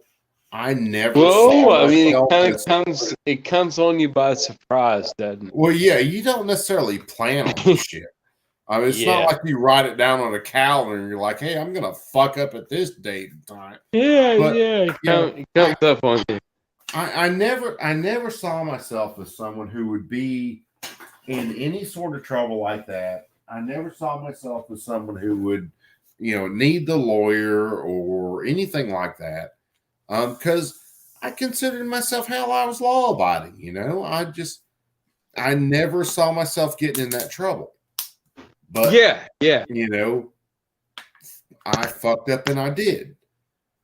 Which is why there have been other people that I know that have gotten some shit, and they didn't necessarily realize where I had been. And then I told them from the start, look, no matter what, you get a lawyer who works for you, not for the state. You get a lawyer who works for you. Oh yeah. That's the I didn't know any better.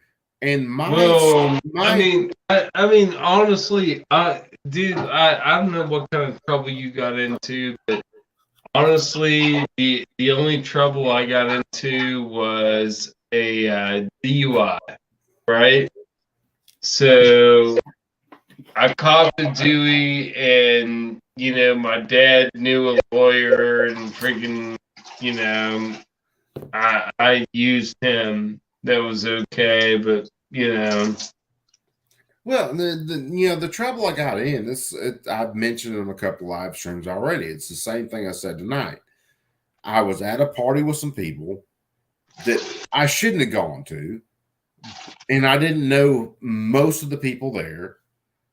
Dude hit his wife. I went after the dude, which I was too fucking drunk to even walk when I went after him. And I was blackout. I mean, I was blackout drunk. Cops get called. I fight the cops. Cop says I kicked him. I wake up downtown. That's about the most I remember about all of it. I understand the cops not want to be attacked, but too, they probably, if you just did a great, they probably exaggerate your fucking views. Well, funny thing about the cop who said I obstructed him and hurt his leg and all that. I I was locked up. I was at the fire department on my detail one morning and picked up the paper, and I saw that particular cop's name. And come to find out, he was doing 36 months in the federal pen for all sorts of crimes, anywhere from racketeering to whatever the fuck. I can't remember all of the shit he did, but yeah, it was kind of one of those things. Because, as a matter of fact, the detail officers that I was with, the fire department guys, of course they know all the cops because hell, they used to fucking hang together. Oh yeah, same guy. Yeah. I don't really remember this cop, and I bring the paper in and I asked the fucking I think he was captain at the time. Yeah, he was captain at the time. And I asked him, I said, look, dude, is this who I'm thinking it is? Because he knew my case. I talked to him about it. He was like, yeah, that's him. I went, well, fuck me running. I guess he got the worst of this goddamn shit because he's doing 36 fucking months in the federal goddamn pen. Yeah. Look at that. It was like, yeah, look at that one. He was like, yeah, that's him. He said, that's old Larry Lightning. I went, okay, well, yeah, Larry Lightning got lit the fuck up, apparently. And then I learned some shit later where I know old Larry Lightning was into some shit, but he got sold the fuck out by some really important people in this town. And yeah, he got left hanging. Some bad days. Oh yeah, there's a whole bunch of bullshit wrapped up in that. And it was like, okay, fuck it. I ain't saying I'm happy he went to the fucking federal pen, but I ain't necessarily fucking sad either. So I tell you what, Coop, I got to get about 3 hours of sleep, and then I got to go to work tomorrow. So late. Well, you get you some sleep. I got about another hour. I'm gonna hang out, and then I'm gonna crash because I got to be up with my boy in the morning. I am off for the fucking Christmas holidays, and my wife's taking my daughter to school, and me and the boy are gonna hang out tomorrow until I got to pick my daughter up. So. Very nice. Very well. You know that I love you, right? Yeah, brother, and you know I love you too, man. Much love for you. I do. I'm gonna say good night, and I love you, Coop. So have a good night. Hey, brother, we gonna catch you on another one before Christmas, so you just hang out, all right? We will. We'll do a Christmas because. Dude, I might even be like captive in my dad's fucking cabin up in the fucking the fucking third level of it, like getting away from everybody's being crazy and I'm up in the fucking cabin. Hey, that works. I'm still planning. I don't know whether I'll get it done or not, but I'm still planning on doing a Christmas night stream. Because that will be those are fun. Those are fun. I did one bacon one time, like over the COVID. Well, that will be the 1 year mark that I made my first appearance on a YouTube live stream, and that was with John Crump and Dark, and I can't remember who else was there that night. Yeah. I was drunk and they were on stream, so I jumped on it, but. Well, I'm drunk now, so I gotta go. We'll get you some rest, brother, man, and we'll catch you after a while, Joe. All right, bud. Later. All right, man. Later. You be cool. Yeah, man.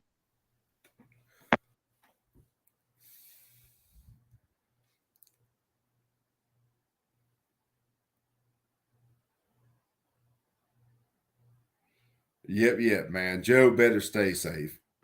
I'm serious. It might be.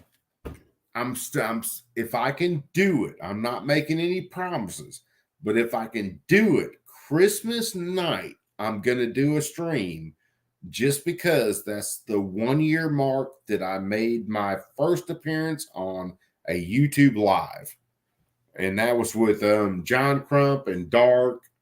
Dark had COVID. John was playing video games, and Coop was drunk. And we had a live stream that night. So I've seriously got to do one just to hang out, man. Because, I mean, fuck, man. All you guys are cool as hell, and fuck, why not?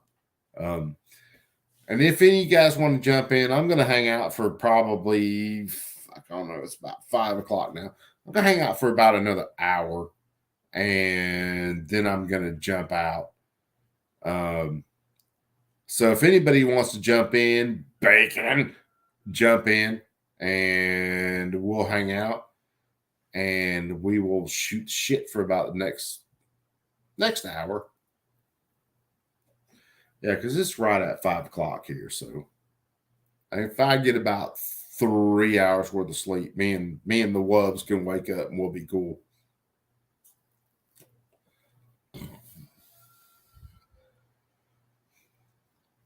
Kurt got to open up the building there in 25 minutes. You are the responsible person then. Don't get caught. And of course, my fucking rooster on the porch is going off already because that bastard don't wear a fucking watch.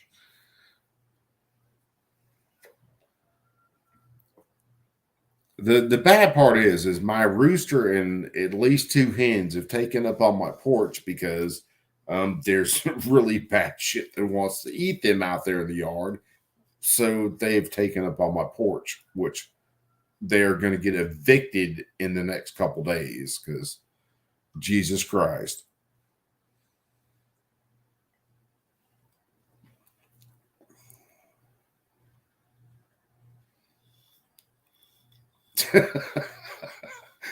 Joe, I thought you were going to sleep. You weren't supposed to still be in the chat.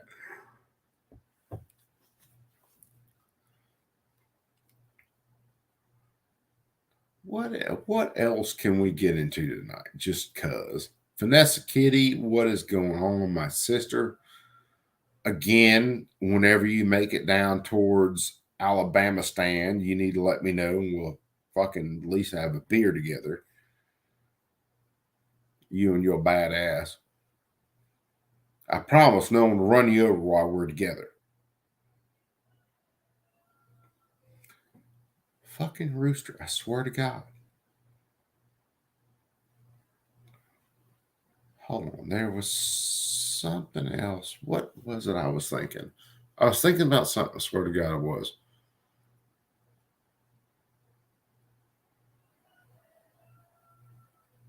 Yeah, I'm like I said, I got about an hour and I'm bouncing. So we will catch you probably later tonight, Kurt.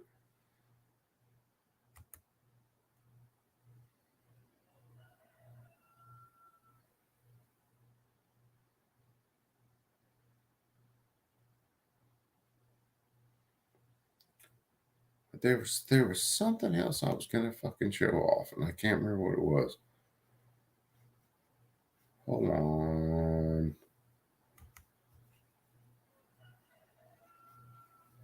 What was it? Mass Mofo. Dude, I quit naming the roosters after I had to kill Corn Pop. When I had to kill Corn Pop, I quit naming the roosters. Because Corn Pop was a bad dude. And what can I say? After you kill Corn Pop, well, the rest of them just...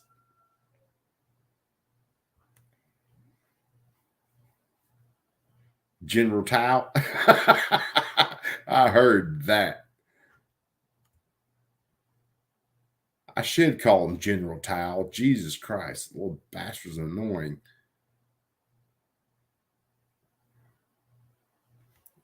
Cook his ass up. Throw him over some rice.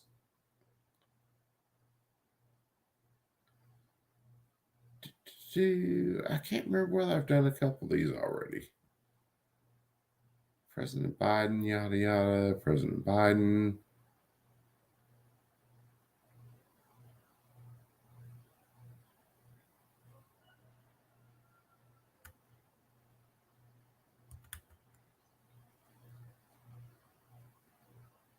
browser's having trouble. What?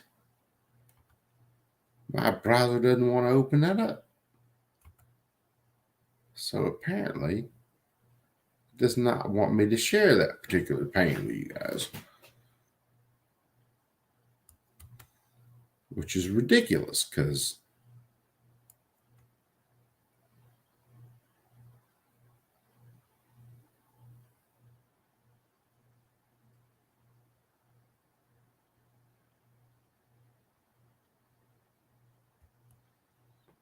no, dude, I've never been to that particular hot dog joint.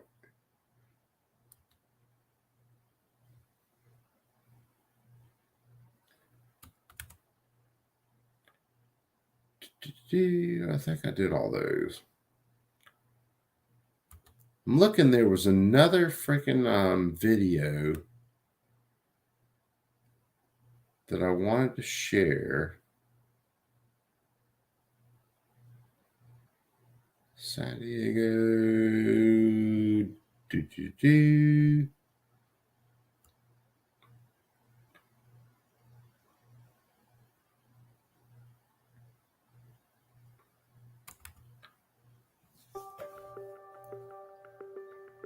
Was this it?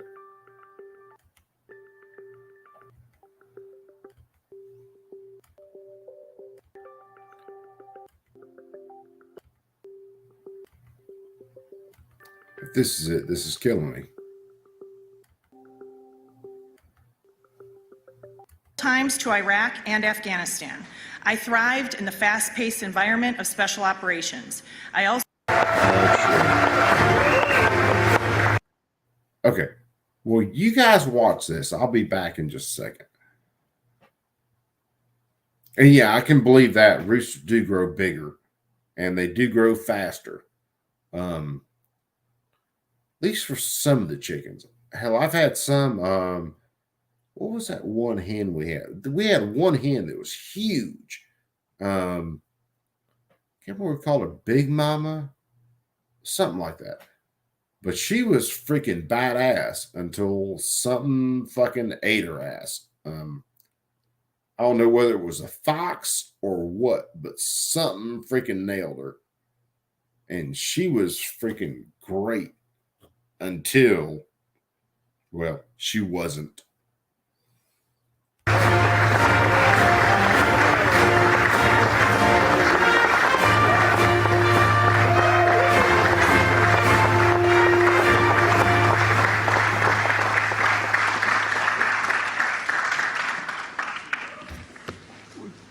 Darn, thank you very much for the introduction.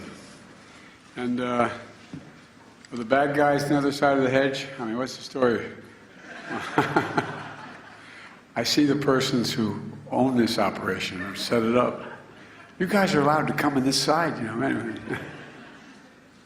Anyway, thank you all very much. Thanks for the introduction and for your service and the service of your husband. I mean that sincerely. You know, I spent a fair amount of time. I guess I was in about 34, 35 times in Afghanistan and Iraq. And you were at Camp Victory where my son was at camp. His hooch was only about a couple hundred yards from that burn pit. And he came home with stage 4. He went as the healthiest guy in his division, not division, his regiment. And came home with stage 4 glioblastoma. So we owe a lot of folks. You know, a lot of you here are veterans of Iraq and Afghanistan. As I said, I visited both war zones as a senator and vice president a lot, and some godforsaken areas that you were assigned. And I watched you. I observed your incredible courage firsthand, not a joke. That's why you reinforced my belief that veterans are literally the spine, the very sinew of what America is. Not a joke. 1% of you serve and protect the other 99%. We all owe you. You know, I just met a few folks who work with Jill, my wife, First Lady. She started an outfit called Joining Forces when she was the First Lady to make sure that we took care of the military families while the people were deployed. What people don't realize is a whole lot of folks were deployed in those two wars who were in fact not career military. National Guard, we had a significant number of National Guard, almost at one point 50% of the fighters in National Guard. And you know, there are a lot of empty dinner tables at night. At least when you're on a base, you're with other people who know what you're going through. But most people had no idea that the National Guard captain or corporal was in fact deployed. And she started this out. This fucker uses his empty dinner table argument on quite a few things and drives me goddamn insane. Fit too in the state of Delaware, my wife's, to convince people that they should reach out because, you know, the only kid in school who his dad doesn't show up is the kid whose dad's deployed. No one knows it. And so she started a process where she got all the schools, and not only Delaware, then across the country, to begin to point out the fact that their mom or dad was deployed. It makes a difference. They're not looking for it, but it makes a difference just knowing people know. Knowing people know. To all the veterans here and your families, as I said, we owe you. I've said many times before, we have many obligations to the country. But we only have one truly sacred obligation, and it is a sacred obligation. Is to prepare those we send to war and care for their families and them when they come home. This fucker. I finished my French fries. This fucker has been in government since the 80s, 70s? And all he's done his entire career is shit on the military. And then he's supposed to give this speech, and everybody's supposed to be like, oh, he loves the military. Fuck off. You simple-minded sons of bitches who voted for this dude. That's a sacred. We have a lot of obligations, but that's a truly sacred obligation. That crosses party lines, crosses ideology, crosses everything. And and that's what today's about. It's good to be here in San Diego County with Mayor Gloria and the County Chair Fletcher, and Congressman Scott Peters is a good friend and a great partner for my administration, especially helping reduce the cost of drugs as well as taking care of vets. Scott, your district is lucky to have you. And I want to thank Congressman Michael Levin. Stand up, Scott. Stand up.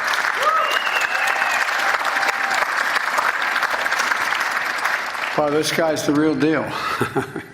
He's the real deal. And I want to ask Congressman Mike Levin, thank him for welcoming me to his district today. Mike, where are you? There you go. Mike.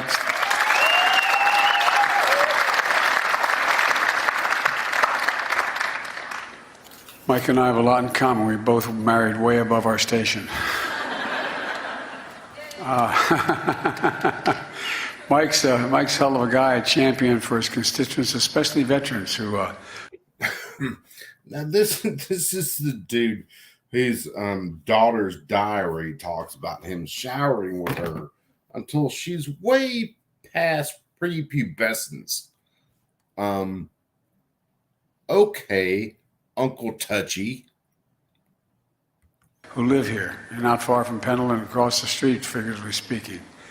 And that's why in my State of the Union address I said that I laid out what I called a unity agenda, an agenda that everybody could agree on 4 big things. I laid a lot more, but 4 big things. 1, deal with the opioid crisis. 2, the mental health crisis as a consequence of what COVID has inflicted on an awful lot of folks around the country. And deal with cancer, because we can beat cancer. We're now going to invest in billions to deal with that. And supporting our veterans. Again, this is the dude who said he would cure cancer.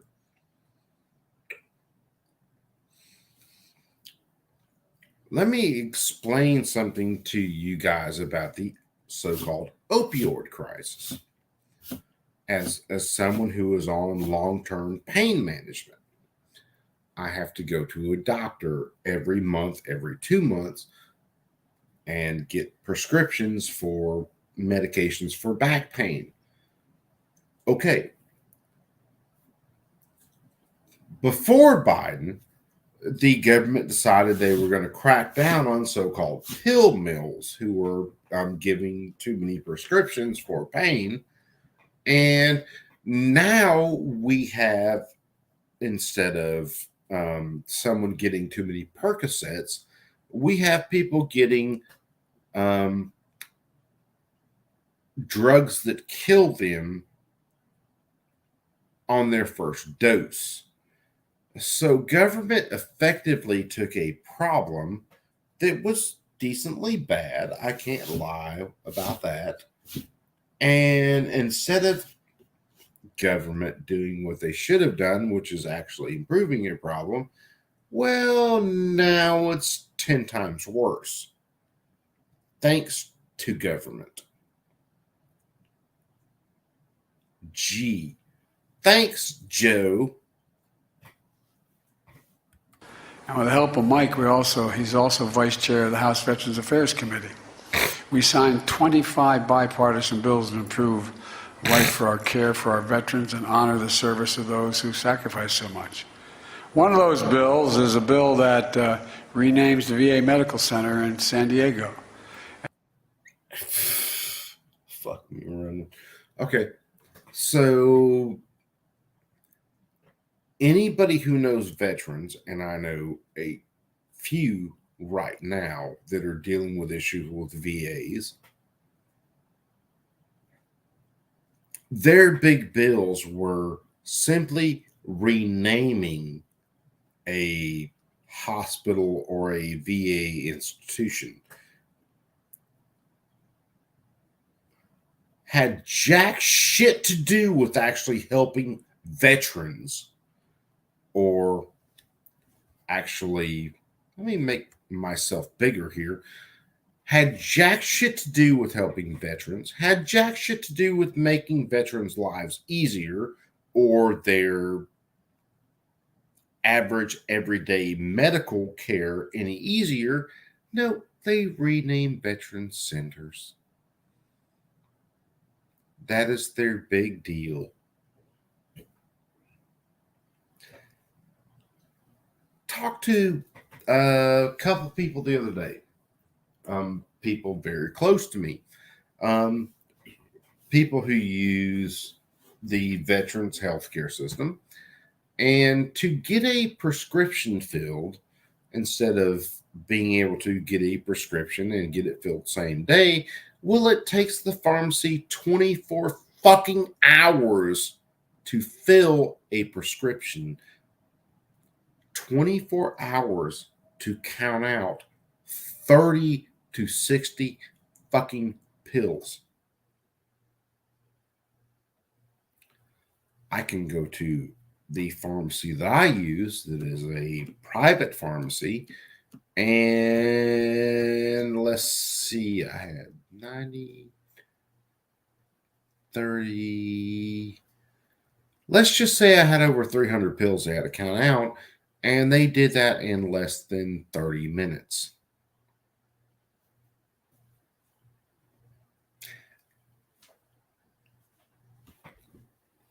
Let's keep playing. And it renames it Captain Jennifer Marino, Army nurse who died.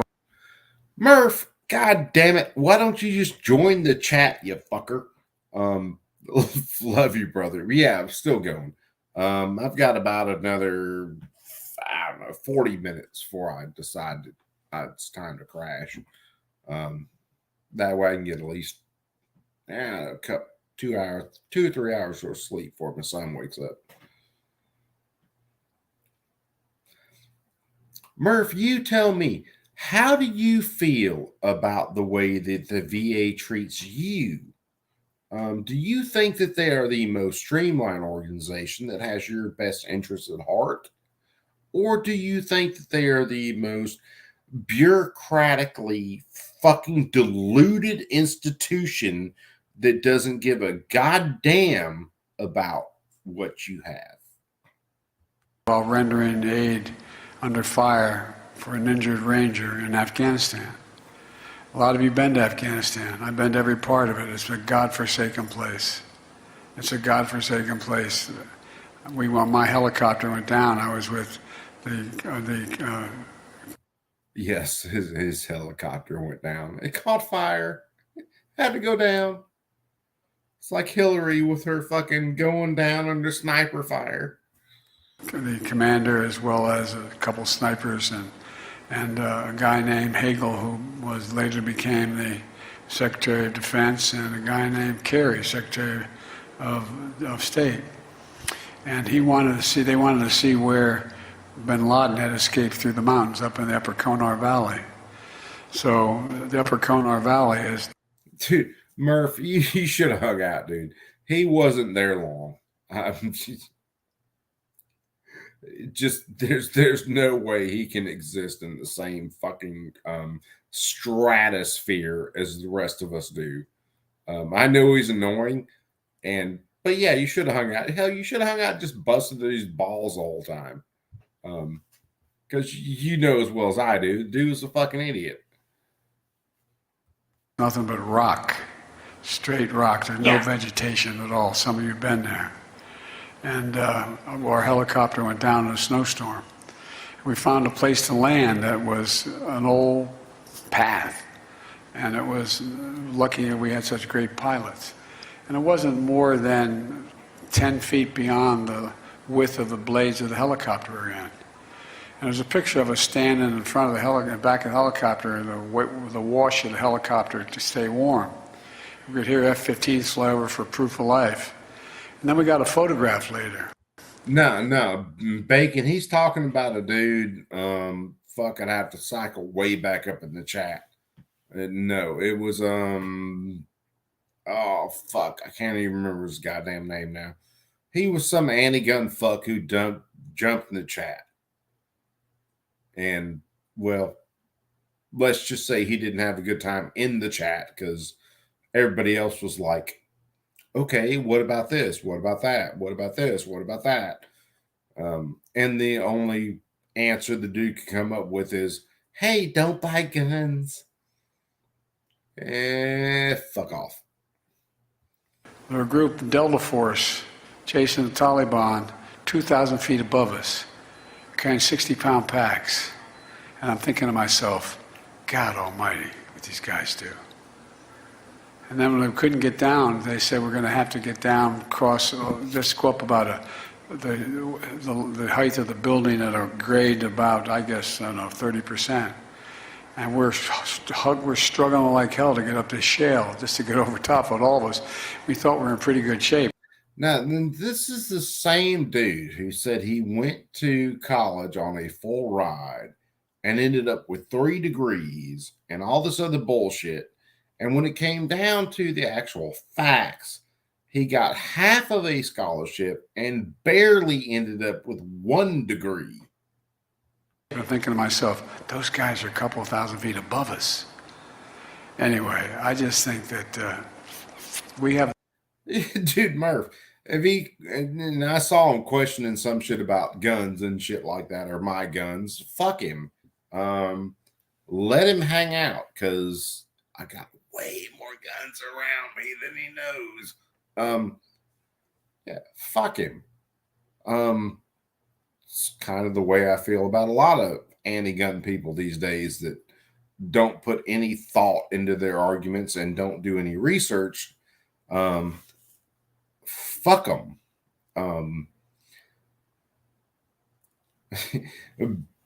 Bacon had to talk one of his people off the ledge the other night because my attitude, which is fuck them.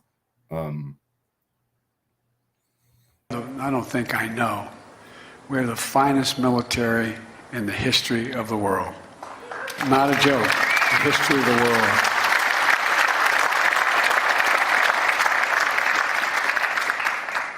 Both my fellows helped me pass a thing called the Bipartisan PAC Act. The most significant law in decades to help millions of veterans who are exposed during the military service to toxic substances, like from burn pits, the size of football fields, 8-10 feet deep. And just incredible place where they incinerated waste of war, tires, poisonous chemicals, jet fuel, and so much more. And we found out, just like if those folks, those firemen after 9/11, fighting that blaze, that toxic smoke caused a lot of deaths, caused a lot of cancer, caused a lot of problems. So when they came home, many of the fittest and best trained warriors were not the same. They came home with headaches, numbness, dizziness, cancer. The PACT Act empowers the Department of Veterans Affairs to determine more quickly if a veteran's illness is related to toxic exposure. And for the families or veterans who died of toxic exposure, it means monthly stipends, life insurance, tuition payments for the kids to get to school. It's the least we can do for them. The least we can do for them. And folks,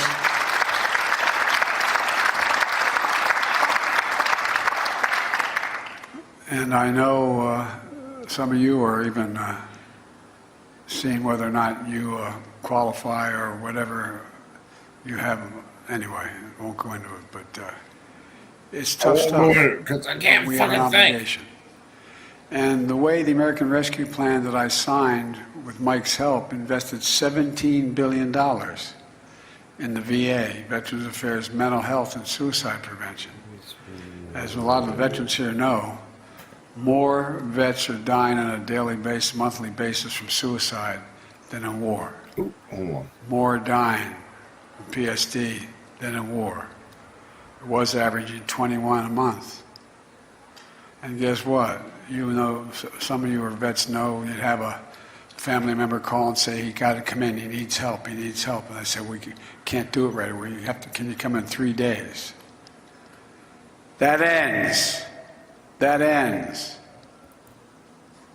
They've got to be seen immediately, because it's literally life and death for an awful lot of folks. Folks, Try the reason we're digging. here That's today the is dude's because of name. another law that I signed with Mike's help. And it matters for our economy and national security of our veterans. It's called the CHIPS and Science Act.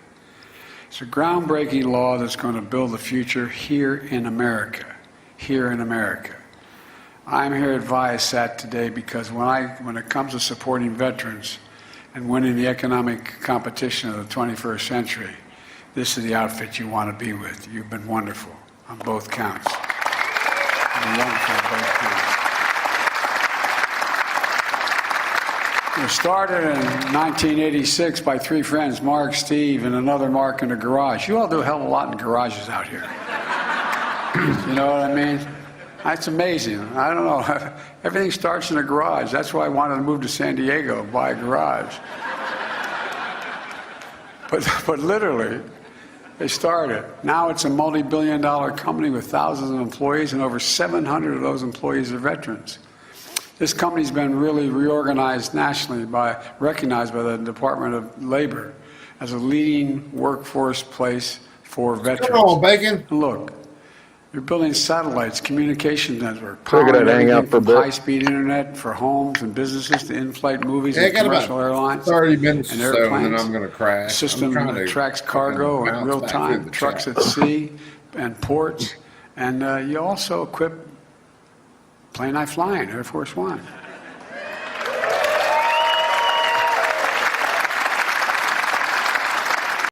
Let me remove this fucker because I'm damn tired of listening to him. Speaking What's of- going on, Bacon? What's happening, man? Speaking of sharing the pain, this is what I decided to have tonight. You ever What see the this hell before? is that? Earthquake high gravity logger. No, I've never seen it. I didn't see it before, but there's like this Caribbean place not too far away from me. Like it's like some small Caribbean like corner store or whatever. Yeah. I just happened to see that there. I was like, oh, that's suspicious. Actually, believe it or not as bad as you would think it is. Not as bad. It's not like a Schlitz malt liquor. No, it's better than Schlitz. I know because I've had Schlitz. Dude, I haven't had a This is Schlitz. better than King Cobra. I can't remember how a Schlitz tastes. That's how long it's been. Hey, consider yourself lucky because I do remember. And Jesus Christ, I kind of wish. Kind of wish you did. Drinking. I won't remember a show that I've done or what's happened. It was like, hey, remember this happened? And these people are arguing. I was like, no. No, that left a permanent imprint on my memory. That's how bad it is. Oh God, That and King Cobra. Rough. That's rough stuff. King Cobra. Oh Jesus Christ. No kidding.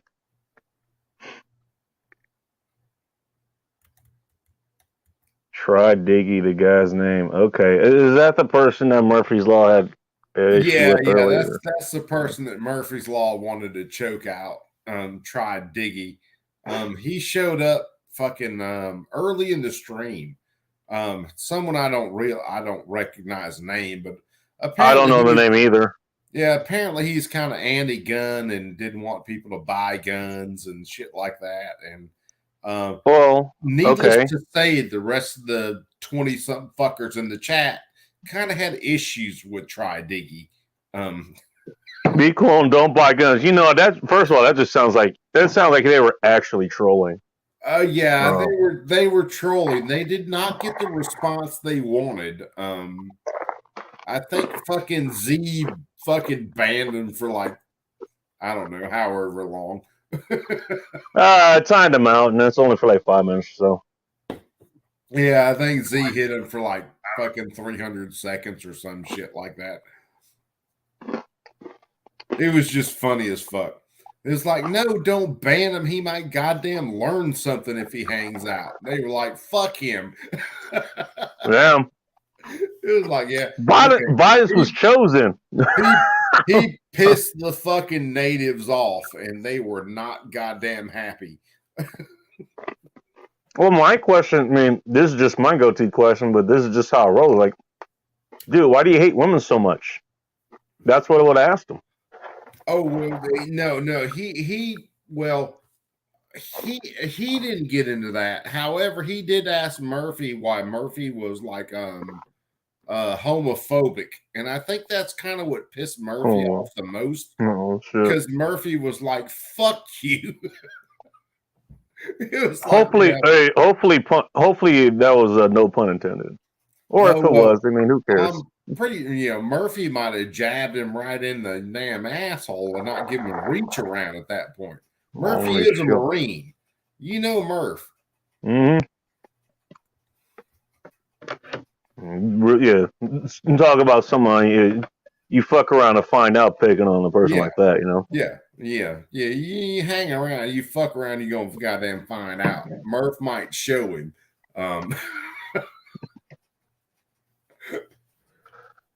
No, but I mean, that's the question I was asking, you know? Like, the best way for women to be able to defend themselves in anything, like, is a firearm. Like, that's the great equalizer, you know, in terms of physical conflict. So why would you want to take that away from them? Because people are fucking morons, and that's all it amounts to. You gotta, if we just boil this down into pure strength, okay? Mm-hmm. I'm right at 200 pounds right now. My wife is just a little bit under me in actual weight. Now, I can hold my wife's hands behind her back and do whatever the fuck I want. Because I'm just stronger than her. It's genetics. Now, by the way, go ahead. Let me go grab my chicken real quick because it's in the oven, and also I'm black. If someone tried to do that to my wife and my wife had a firearm on the other hand, well, then they would catch a whole lot of hot shit.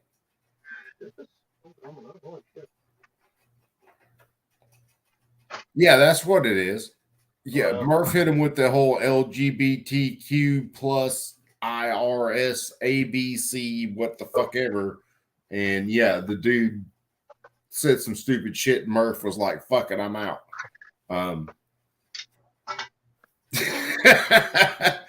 It sounds kinky coop. Well, it could be depending on the night. I'm just saying. You did name me Kinky Coop. But right, it really is. I'm not gonna lie. I was kind of having the same thoughts. Like, I mean, how much is she enjoying this? Like, well, it depends on the night, because there are some nights she might enjoy it, and other nights she might just want to kill my ass over it. So, I mean, just it's dependent. They're just kind of like, real estate. It's location, location, location. Only this time it's time and time and time.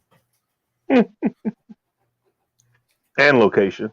Yeah, well, time and location. Yeah, that does help. But yeah, it's not just with women. I mean, I'm 5'7". I'm not a big dude. I'm not a small dude.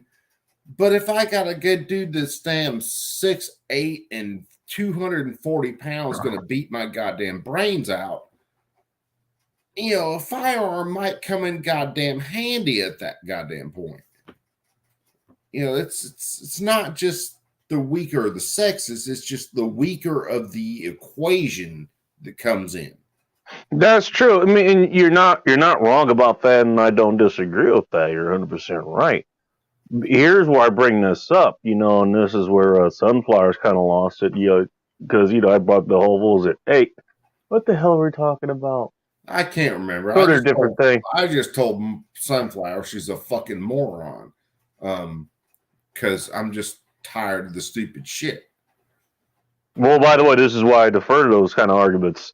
What was it? We were in Safety Doc's chat, and he was talking about, what was it, like these Narcan dispensers or whatever, or Narcan vending machines. Yeah. He was coming talking about out this the other night.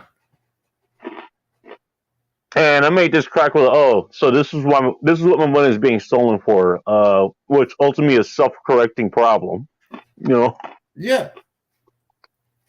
And she comes in and goes like, hey, what was it? See, you must think taxation is theft too, and I know that fucking tactic. I've been doing this shit for almost 20 fucking years. Yeah, Like, well, come on. Taxation is. And I just go back. I was like, yeah, you know what? Just like unwanted sexual contact is rape, and she just could not get her mind around that.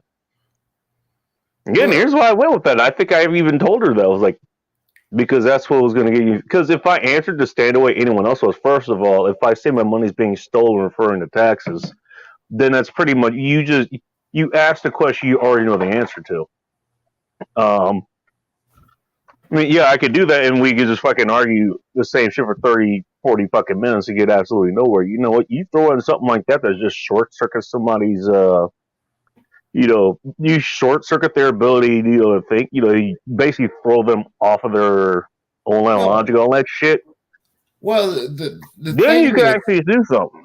Yeah, well, the thing is with taxation, okay? What ultimately is your pay for what you do? It's compensation for your labor. Okay, I have a consensual agreement with who I work for that I'm going to do these certain things and you're going to pay me a certain amount of money. I do not have a consensual agreement with the government where the government comes in and takes part of my labor to go pay for other things. It's a non-consensual agreement that we have to deal with constantly, because don't pay your taxes and guess what? You end up like fucking Al Capone. Now, you ain't going to end up like Jesse Jackson, who ain't paying his fucking taxes because he's a part of a protected That fucker's still alive, really? Oh, Jesse Jackson? Yeah. He still looks like a fucking bobblehead doll, man. He lost all that weight, but he still got the big ass fucking head.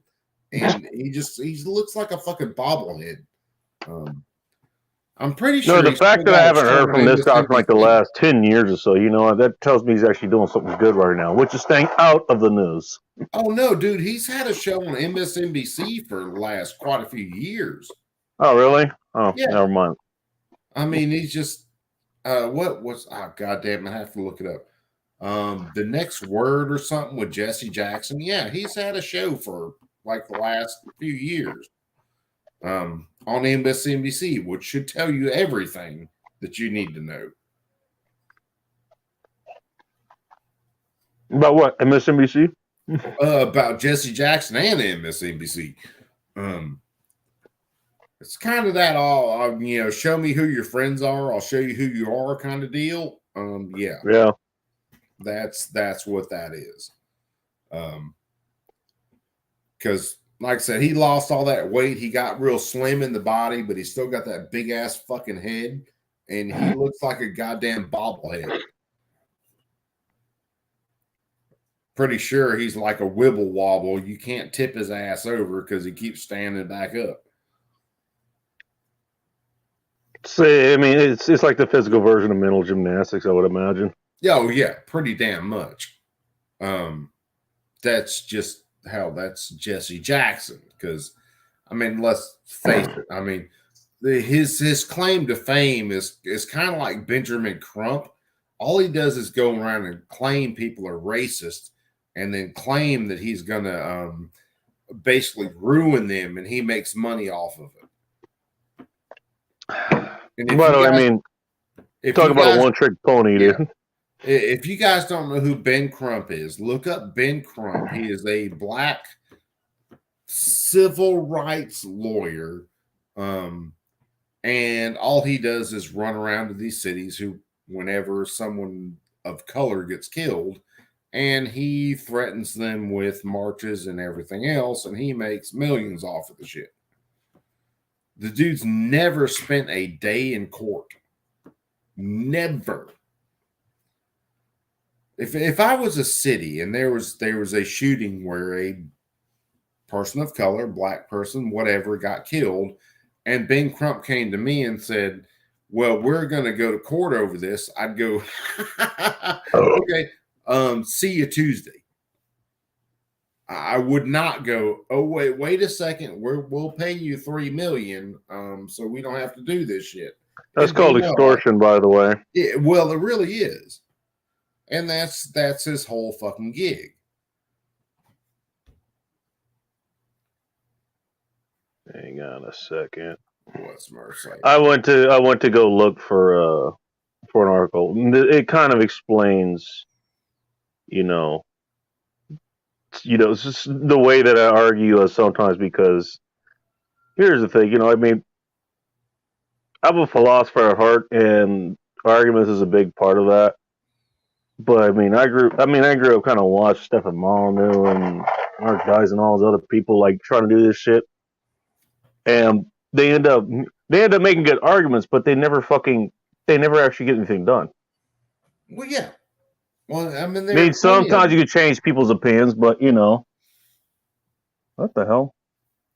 Yeah, I mean, there are plenty of that's the link to your show. What the hell? Well, there are a few that will make good arguments, but they don't get shit done. And the rest of them are just fucking political whores who spend their time bleeding everybody goddamn dry. And that's what they do. Ben Crump is one. Fucking Al Sharpton, him and his goddamn Rainbow Push. Jesse Jackson is the Rainbow Push Coalition. Al Sharpton was a couple of others that were very similar to that. But I mean, it's just. Kurt, what's up? Got 3 whole minutes till I gotta get to work. What's happening, brother man? I'll see it off. 180 seconds to you then, good sir. Nice to see you, by the way. First time ever on the stream. Well, really? Welcome to it. Well, usually I'm downstairs and my wife's room's like right above us, so don't want noise. Well, you are more than welcome. You got the floor. What you got? I got nothing. I got nothing.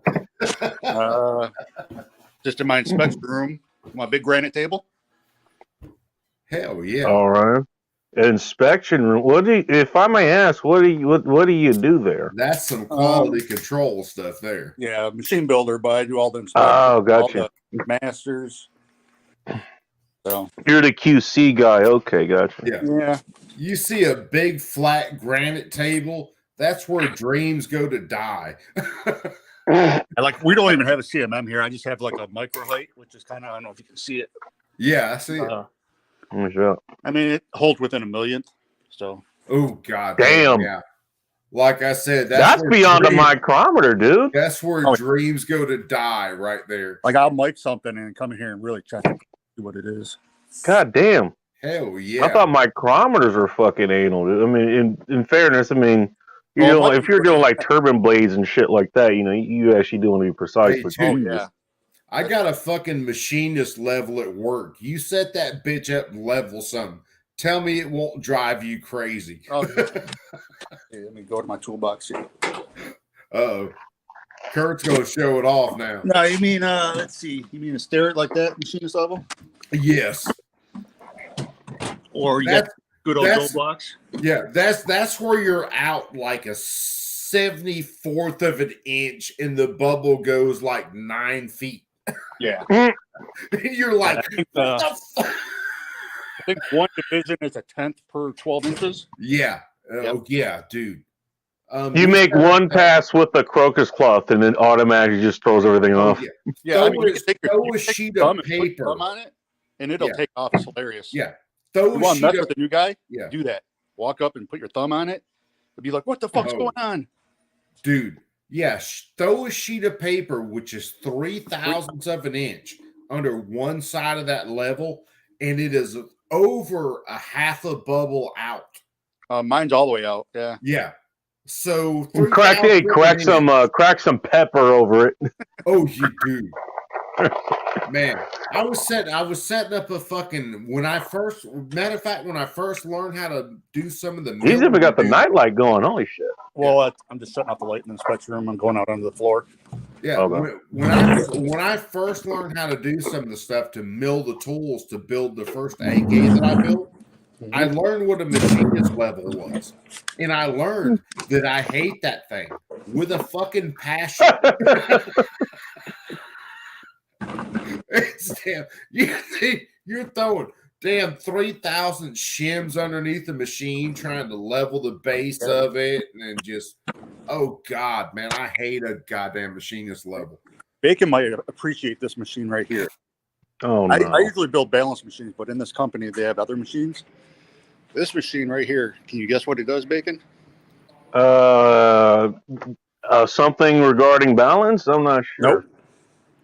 This makes the containers for beer. Oh, you know what? I should have guessed that. I should have fucking guessed. It prints all the graphics on it and everything. Oh, shit. I'm a big fan of that machine. So, like Sierra Nevada or Elysian Brewing or something like that, they probably have something like that in commission, or something like that. I don't know. Rogue Brewing. Things are going. Yeah, it depends on where it's going. Rogue Hills, sorry. Founders. Because I'm pretty sure you guys will print multiple labels that are just going out to multiple sites. Yeah, look, I come and look at my table and there's more work for me. Oh well. Lucky you.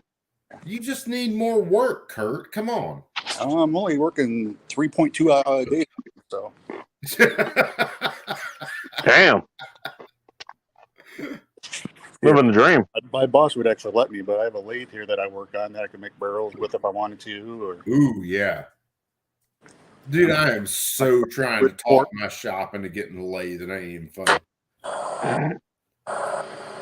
I'm gonna do one. Why the fuck wouldn't they have one? Well, technically, we're a weld shop, so they don't think we need a lathe right away. But I'm trying to talk it into the fact that, hey, we teach a lot of maintenance welding, and maintenance people use lathes, so therefore we need a lathe. So that's pretty sound logic. All right, guys. Well, I'm gonna make a bunch of noise, so I'm gonna get off. Hey, well, go ahead and make it, Kurt. You have a good night. Bro. It sounds like my women when I bring them home. All right, we'll see you guys later. Well, your women only make the sound of deflating. Hey, that still may be a lot of noise. You don't know this. Later, Kurt. Man, we love you, brother. Nice to see you. I'm in the presence of men that can help me with my 3D printer. I mean, I think it's the same concept, but... Murph, you finally got your 3D printer, brother?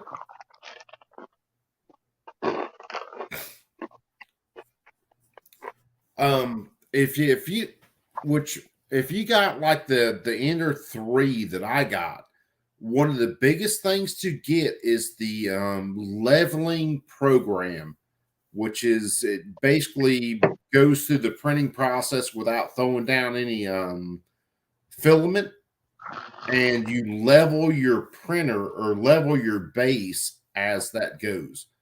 That is the best thing you can get. And then after that, before you run any other program, run that leveling program and then set it to run whatever you're going to print.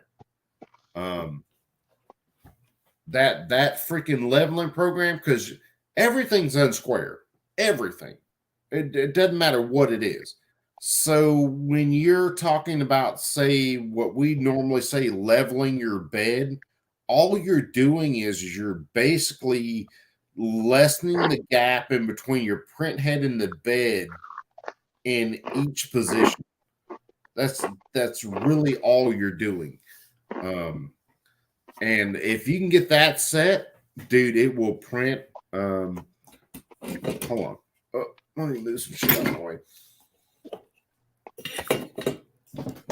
I got so much fucking shit laying over here. Ah, fuck. Ah, shit. Like this. So this is one of the 1776 prints, which Knuckles got on with me one night on Instagram and helped me out with it to get the printer set. This thing is freaking solid. And the outside of the print is just insane slick. I'm gonna eventually take what I need to do is take all my 19 parts that I've got in the gun that I'm running, that I carry every day, and I'm gonna put them in this frame just to do some testing with it. But yeah, this thing printed out freaking beautiful. Nice. And that's printed rails down. And I'd have to go back in and look at all my settings on it. But yeah, that thing is freaking just solid. That's awesome. Well, I think Murphy, he's saying he's getting something from Print Bunny in 1776. Print Bunny's hooking them up. Yep. Yeah. Yeah. Print Bunny, Knuckles. Yep. They are freaking solid, man.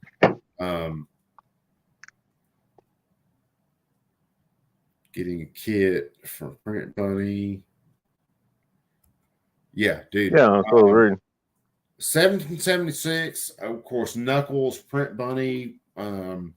Yeah, dude, that's some fucking solid shit. There's no lie about that at all. That's just, like I said, Knuckles hit me up on Instagram one night, and I wasn't expecting him to. Hell, I can't remember what I was doing. Oh, that's what I was going to ask. Like, was this like a video call you guys were doing or something? Yeah, dude, he set me up. He hit me up on Instagram on a video call. It was like, All look, right, man, I'll help you out. And help me freaking get my bed squared up to the print head. We did some test runs to see whether everything was squared up. Then he sent me the file for the actual frame. And dude spent like fucking at least an hour and something with me one night. Wow. Yeah, dude, just helping me out. And it wasn't, I didn't pay him to do it. It wasn't, I'm the cool dude he needs to help out or anything like that. It was just, I think I'd asked a question to him, and it was just out of the blue. He just hit me up and was like, hey, dude, I'll help you out. And fucking got it squared away. So, yeah, dude, 1776, Knuckles, Print Bunny, fucking. Is Knuckles 1776? Yeah, Knuckles is 1776. So if you see if you see 1776 supply code, that's Knuckles, and Print Bunny will be down there. Okay, got you.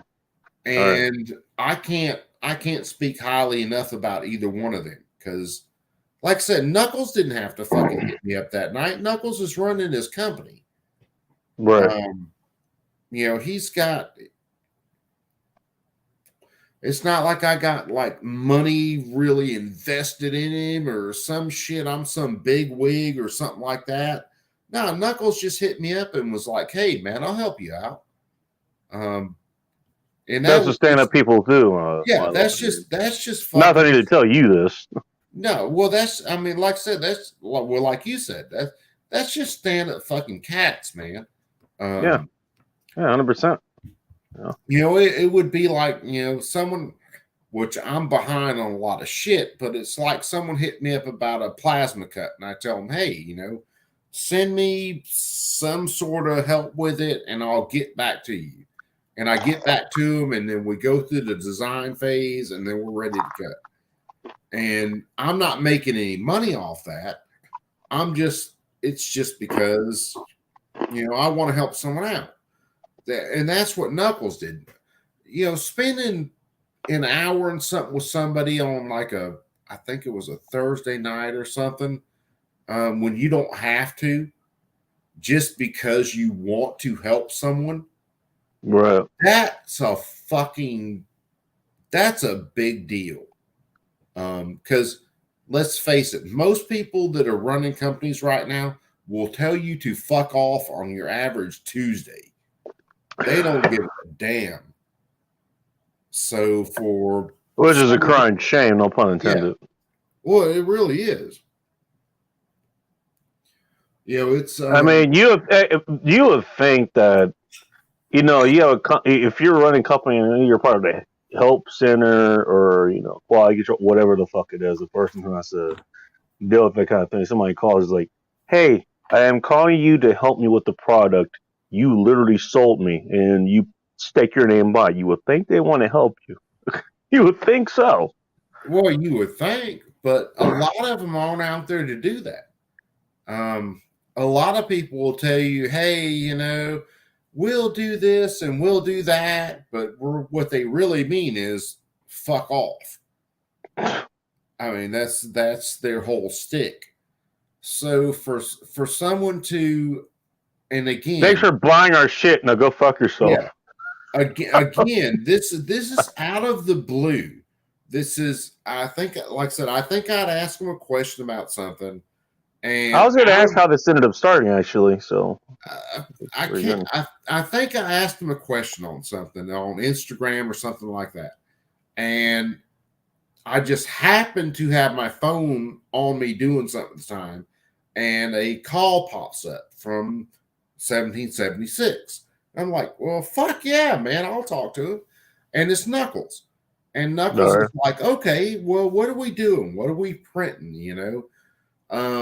Let's do this. Let's get your bed leveled out, and let's check these settings, and here's the print, and then let's go down through each setting in the software into Cura, and set this for this, and change this value to that, and leave this alone, leave that alone. Let's change this. And it walked me down through all the settings for it and everything. And I can't remember whether it's this one or the next one, but this was one of the prints, and this thing is fucking solid.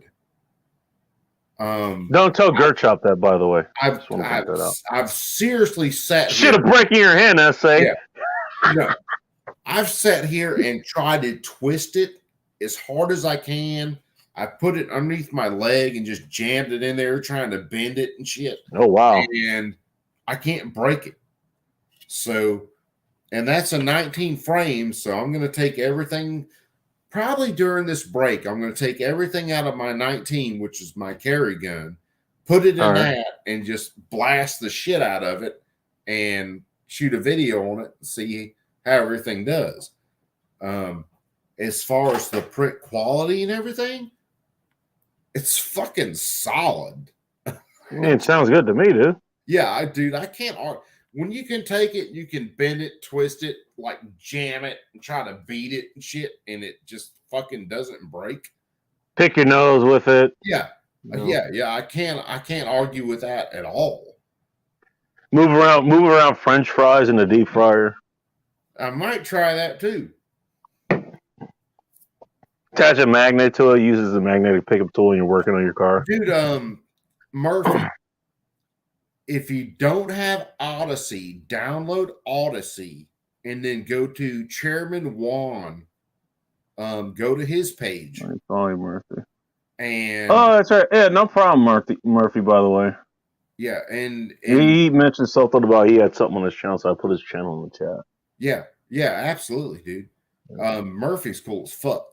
But yeah, go if you don't have Odyssey, download Odyssey, which I've got some stuff over on Odyssey, but I haven't necessarily linked my channel yet and got everything over there. But look up Chairman Juan. If you don't know Chairman Juan, look up that's WON, right? Yeah. Look up Mr. Snow. P80 Ralph is over there. And you will find all the files that you ever wanted to print for 1917s, you name it. You can print anything from your standard size 17 to the biggest dickus, which is fucking what a so to speak, sir. So to speak. With the freaking way big magwell on it to the fucking whatever they call the one with the bong built into it. Oh my! You can print all that shit, and they've got all their files on Odyssey. So, yeah, look up or go to Odyssey, find Chairman Juan, find Ralph, find Mr. Snow. I think 3 print generals over there. All those guys, and they'll be on Rumble too.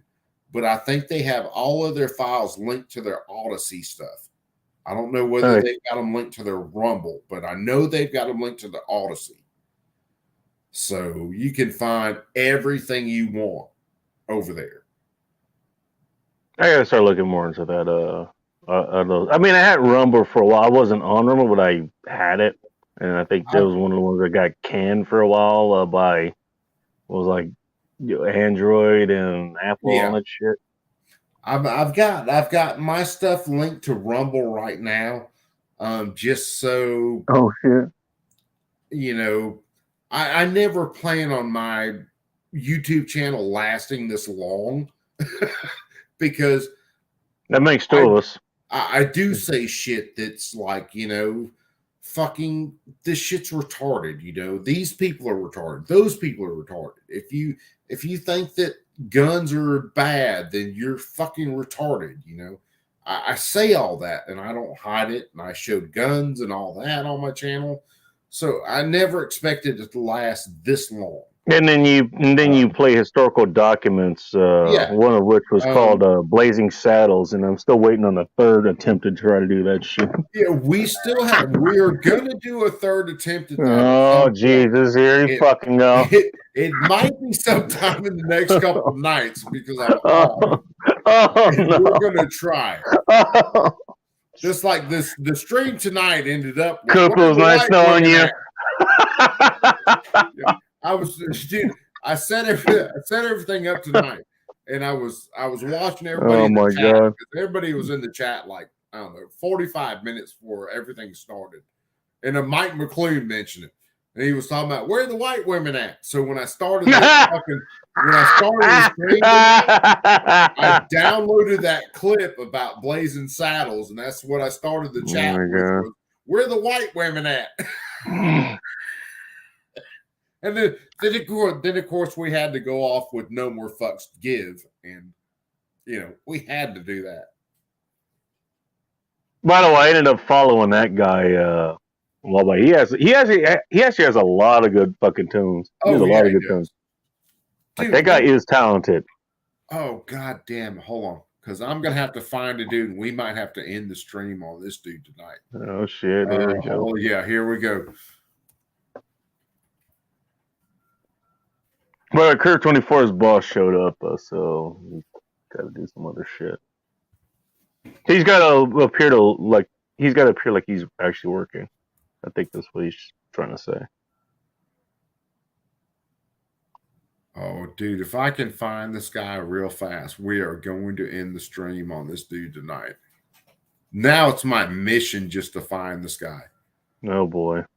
Oh, dude, this is hysterical. Benjamin Esquire or something like that. No. This is way fucking better. Oh, okay. I actually do have a question that Humble posted earlier today. I have a question based on some of the things he was saying earlier. What's that? What was it? Samantha P decided to show up in this chat, and the reason I jump over here sooner is because I was just kind of managing what the fuck was going on there as best I could. And Samantha decided to break up like term limits, and the argument that he came with was, hey, because like I try to look for what was it? Basically, he tried to correlate the public sector with the private one. Like if you look for a mechanic, you don't look for somebody that has less experience. You look for one that has more, essentially. So somebody, let's take like Scotty Kilmer, like an easily hateable person because I brought him up, but obviously somebody that's knows fucking mechanics. He's been doing this for 5 decades and shit, Yeah. So, okay, I mean, I don't want to look for Scotty Kilmer. I want to look for, I don't know, Baker, who's just been doing shit with his own cars and shit and may not know everything else that goes with it, Basically, he tried to correlate that, if it was, what? You want more experienced politicians, essentially. Like, you don't want term limits. And not only that, what the hell is the other thing that he said? The other thing he said was, one of the things that if you want politics to change, basically you go out and vote or whatever. And I get the argument, but what he also was saying was, basically like if all they had to do was wait for term limits in, they would just run unopposed or something like that too. I mean, now I come from my thing is that look. You're kind of comparing apples to oranges because mechanics, and surgeons or whatever, they actually provide value. Well, it's one of those things when you look at something like, say, term limits, okay, that can be good or it can be bad. It's seriously a double-edged sword because you can have people in there who believe in your rights and believe in personal responsibility, who can be there for years and they can fight for that. Or you can end up with people who believe in the power of government and government needs to solve everything, and they're going to be there for 30 years. Which is pretty much what we have now. Yeah, it's very much a double-edged sword. Would I like to see people say, like, I don't know, Mike Lee there for longer? Or I can't think of another game. Chuck or Chip something from Texas. Chip Roy. Would I like to see them there for decades? Yeah, because I think they would do good. Would I like to see Nancy Pelosi there for decades? No, I think the bitch ought to be tarred and fucking feathered and thrown into a goddamn ditch. So it's very much conditional. By the way, as an aside, talk about a waste of tits. I'm just saying. Yeah, this is very true. So talk about a waste of tits. See if I can pull this up, we're gonna end the stream on this one.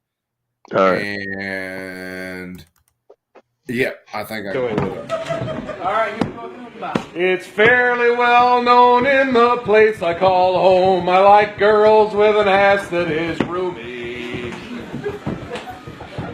I met an old slut with a very large butt. She said, son, for $10 you can do me.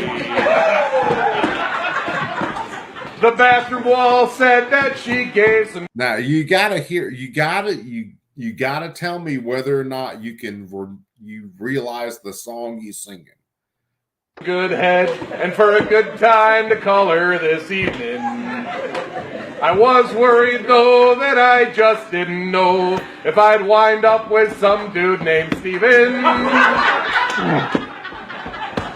I gave her a call and we went to the mall and we enjoyed a couple of Slurpees. Was 2 days or more, I was pretty damn sore. I found out the old bag gave me herpes. Her hair was dyed, she didn't have a good side. She had moved here from someplace near Boston. When I got her home and she took off her clothes, well, my cookies, I just about tossed them. Her bush, when she turned, looked like an overgrown fern in desperate need of some water. Her elbows and knees had some scabby disease, and her mustache looked like Sergeant Slaughter. I turned off the lights, 'cause if I looked at her right, I felt like my eyes would start failing.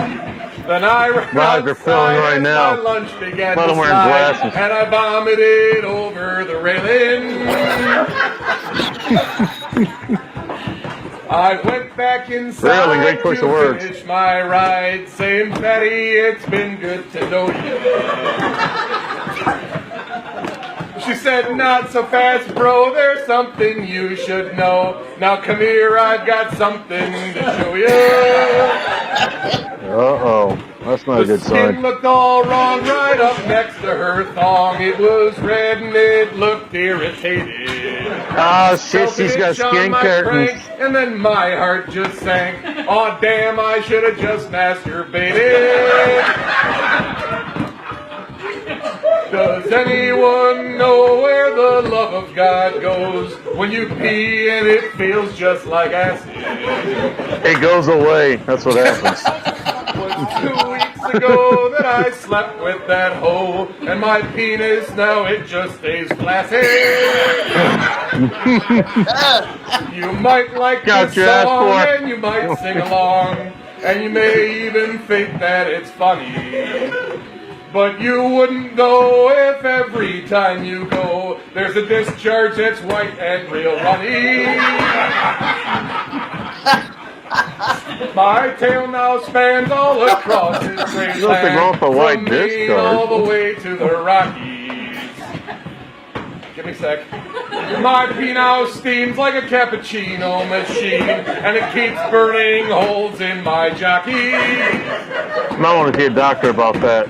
That filthy old hole Maybe a is in metallurgist. Detroit, they say, and it's doubtful that anyone's caring. Her career high, she bagged 29 guys on the hood of her Chrysler LeBaron. Why gotta bring Chrysler LeBaron into this? All say that smell won't go away. What did it do wrong? That's been shipped here from China. I tried Listerine, even used Listerine, but my nuts still smell like filthy vagina. The Listerine probably ran away.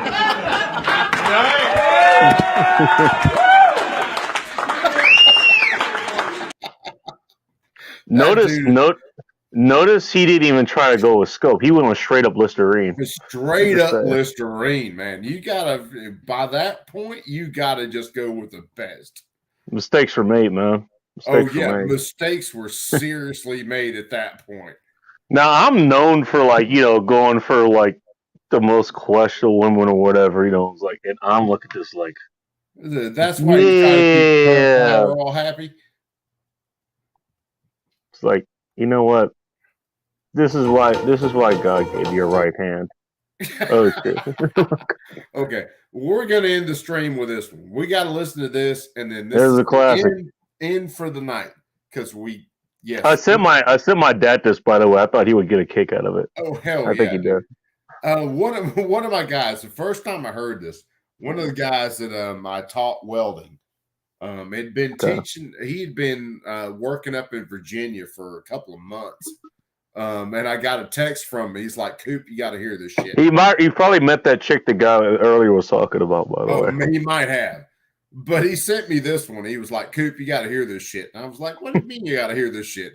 And he sent it to me. He sent me the link. And I was like, dude, that's the funniest shit I've heard in my goddamn life. So, yeah, we're going to listen to this one. This guy's awesome. Notice he's doing it in a he's doing it in a suit shot, by the way. Yep. I cried, and I can't recall what for. I pressed, I pushed, I yelled, and begged in hopes of some success. But the inevitable fact is that it never will impress. Those are my career working in Seattle. My fucks have run dry. I tried to go fuck shopping, but there's no fucks left to buy. There's none for Christmas. The more fucks I've tried to get, I'm over my fuck budget and I'm now in fucking debt. It's fucking hysterical, dude. I love this thing. I strive to get everything done. I play by all the rules, but I very rarely won. I've smiled, I've charmed, I would have laughed, alas, to no avail. I'd run round like a moron to unequivocally fail. Me and him vlog so much. My fuck fuse has just blown. I've been hunting for my fucks all day, but they've upped and fucked off home. I've no more fucks to give. My fuck rations are depleted. I've rallied my fuck army, but it's been fucking defeated. The airport has just not been worth the time or the expense. That's like the best line of this whole song. Yes, it is. I rallied my fuck army, but it's been fucking defeated. God damn. If that doesn't get the point across. No shit. Begun to go, and I've come to realize Everybody that sing I along. don't give a fuck.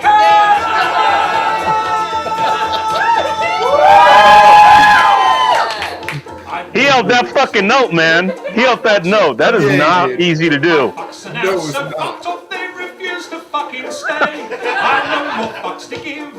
My Thinking of fucks fun have is gone digging this, insane. dude. They come back round and pass me while they're fucking off again. I've no more fucks to give. My fucks have all dissolved. I plan many projects, but my fucks won't be involved. I've no more fucks to give. My fucks have all been spent. They fucked off from the building, and I don't know where they went. I've no more fucks to give. I've no more fucks to give. I've no more fucks. I've no more fucks. I've no more fucks to give. Thank you very much. Holy shit.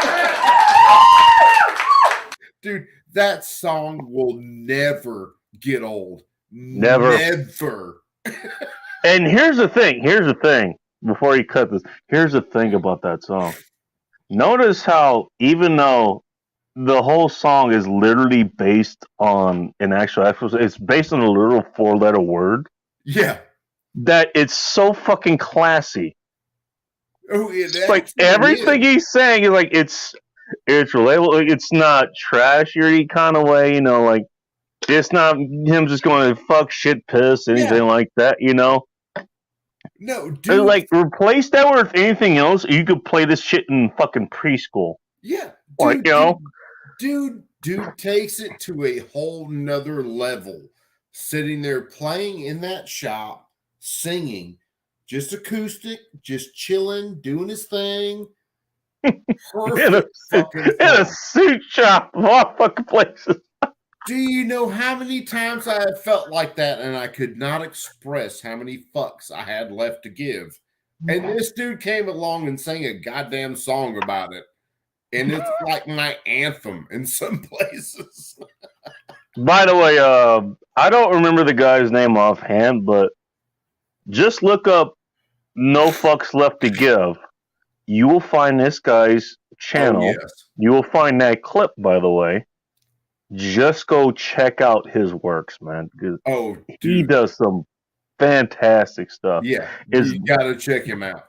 You I mean, you think this is not a one-hit wonder at all? No. Like that guy puts in fucking work. That's There like is the- just him and his ukulele. That's it. That's like the bartender I played. If you look up drunk bartender sings, and I should have posted this stuff. That was the bartender who did that? Yeah, the dude who was singing before. What? Yeah, that's the bartender. The fuck out of here. Oh, dude. Holy And he shit. sings fucking shit from damn like Metallica, just all kinds of shit. And You know what? just- Nothing else matters now. Nothing else matters. well, I think that's one of them. Yeah, I'm pretty sure it is. Nothing else matters. Because he's just sitting there in the bar and he just belts that shit out. Just fucking singing. And it's cool as shit. So yeah, dude from No More Fucks to Give, the drunk bartender. Dude, look these guys up. They are hysterical. And they're really talented. Very. They honestly are. Very. It's not just not necessarily just a play on words, but these guys are absolute. They're talented in what they do, and they deserve the fucking credit for it.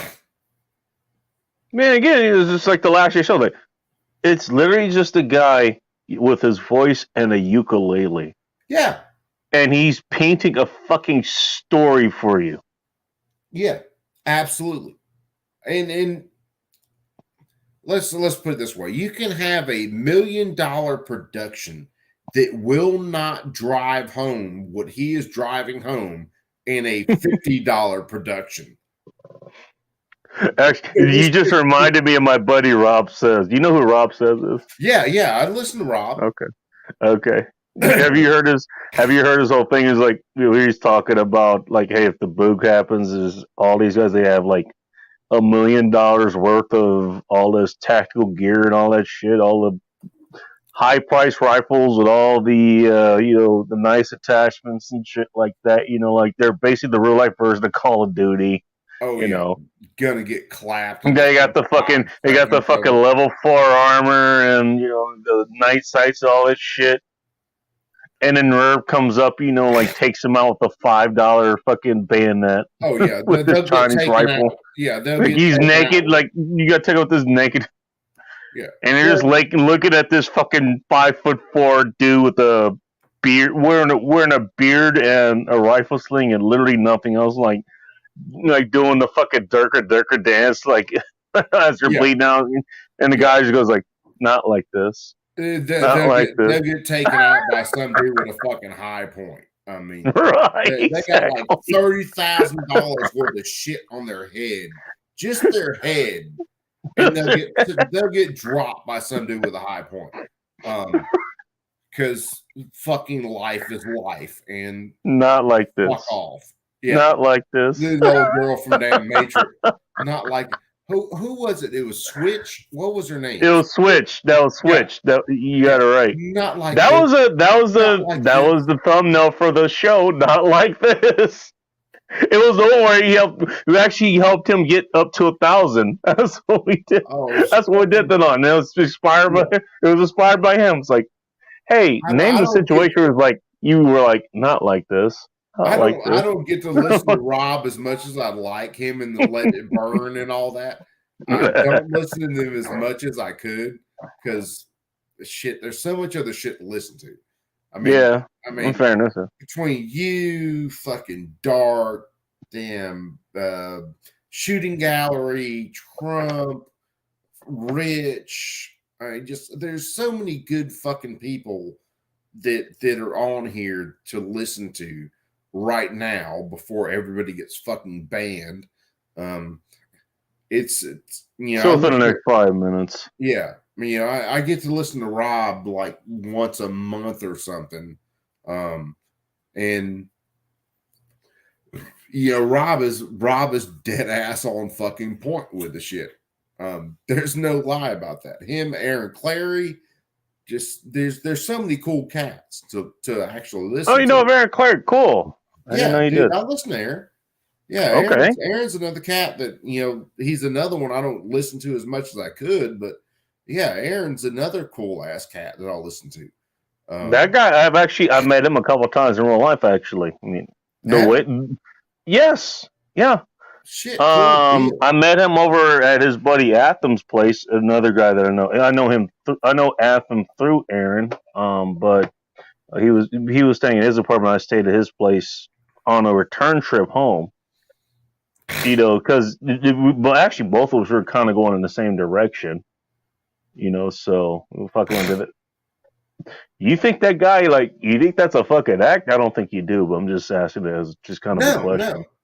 No. That guy, here's what I did. We actually went to this diner. I think it's called Casey's Diner, somewhere in Oregon. And the reason we're in Oregon is because, well, first of all, I have to drive through Oregon to get to walk back to Washington. Atham lives near Reno, so. But we went to go visit. Crater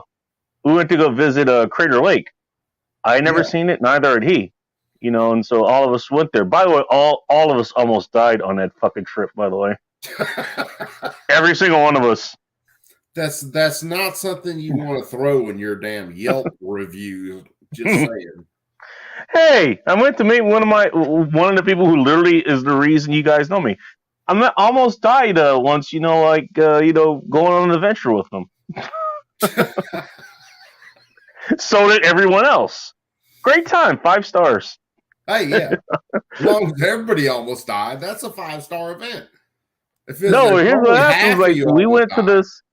We went. Hey, you know, hey.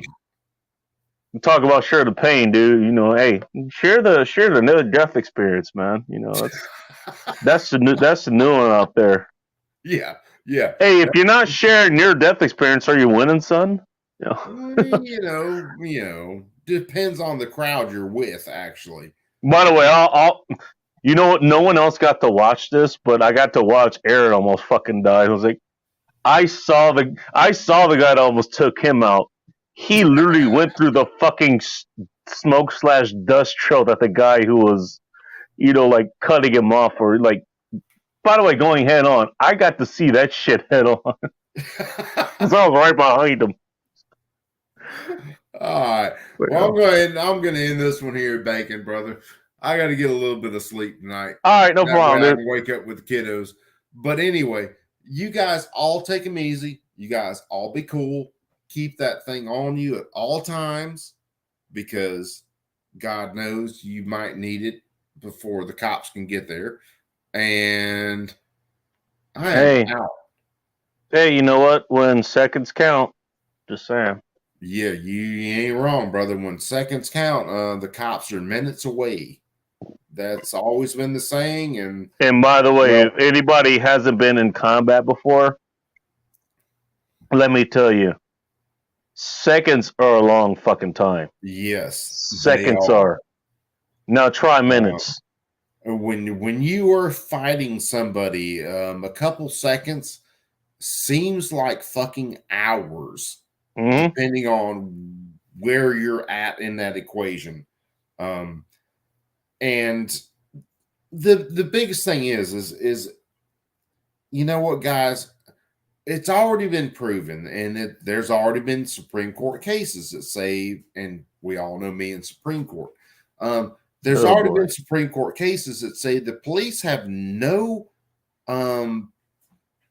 really right to defend you. True. I mean, a police officer. I was going to say something else, but yeah, let me bring this up real quick. First of all, the reason I know that is literal because actually, I mean, in part, I actually fucking fought for a living. So yeah, I know what that is. By the way, I didn't fight with them.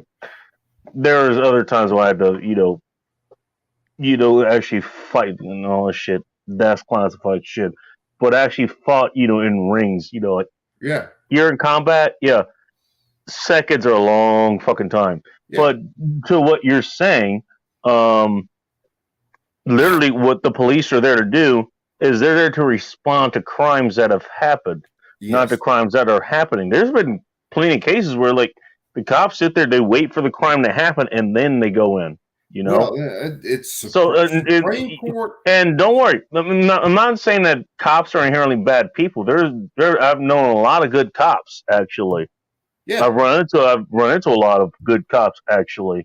You know, it's not that they're bad people, but if you're talking about the job description, yeah, they're there to respond to crimes, not to prevent them. They're not there for prevention. Yeah. When it comes to the police and their constitutional responsibility to you, right? There have already been constitutional cases that have went through all the way to the Supreme Court, and the Supreme Court basically said that a police officer could sit there, watch you get murdered, and they have no duty to defend you. What does that mean? That means you are the one who should be defending your goddamn self. And by the way, this is not because most police officers, they probably would at least do something to do that, to go against that. That is not a problem with the officers themselves. That is the way the law is fucking written. Yes, that is where the legislation is written. So if you have a problem with that, don't take that up with the fucking cops. Take it with the people who fucking wrote the laws for them in the first fucking place. That absolutely has to do with the way the laws are written. And the way the laws are written, you may think that the cops are there to serve and protect. They're not. The cops' constitutional duty is to solve crimes and arrest people who are guilty of crimes. They have no constitutional duty to defend your ass from the criminals. And by the way, when you see it says to serve and protect, what's immediately in front of that for the most part? I can't think of it offhand. You tell me. It's the city, county, or state that vehicle is designated for. You're right. You're 100% right. It's to serve and protect Inglewood, the city of Inglewood, the city of Montgomery. That's where that restaurant I think that was something about before was. The city of Seattle, the city of Portland, the city of New York City, whatever. Doesn't matter. In other words, they ain't there to protect your ass. They're there to protect the state. Now, the cops may be good people. It's the institution, the ideology behind it. Yeah. That's the problem. Cops can be, and I'm going to end this here. Cops can be really good people, and they really can. I'm sure they can. But when it comes down to their duties, when it comes down to their jobs, cops are there to draw the chalk outlines around your goddamn corpse and then go solve the problem of who killed you. They are not there to stop the person from killing you. You are the one that is there to stop the person from killing you. You're your own first responder. Yes. That's always has been, always will be. That's why we have, crazy things like this or crazy things like this. That's why we have those. That's why we carry those every day.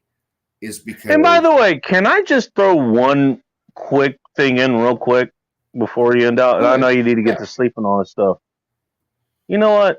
And by the way, this is not be criticizing liberals or left-leaning people or anything like that. I'm criticizing both sides because both sides fucking don't talk about this. Not that you don't, because I know you've done it before. This is also why you carry a fucking first aid kit. Yeah. Because guess what? First responders, they're not just people like responding to people who are shooting. Because guess what? Even though everybody wants to think the United States is a place where everybody just shoots each other because, you didn't give us enough French fries or some shit like that. Accidents fucking happen. You know what? People get fucking run over. Where's your first aid kit? And even if it's in that, and on this side, on our site, everybody talks about you need to be armed and shit, and that's not wrong. 100% you should be. You should be armed as best you can be. What's the first thing that gets called out during the firefight? Medic! That's what gets called out. Okay. What does the man need to have? At least a first aid kit or something to stop the bleeding. Make sure your airway's clear. Make sure your blood circulating on shit, the ABCs and shit. I remember going through that fucking training. Apparently, I hit my light. But you know what? Nobody ever has everybody, and on the liberal side, everybody has a problem with you carrying something to literally defend yourself. And by the way, and by extension, everyone else who could be under attack, no matter what the other person's wielding.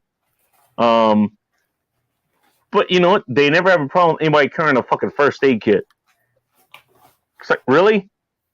Both of those are pretty damn important. Both of them. I'll fix this fucking later, but I didn't bring up something time of night because I got so much shit in here. But this shit I carry with me. This stays in my bag every fucking day. So I have tourniquets in here. I have nasal pharyngeal kits or tubes in here. I have fucking compression dressings in here. I have just general shit to pack a wound in here. I have gloves in here. I have scissors in here. I have shit to cut seat belts in here. This is a serious blowout kit that is on me at all times. Holy shit. When I have my bag with me, this is it. Speaking of, keep that thing on you. I have the same kit in my truck, in my wife's truck. I have the same kit sitting in my desk at work because it's not necessarily just a bullet wound, but I work around a lot of heavy equipment. So if someone got knife wounds, crushes, serious equipment, all kinds of lacerations. Yeah, if they got hung up in some equipment or something like that, I have the means to keep them alive until I can get them to a medical facility. Right. That's what this kit is for. I'm not Superman. However, if you did get some sort of penetrating wound or some sort of trauma, guess what? I do know how to apply tourniquets. I do know how to pack wounds. I do know how to keep your fucking blood in your body until I can get your happy ass off to someone else. And if you just keep some of the general stuff on you, like a cat tourniquet, if you keep one of those on you, keep it in your fucking desk drawer. You could be the one, keep one in your glove box. It could be a car accident where someone gets in an accident and you have a penetrating wound or you have a separation where you can come up here, you can put a tourniquet on, you can save that person's life. It's not just the pow shit. The pow shit is the last of more than likely what's going to happen. It's the last resort, and everybody who is a responsible, everyone's a responsible human being that owns a firearm fucking knows this. Well, it's the first thing we're gonna say. This shit got driven home to me by James Yeager and a bunch of other guys, and it's because I didn't think about it before then, and you got these guys that have been there, have done that, have seen it, have played that game. Oops, shit. I'll show you another tool I got. By the way, just since you accidentally brought up lights, another nice thing to have on you. Oh, yeah, dude. I keep headlamps in my kits because if you're working and something happens and it's dark, the last thing you want to be is playing around trying to fumble fuck your way through something. This is one like I do with most of my like I do with most of my fucking mechanic work. This is one of the tools that I keep in some of my kits, which is I think this is a fucking Leatherman tool, I think. But it's a seatbelt cutter. It's got a window breaker on it.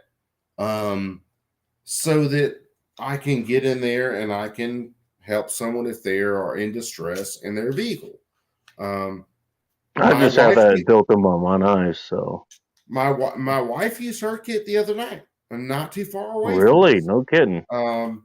There's there's a road not too far away from where we are that is kind of a crazy Y intersection headed into a faster road. And someone had an accident there, and she stopped with her kit and made sure people were okay. Luckily enough, she didn't have to use everything out of the kit, but that's good.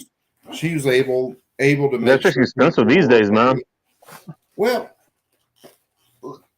tourniquets like a cat tourniquet. Okay, you're going to pay 20 something bucks for a cat tourniquet, 20 something, $30. Right. However, if it is you bleeding out, if it is your family member bleeding out, and you can stop that bleeding, is that worth $30? Fuck yes. I mean, you know what? That's like the purest example of proving that $20 is $20, dude. Yeah, I'm just saying. well, it is. That big kit, like I said, I've got Israeli bandages in there. I've got cat tourniquets in there, headlamp, seatbelt cutters, nasal pharyngeal tube. So I can control bleeding. I can control airways. I can pack wounds. I can. There's all sorts of shit I can do with that kit. And yeah, there's a ton of money tied up in that kit. But if I need to use that kit, it's worth every fucking dollar that I've got in it. My wife, just for an example, and I again because she used it, she works at a gunsmith shop, and they had an incident at their shop where they had a round go off, and it basically took a guy's fucking ring finger and pinky off. Damn. They had a round detonate. And was he like working on a reloading station or something? What the fuck happened? No, well, what happened is they had a barrel come in from someone else, and there was a round stuck in the chamber, and the other guy who had worked on it before had beat the round up into the chamber without setting off the primer and got everything jammed into the first part of the chamber. This was an accident waiting to happen. To where this was an accident waiting to happen. Because I would have just sent it to demo. I would have just sent it to demo. No, I'm not working on this. My wife had sent me a picture of it beforehand, and you couldn't tell that there was a primer there. And they put a punch up in there and went to hit the primer or hit. Oh my God! Are you serious? And they hit the primer. Well, when he hit the primer, it just took his ring finger. What, did it backfire or something? Wait, what happened? Well, it looked like it's basically a cannon. So you have a barrel that's 18 inches long, but this much of it is stopped up. Oh my God! This wasn't a pistol. This was a rifle. No, this was a rifle. And my this God! Much of it is basically the powder and the primer all jammed into a chamber. And I can't believe dude didn't set the primer off in the first place. But the wife and them, they get this barrel in. He thinks it's just the brass of a round stuck in there and goes to. So he doesn't realize this is the full cartridge. No. He just thinks it's the casing. No. Yeah, he just thinks it's casing. So when he hits it, he hits. That's like the one time to fucking look down the barrel. That's like literally the one time to look down the barrel to see what's in the other side. Yeah, there were a couple things that could have been done with the camera, by the way, not your actual eyeball. Yeah, either way, he hit it, and the primer goes off, powder goes off, all that goes off, and the barrel's plugged by the round, so all of it blows out the breech. Literally backfires. Yes, and just blows those two fingers off. When I got there that day, that afternoon, when it happened, they were still picking up pieces of his bones out of the floor. You're literally like that black guy running into the party where like shit's on fire. You're running with the pizzas, like all happy, and then you look. It was like, what the fuck? Oh, dude, it was when I got there that day. I get there and I'm there by the vise they were working in, and I can see the barrel laying there, and you can see pieces of tissue and meat stuck above where he was working at. Oh my God. When it blew, everything blew right off the back. So it just, whereas he was holding the punch with this hand and hitting it with this hand, and when he hit it, everything hit that hand he was striking with, and it just blew it all over. Can I ask a dumb question? Huh? Why wasn't he using a hammer? Well, or a mallet or something like that? Because my thought is that, you know what? Okay, you're gonna put a punch in there. That's okay. I don't know how much purchasing room is that. You know, maybe he's using that hand to kind of guide it. That's why he had those two fingers blown off. And I guess that's what happened. My thought was like, you know what? Put the punch in there. Use a freaking hammer. If anything blows, it just blows the hammer out of your hand. You know? Well, no. Well, you got to figure, because they thought it was just the brass of the casing beat into the chamber. So he's got a punch like this and hitting it with a hammer like this. So he is using a hammer. Okay, gotcha. Yeah. So it was the hand that was holding it. That's what. Yeah. That's the finger. That's the hand. The fingers got blown off. Yeah. Okay. It's the hand holding the punch. So when he hits it and the primer goes off and the powder goes off and everything blows back out, it just takes that hand and just scoops it and blows it on the fucking. There's meat left on the fucking station above him.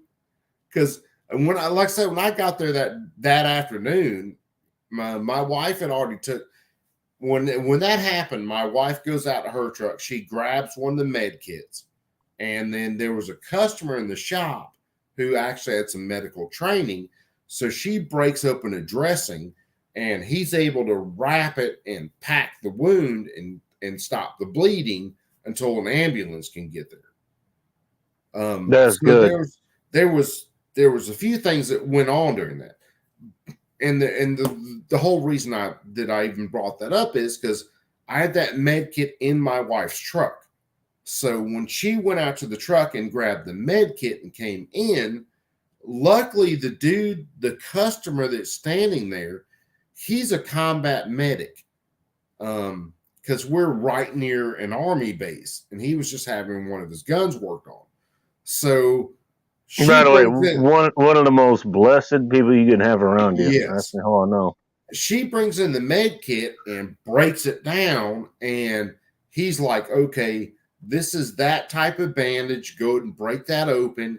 And she breaks it open, and dude wraps the other guy's hand, puts pressure on it, has him hold it up over his heart, all kinds of stuff to. Right, yeah. You want to keep it above. You want to keep it above your heart and all that. Those of you who don't know, if you get wounded, venous or artery, if you can keep it above your heart and keep it wrapped with pressure, you can stop the blood flow and hopefully make it.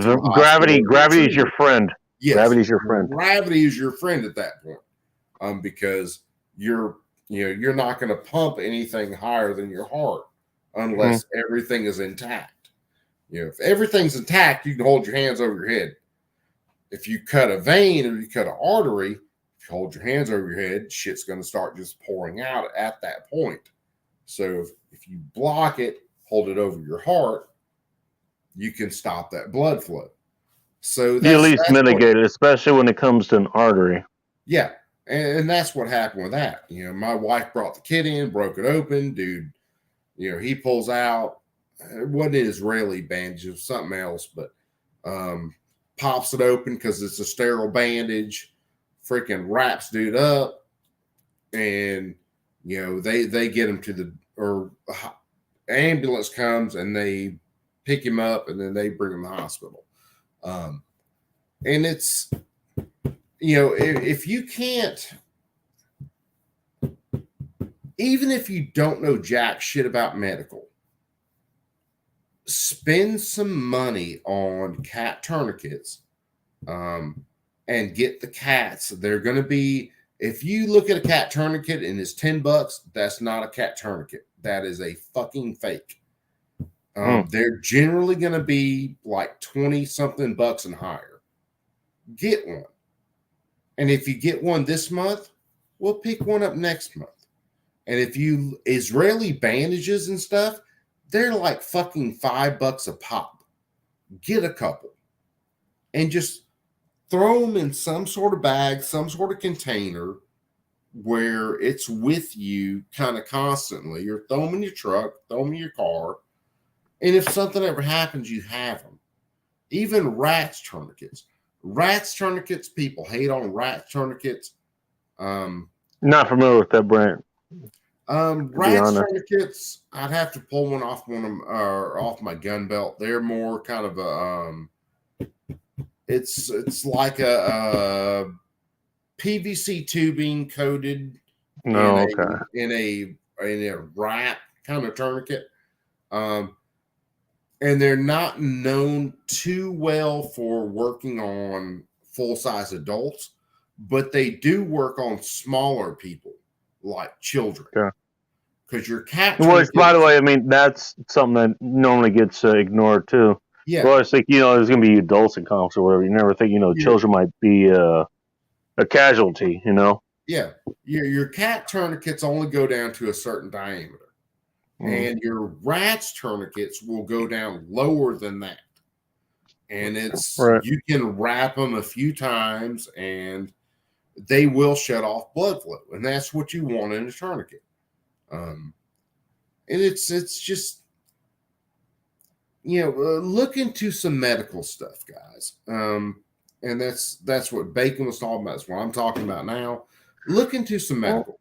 Even if one of the reasons I brought this up, because you know what, you talk about the whole 2A thing, I don't mind it. I mean, I'll talk about myself. Keep that thing on at all times. Literally, when I asked you about that, you were literally able to bring up a freaking first aid kit. So here's one of the brands. Like, you know what?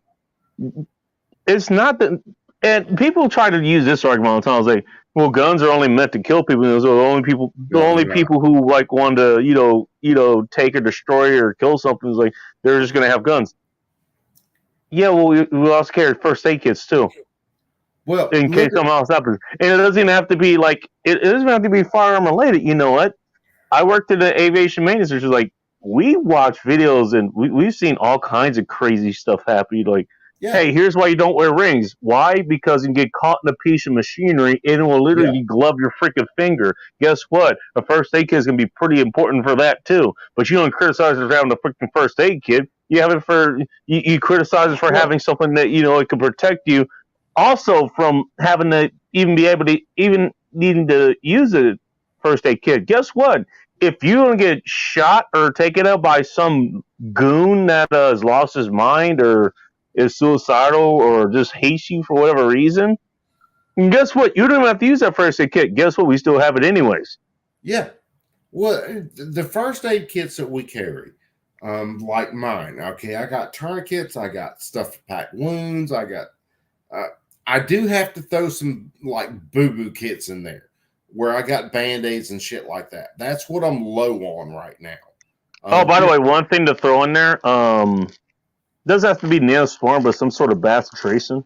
Oh yeah, and that is one of the best things for light wounds. Yeah, that is one of the best things. I've got some of that in the kit. I've got to throw in some. I've got to throw in one of my guys. He's a combat medic. He called them bitch stickers, which are Band-Aids. So I've got to throw some I've got to throw some bitch stickers. Leave it to the fucking military. Oh, Leave it to the fucking military. Dude, I love my guys that I've worked with forever that are military these guys have worked on amazing wounds. They've been in combat.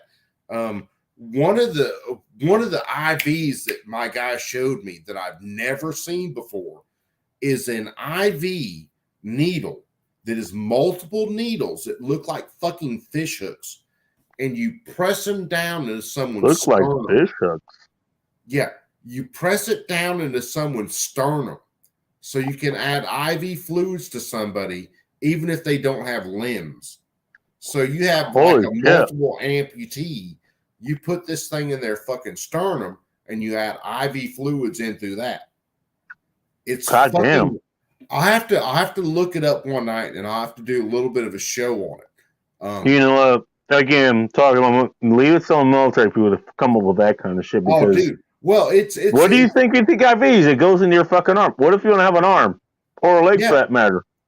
That's where it comes from, because you end up with people that have multiple traumas to arms and legs. And where do you add fluids? Where do you add blood? And that's been the big thing in the last little while, is adding blood, not just fluids. Fluids will amp up your pressures and everything, but fluids don't carry oxygenated blood. So there's no red blood cells in those, right? You can pump up someone's pressure, but they will ultimately die because they're not getting the oxygenated blood. So this fucking goddamn, it looks wild. It's seriously like as big around as a 12 gauge shotgun shell. Is what I can think of offhand. And it's got a central hook in the middle of it, and then it's got IV needles around it. And you jam that bitch into someone's fucking sternum up in here in their breastbone, and you add fluids to them and blood through that needle. And then you have to yank that bitch out. That's crazy. There's a video I will find because we found it one day. We were fucking around. We were talking about it in class. And this is a welding class, kids, but we go over a lot of shit. And I end up with a lot of crazy people in my classes. And this dude's talking because about it's a welding class. Yeah. But he's talking about this shit. So it's like, fuck it. I pulled everybody in the class and we pull a smart board up and I look up what he's telling me and bring it up. And there's a U.S. soldier. And you can tell they're like in Iraq or something because it's all sand and bullshit around him. He lets a medic put that shit in his fucking breastbone. Holy shit. And you basically have to put you kneel over somebody with your fucking legs on each side of someone's head so that you're pressing straight down over the top of them, and you jam that bitch down into their fucking sternum, and then you can add fluids into it. Well, the way to get that bitch out is you use a special tool and you hook around it and you yank it out. This dude let that motherfucker use a pair of like Leatherman pliers to hook around that central needle and fucking pop it out. Oh my god! What was the recovery time for this guy? Because that's doing some sort of damage there. I mean, and obviously, you're doing that for a reason. You're trying to save this person's life and all that shit. But yeah, my guy who was a medic said, it's not that bad if everything comes out in one piece.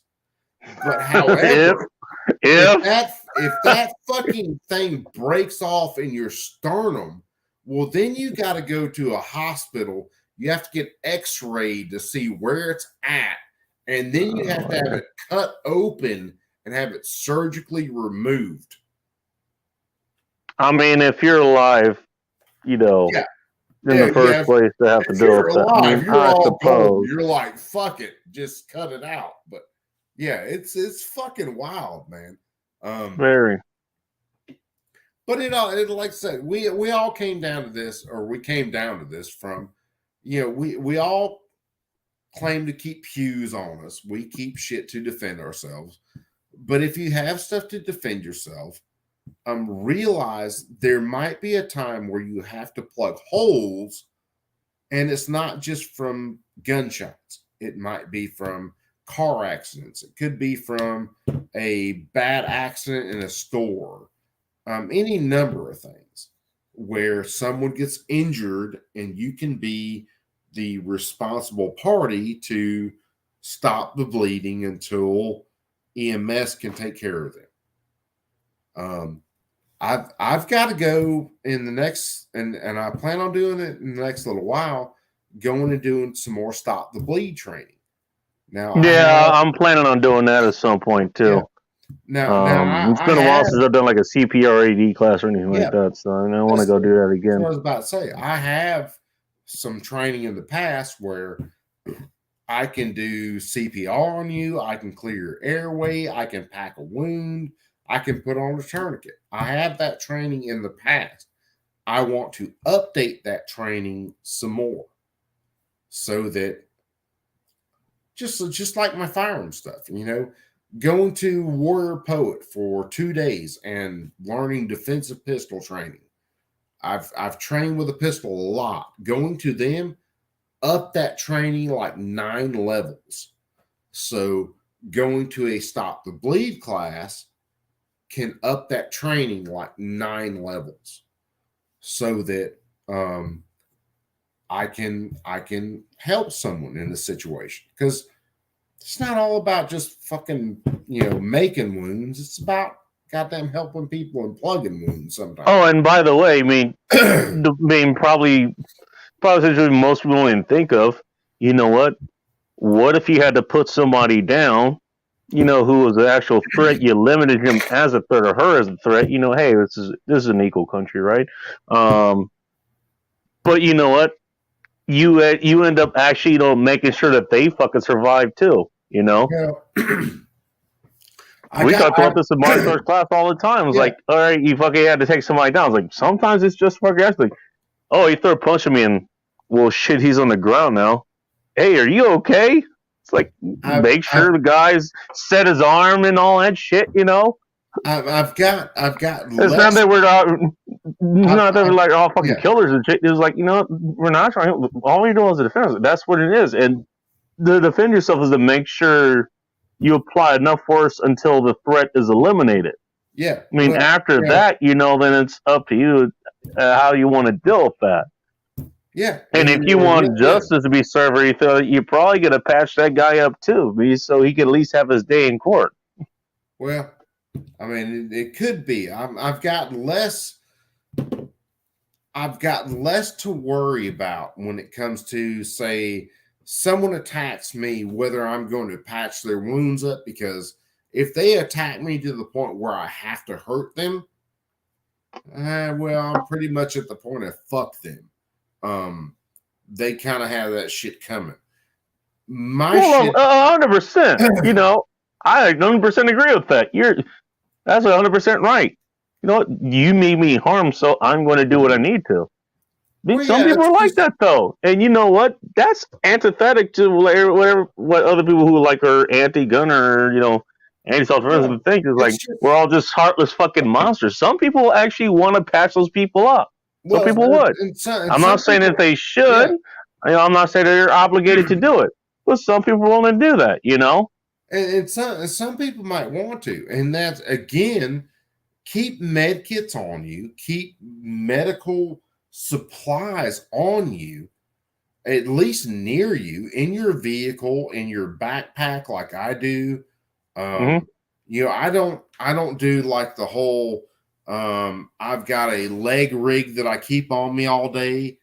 I might start doing that at some point, because I don't know what legs are. So well, I don't know what legs are. Apparently, Warrior Poet and some others make some rigs that are you basically like Velcro around the upper part of your leg, your thigh, where you can have a tourniquet and a few other things, and it will either slide right on top of your boot, or it won't be enough to interfere with your tennis shoe, but you have a pretty serious med kit right there around the lower part of your leg. I don't have one of those. I might end up wearing one of those in the future, because, let's face it, shit happens. Like my wife checking on someone on the accident the other night. She didn't have to use anything out of her kit. It was a decent accident. Couple people not stupid that, were just coming to their faculties when she got there before she could get, ambulances there and shit like that. But, if she goes there and someone's got a fucking spray coming out of their elbow, well, it might be nice to have that, kit coming. Well, right at that point, yeah, you got about 2 minutes to save their life. Yeah, it's not long before you have to lock someone down before you can keep all the blood that they need in their body. So it's a lot different. But if anybody sees this and they seriously watch it, at least think about getting some medical and getting some medical training. And it may be as simple as, like I said, a car accident. It could be someone shot near you. It could be someone on a four-wheeler accident and they get a puncture wound because they ran through a tree, and you got to fucking seal them up so you can get them to a doctor. There's many more reasons to having this stuff than just a gunshot wound. So, take the time and think about that shit. But anyway. The point I wanted to make was, you know what? The people are going to think about the most, and it's like you said, it's not just for any kind of farm-related incidents. It's not just for that. It's for a myriad of other uses. Like, we're the first people that are going to be thinking about that kind of thing. Yeah. Who else thinks to keep a fucking first aid kit around? There's been times at work where in the past I've had to do some makeshift shit where you take a shirt off and you bandage someone's hand up to stop bleeding or something like that. Mm-hmm. Where if I had had a serious med kit on me, I would have been able to break it open, put a compressed dressing on there, fucking wrap them up, and then they would have been fine that way. So there's more than the pew pew and the pow pow that this stuff is involved in. And it could be as simple as someone getting hurt on a construction site. There were times in the, back in the day where I could say damn, if I had such and such medical on me, I could have helped someone out before we were just like taking shirts off and wrapping someone's head up or you're doing improvised shit, Yeah, doing improvised shit. And I could have been like, okay, well, here's a compressing dressing and I can put that around them. I can wrap it. I can compress everything. And, one of my neighbors called me. Been about 2 years ago. As a matter of fact, it's my buddy's dad. Okay. Well, his wife's the one who called me. Hey, John fell off the ladder. Whoops. And John's an older guy. John's probably 10 years older than me. Yeah, about 10 years older than me. And he was trying to do some stuff on one of the barns. And what happened is one of the rungs on the ladder broke and the ladder collapsed. Oh, shit. And he's like 8 foot in the air. And this ladder just wraps. Otherwise known as, he's at unassisted oh shit altitude. Oh, yeah. So when I get there, John's wrapped up in the fucking ladder, laying on the ground, got a big ass hole in his head. Oh my God. He just basically peeled his scalp back. Thank God it didn't do anything else, but it just peeled his scalp back. So, but I had my kits with me. So I haul up the ass on the four-wheeler because he's right near the driveway from me. And I throw on a set of gloves, fucking put some pressure on his wound, wrap him up with gauze, and make sure that he's okay. Check his pupils, make sure they're dilating and shit. And, he's okay. So, okay, Connie, go ahead and get him to the doctor, get him patched up. He's not bad. Everything looks okay. But that was just one of those things where I had the kits and the knowledge to be able to help him out. I'm glad you did. If not, she would have just been waiting for a fucking ambulance which is like 40 minutes away to get to where we're at. That's no bueno. That's. You just remind one of the last times I visited June Lake, which it's a ski town. It's in the Eastern Sierras. It's not too far away from Mammoth Lakes, which is the main ski town. But June Lake has its own ski area and all that other shit. And a lot of people stay in June Lake to go to Mammoth Lakes, anyways. I mean, I still remember they were going through some sort of budgetary thing where instead of like the 30 minutes that that any first responders would show up there, it was like moved down to, except for like the fire department or someone who's in medical staff from there, because June Lake actually does have a fire department there. They at least have that. It's like if anything serious happened though, it's like you're looking at a response time of like 45 fucking minutes. Yeah. In any kind of emergency, where do you have 45 minutes? If you're seriously hurt, you don't have 45 minutes. You have, at best 45 seconds, maybe 45 seconds, 30 seconds before you're either bled out or you're in a condition of shock to where you're not going to make it. Right. So, but all right, I'm gonna end this one here, kids. I gotta freaking seriously gotta. Oh, yeah, you're supposed to be out here like an hour ago. I didn't mean to hold you up there. Yeah, nah, dude, you're okay, brother. We're all cool. But look at JLM coming in at the fucking tail end of this. Dude. Oh well, JLM was in. JLM was in here earlier, so. Oh, is he okay? Yeah, he's just headed back in. So anyway, I'll say this: I love you, perps. You perps be cool.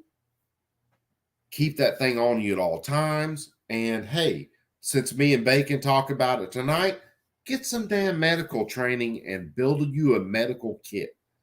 Not a Band-Aid sticker kit, an actual blowout kit. Spend some money on it.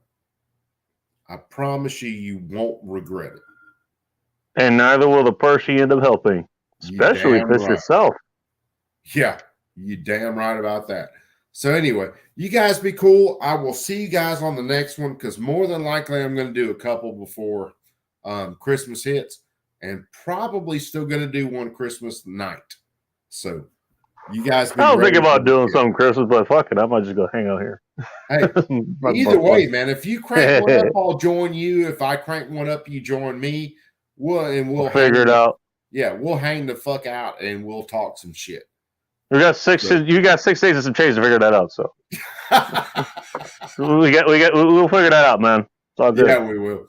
So hey, that's what happens when you're in a voluntary society. By the way, I just want to throw that out there. This is true. we learn how to actually get along with one another. Mm-hmm. One day we as a species will figure that out, but yeah, that's what it is. All right, man. You get to bed. I need to get another beer in me. So I love all you guys. You guys be cool, and we will catch you on the next one. Guys, take care. Be careful, my friends.